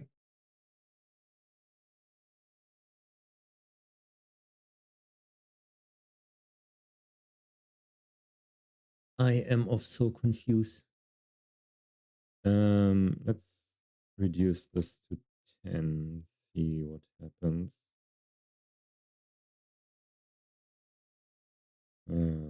No problems. Now I wonder, this was 10. Was it because I needed to add the ECB?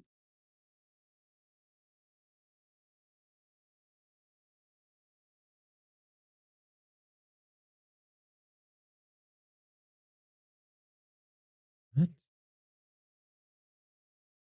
I don't understand. I don't understand what's going on. Get this back in. This, like we were at 60 before. So let's make 60 pawns again.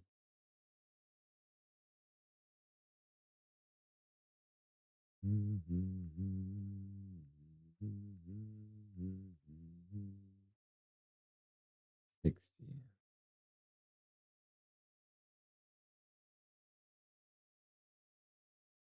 And they're like, nope, no problem at all right now.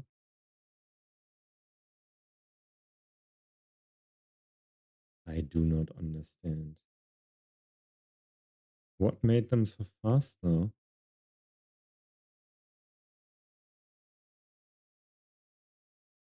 I'm literally finding all the paths and not even I don't even know how to describe this number. A fraction of a millisecond, all 60, which previously took like 20 milliseconds.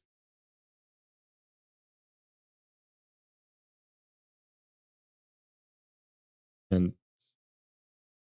yeah, I removed this.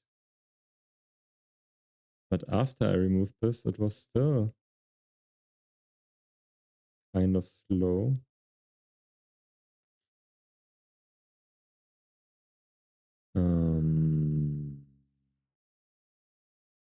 Okay, let's remove this.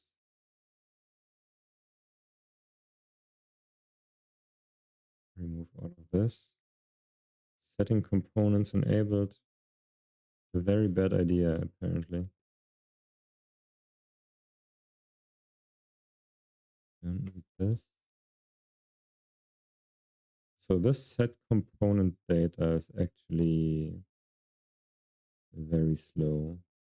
The question is it slow because I'm doing it in a mono behavior?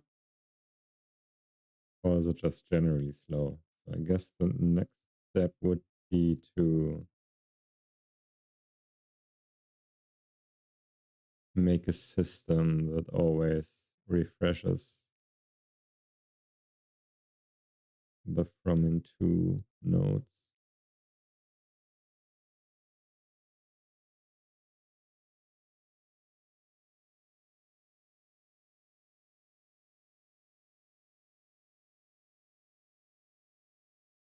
Yeah. This is super quick, no?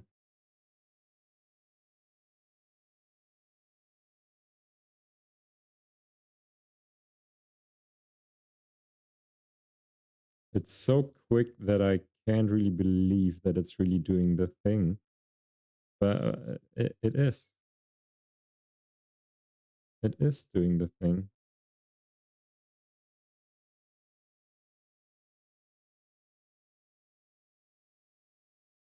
That is incredibly fast.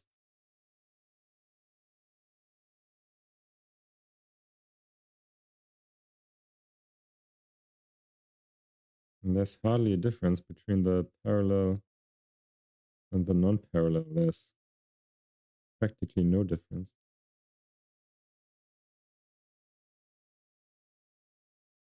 Okay. One more test. One more test, mommy.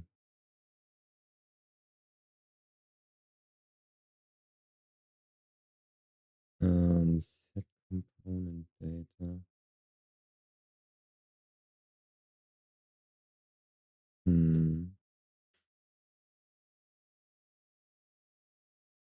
Is there a way to do this faster? Handle.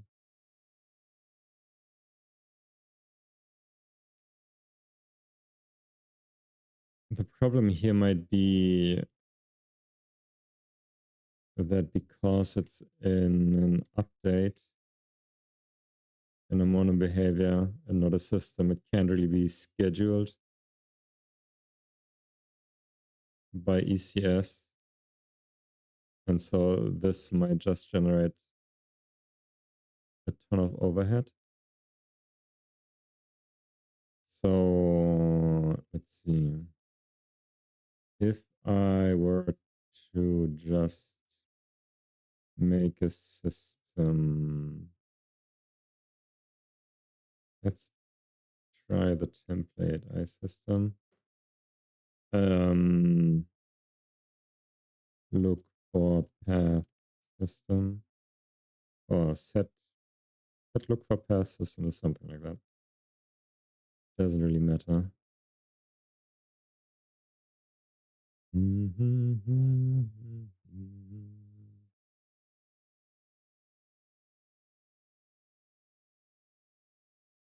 In that case, maybe I don't even have to optimize it further with merging of nodes.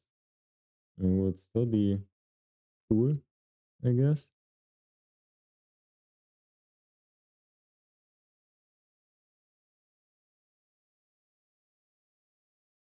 Oh, okay.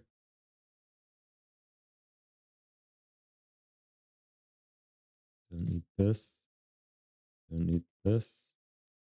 It doesn't put a burst compile at the top, so I guess that's just not needed then, huh?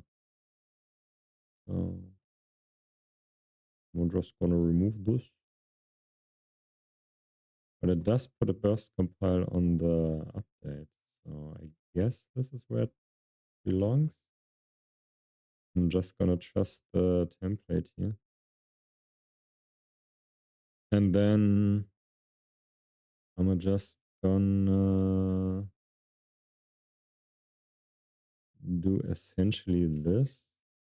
I'm not even gonna make a job. Let's see, we have to do state get entity query. Actually, maybe I do make a job. I think making a job is actually easier because I just have to do kind of this part.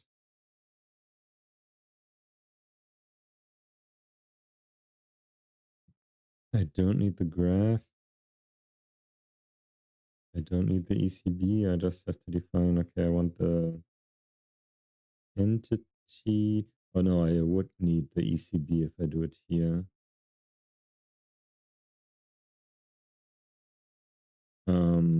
Find path component. I don't need this.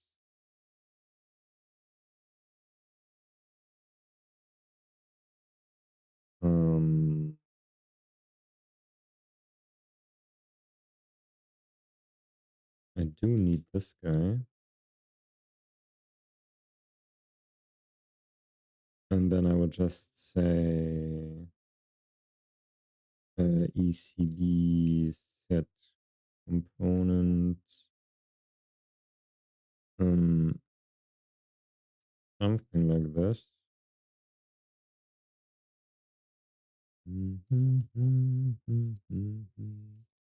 Entity, new find path,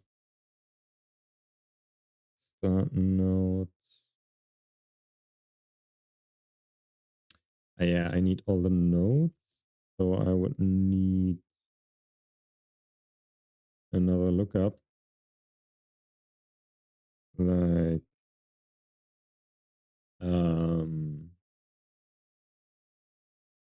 what was it?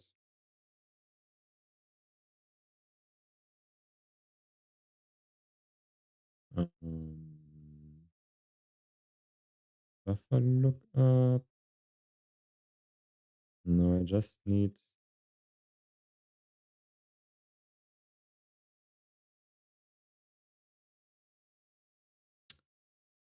um maybe I just do an array of entities. Oh yeah, and I would also need a random. Okay, so let's not do a job right now. Let's try this first. So we do a get entity query, and we need this type of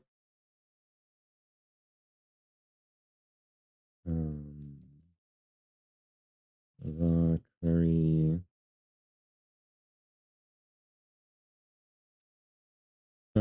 So this is all our pawns.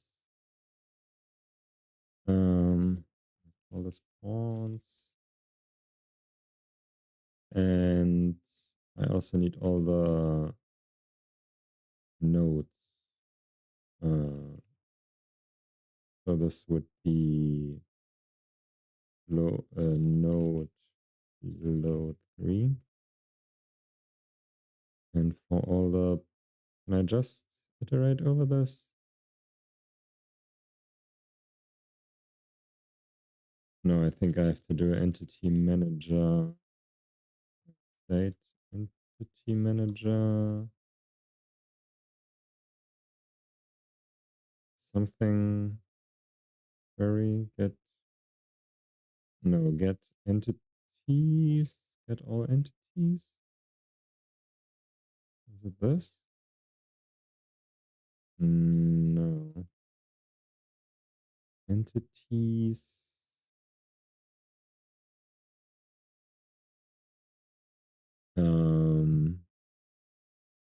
How do I execute this? Pawns queue. A dependency. Calculate.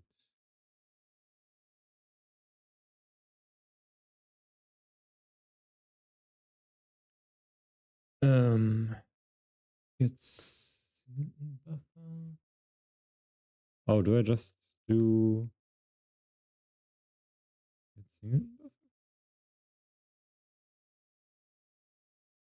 Hmm?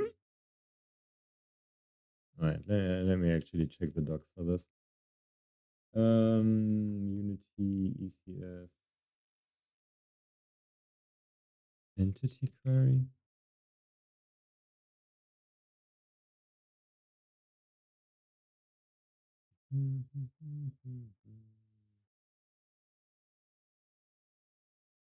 What version am I on?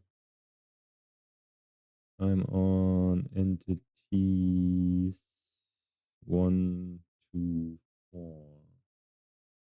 So this one, entity query. Is this entity query finds archetypes that have specified subcomponents. Blub blub blub. Create a query. Oh, like this.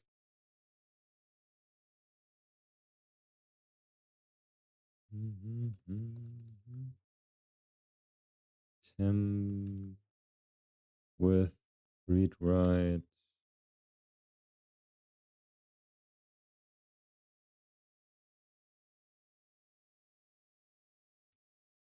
Build state. Oh, right. Like this.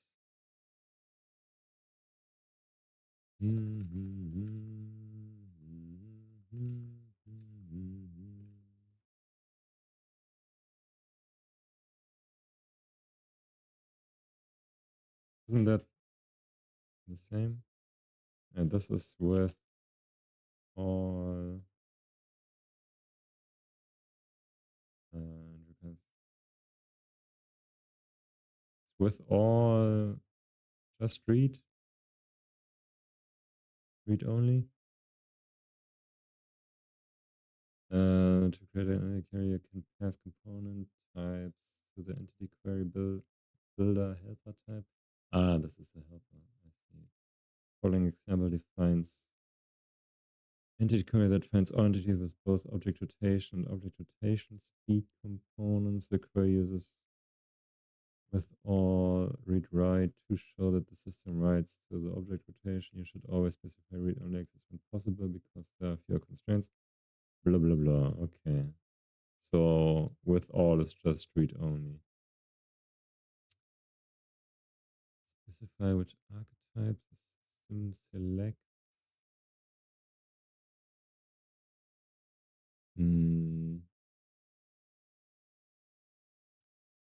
How do I actually use the entities to entity array? Oh, yeah, like this.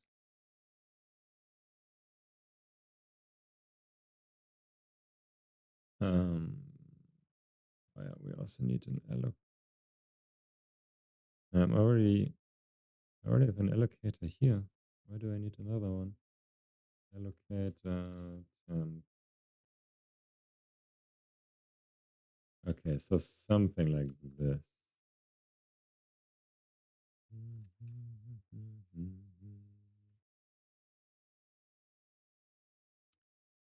So now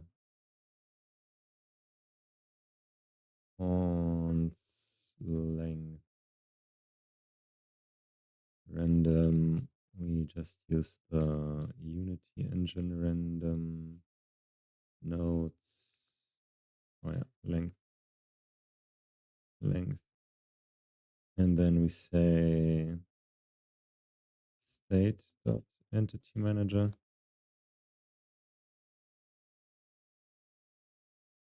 Okay. So this is essentially what we had before, but now in a system. Let's see if that's any faster.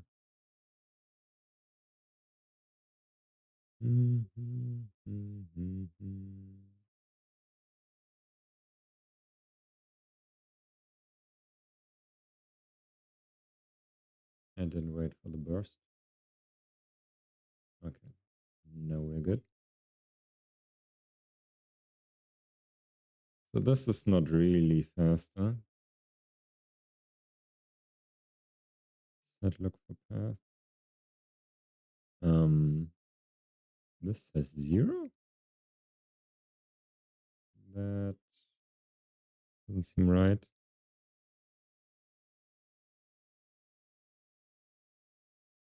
Huh?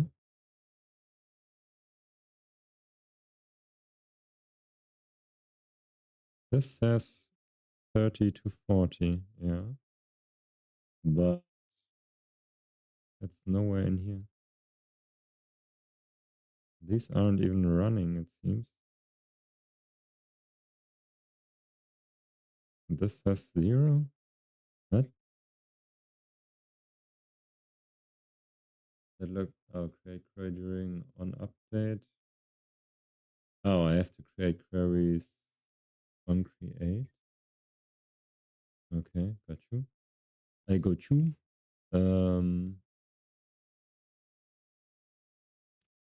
This.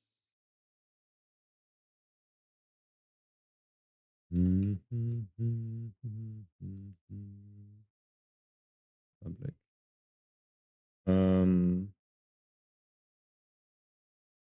So I do this. The notes.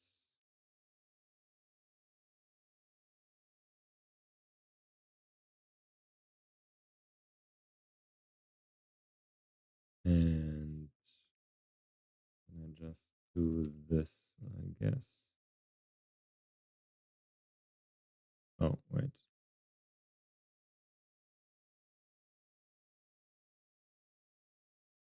And pawns Q is this without that.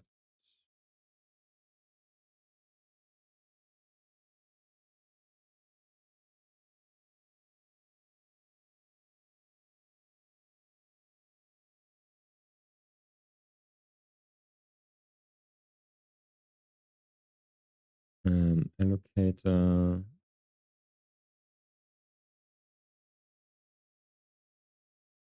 Then this should be persistent, no?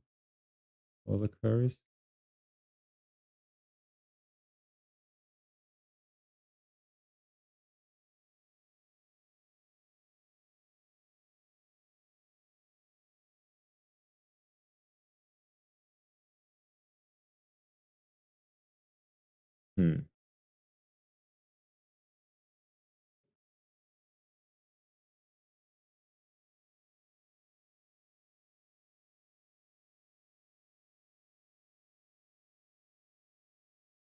Let's see.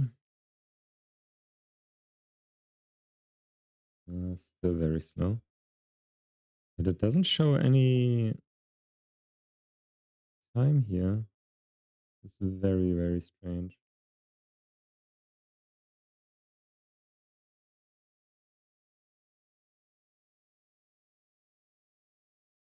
It's probably also not doing anything. Or is it? No, it is doing something. It is finding the path.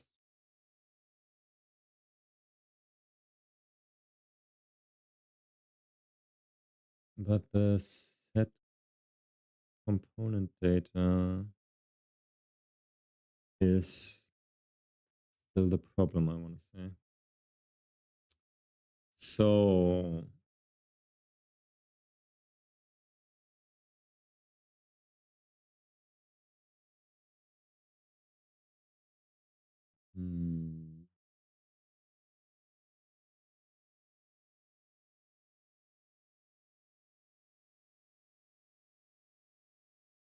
so if I put this in a job,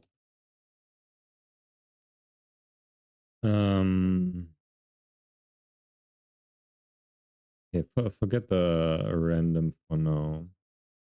We have the nodes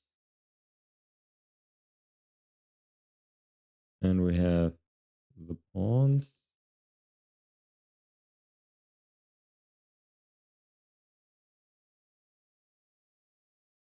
And we're just gonna say find from 0 to 1. So this would be nodes 0, nodes 1. Put it all on system 0. Then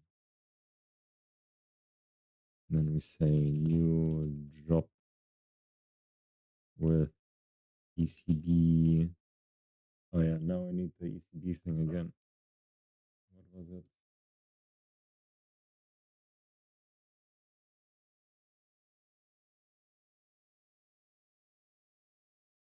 This ECB is ECB. Nodes is nodes. Pawns is pawns.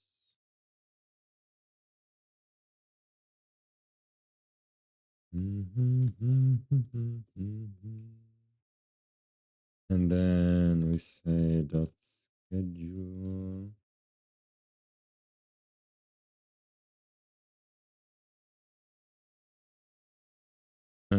So this does still do the same thing with set component.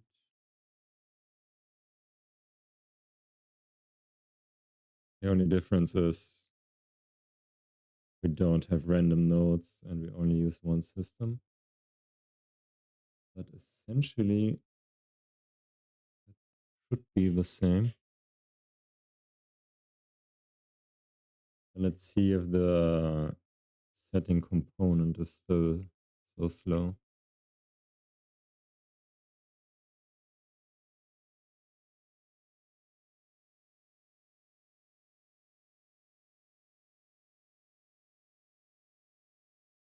Did I set this to burst? Yeah. Import error code.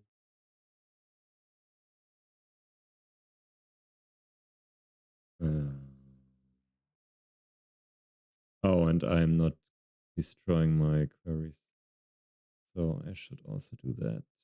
On destroy public nodes queue dispose on queue dispose.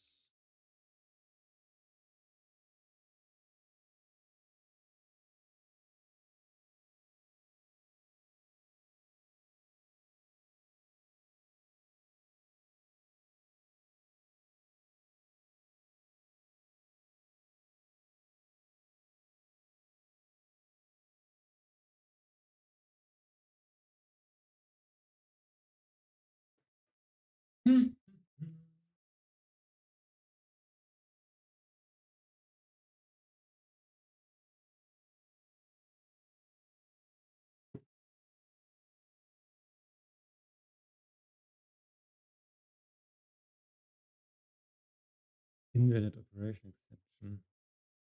Unknown type. Job data nodes is allocated with. Oh yeah. Temp job.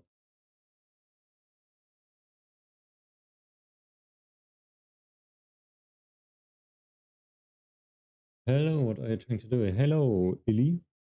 Wiley? I am one, trying to figure out ECS, and two, make the fastest pathfinding that I can.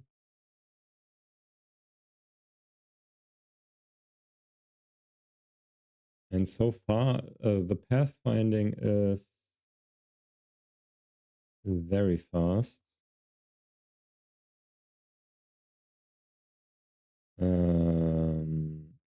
Oh, I also have to dispose the arrays after I'm done.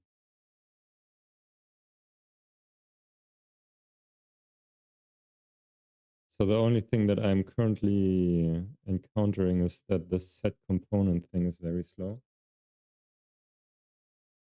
So I'm trying to find ways to make it quicker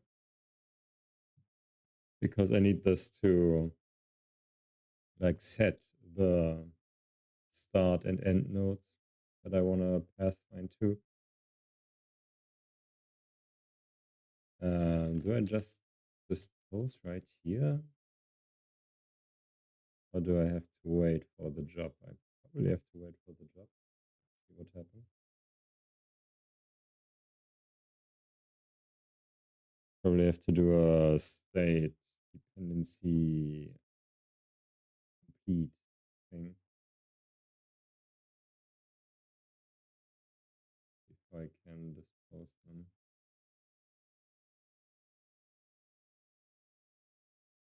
Yeah. So let's do a state complete dependency.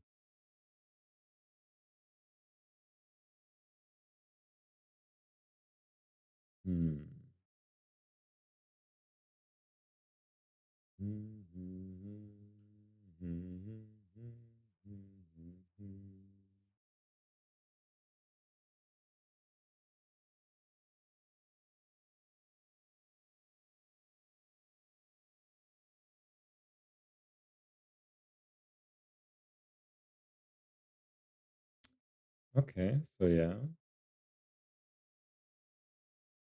that seems good. So now all of this takes 0.3, 0.4-ish milliseconds. That is quite fast. So this is now 180 FPS. We're finding 60 paths per frame. Well, the paths aren't really that interesting. So I guess to make it more interesting, I could either do a random thing or just take a node that's further away. Oh yeah, let's just get the last one. So now we find the longest path possible. On a 64 by 64 for 60 pawns.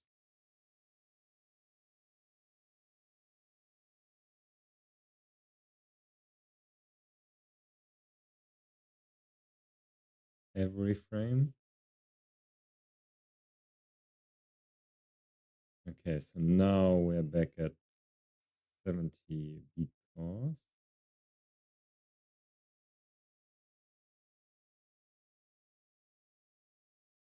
Doesn't really show anything here again.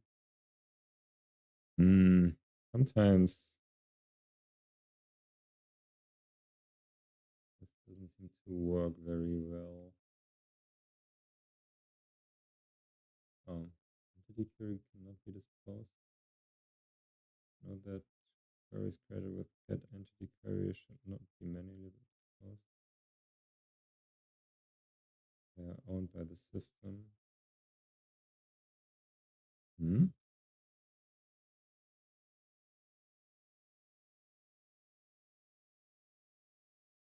I'm using this.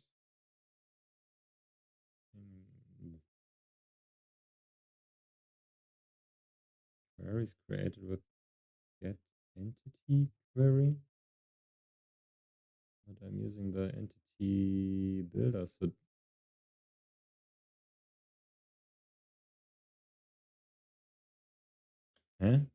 first it told me, hey, there's a memory leak because we got persistent stuff that's not being disposed. Now it's mad at me for disposing it. Okay, I don't know.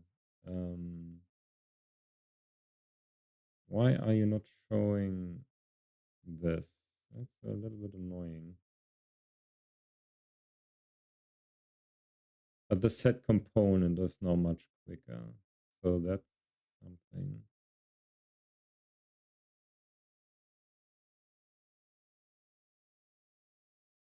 So the rest should really be just the pathfinding, huh?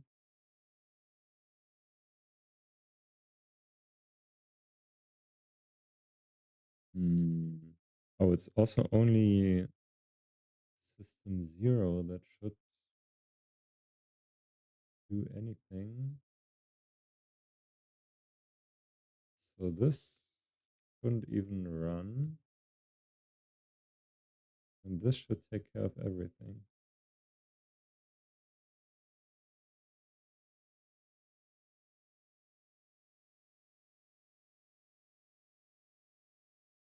Why is it back to being slow? I don't understand.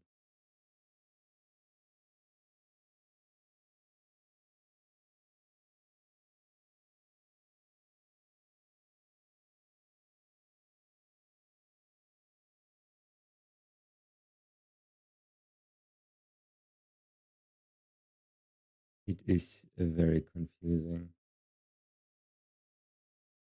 This, why doesn't it show anything? Just randomly stops showing the time for some systems. There's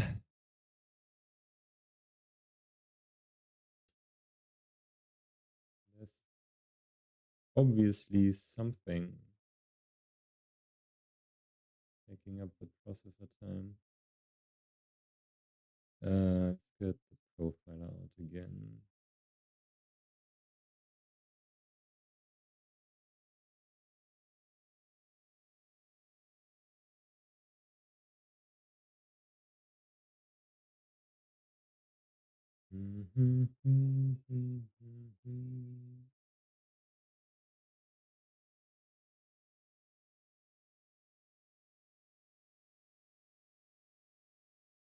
Simulation system group, dummy delegate, system base, default world, component system group,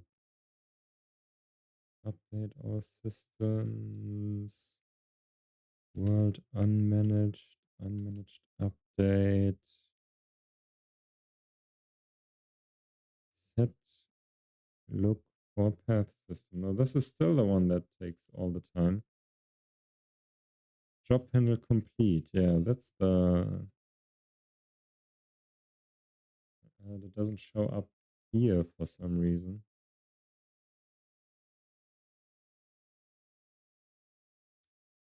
Okay, so this is still slow. This is just pulling my leg. It's so strange.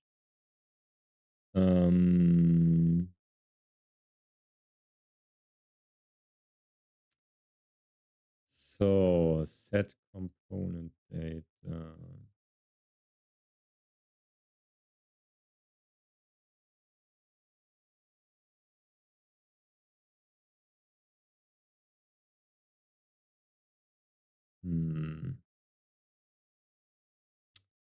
There doesn't seem to be a way to make this not slow.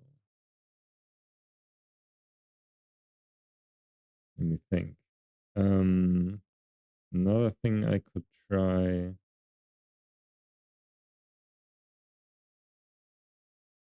is set this in the system. But I don't think this is allowed anymore. I think all structural changes or data changes have to be done by the. No, that doesn't make any sense. Structural changes have to be made by the command buffer system or by a command buffer system. But I should be allowed to set the data in here, no? So if I were to just not do this,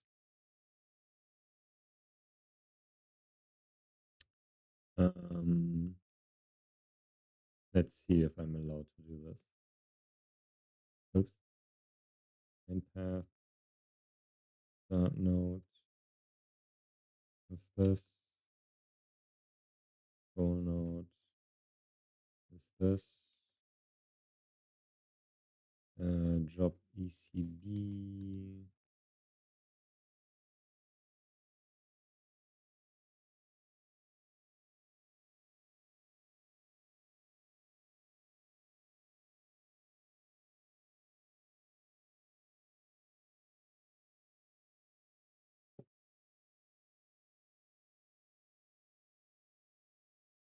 Okay,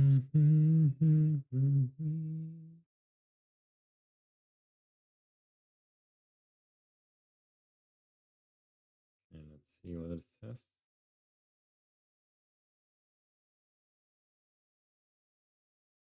Okay. Frame rate looks good.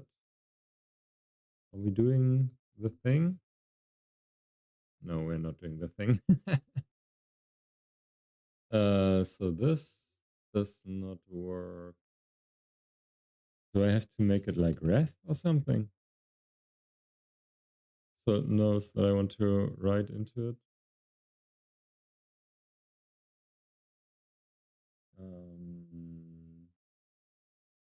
Where did I put the docs?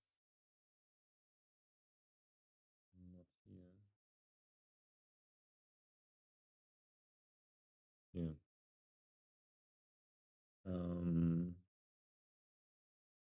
Let's run this. Okay, so now we're back to like 14, which is a lot better than previously. This still doesn't show anything. Default world. I have to select a world here. It's always default world. I don't understand why it's not showing the time.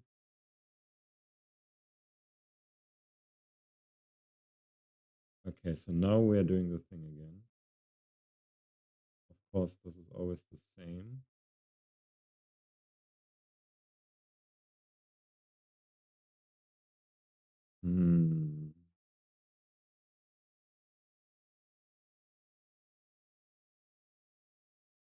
Frame rate is much better now.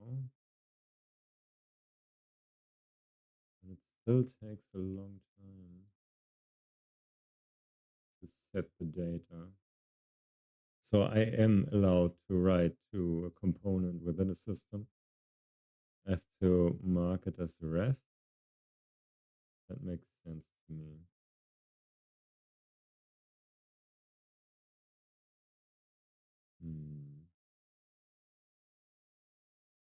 Let's see. Where are we losing the most time? Well, I know where we're losing the most time, but let's check anyway. Render pipeline. Render pipeline.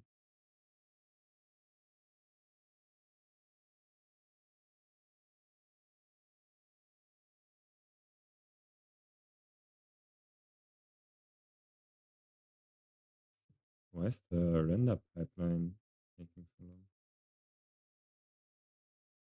Oh, probably because of all the windows. Close all of this.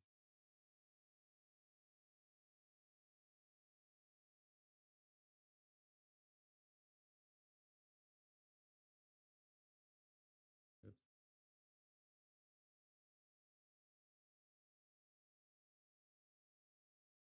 simulation. Yeah, okay, this looks better.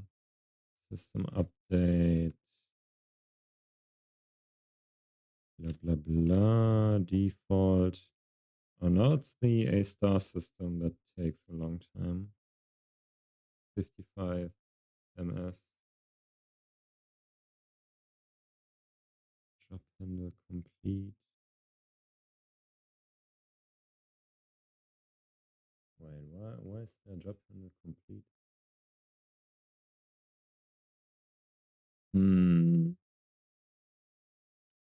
Very strange. Very, very strange. You need add after schedule state dependent complete in your look system. Do I?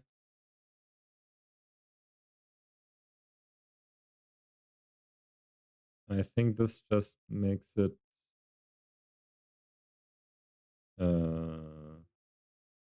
wait.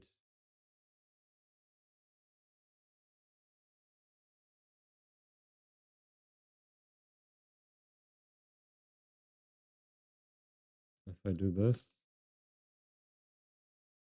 complete dependency, then it's probably slower again.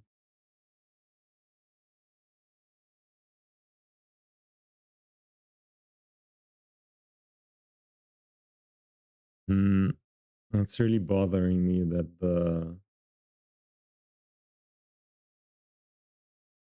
not you code. I don't understand.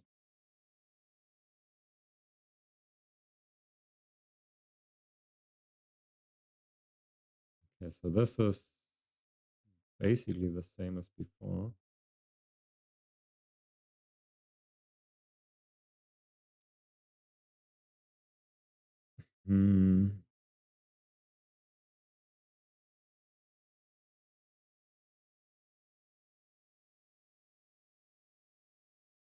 So this doesn't really do anything as far as I see.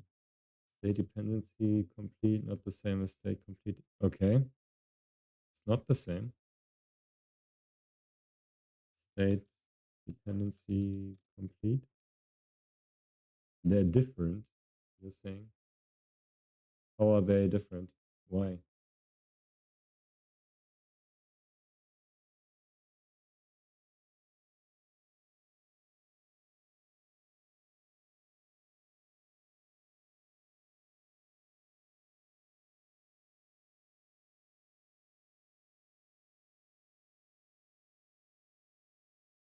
Same job allocation.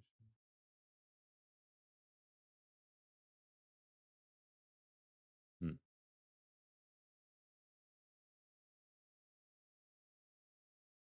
Oh, is it because oh wait, I need to dispose these afterwards.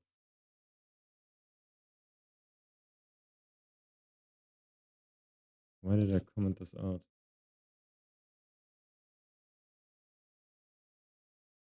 Hmm.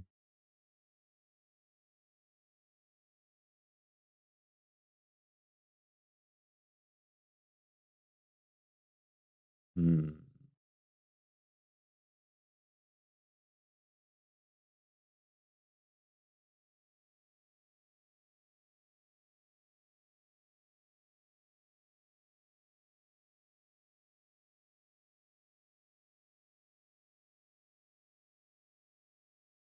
Still not showing any time for the systems.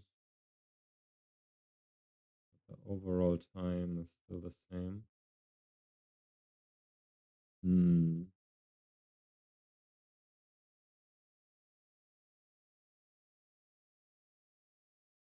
Okay, so let's say it's 30. 30 is 25. 10. 10 is about 60. Hmm.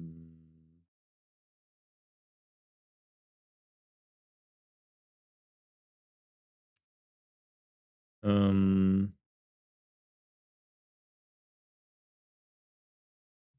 we don't take the longest possible path and do more like something that's the average. So length divided by 2.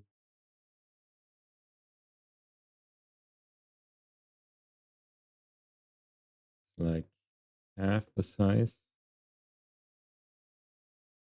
Let's see how much of a difference that makes. So with 10, this was just about 60 FPS.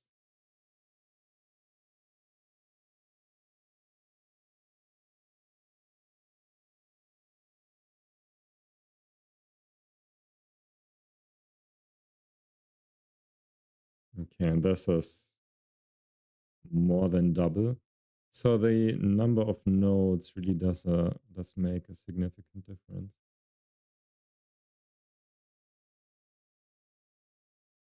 So there is still room for me to optimize the graph.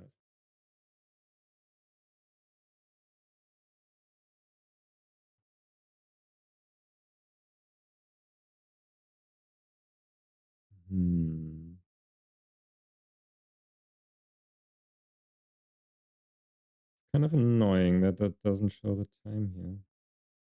Really.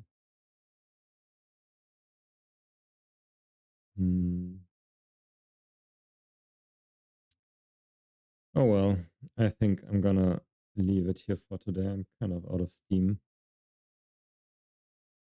So, as always, thank you all for hanging out, and I'll see you on Wednesday, probably, if work doesn't suddenly come up, which it might. Okay then. Bye bye.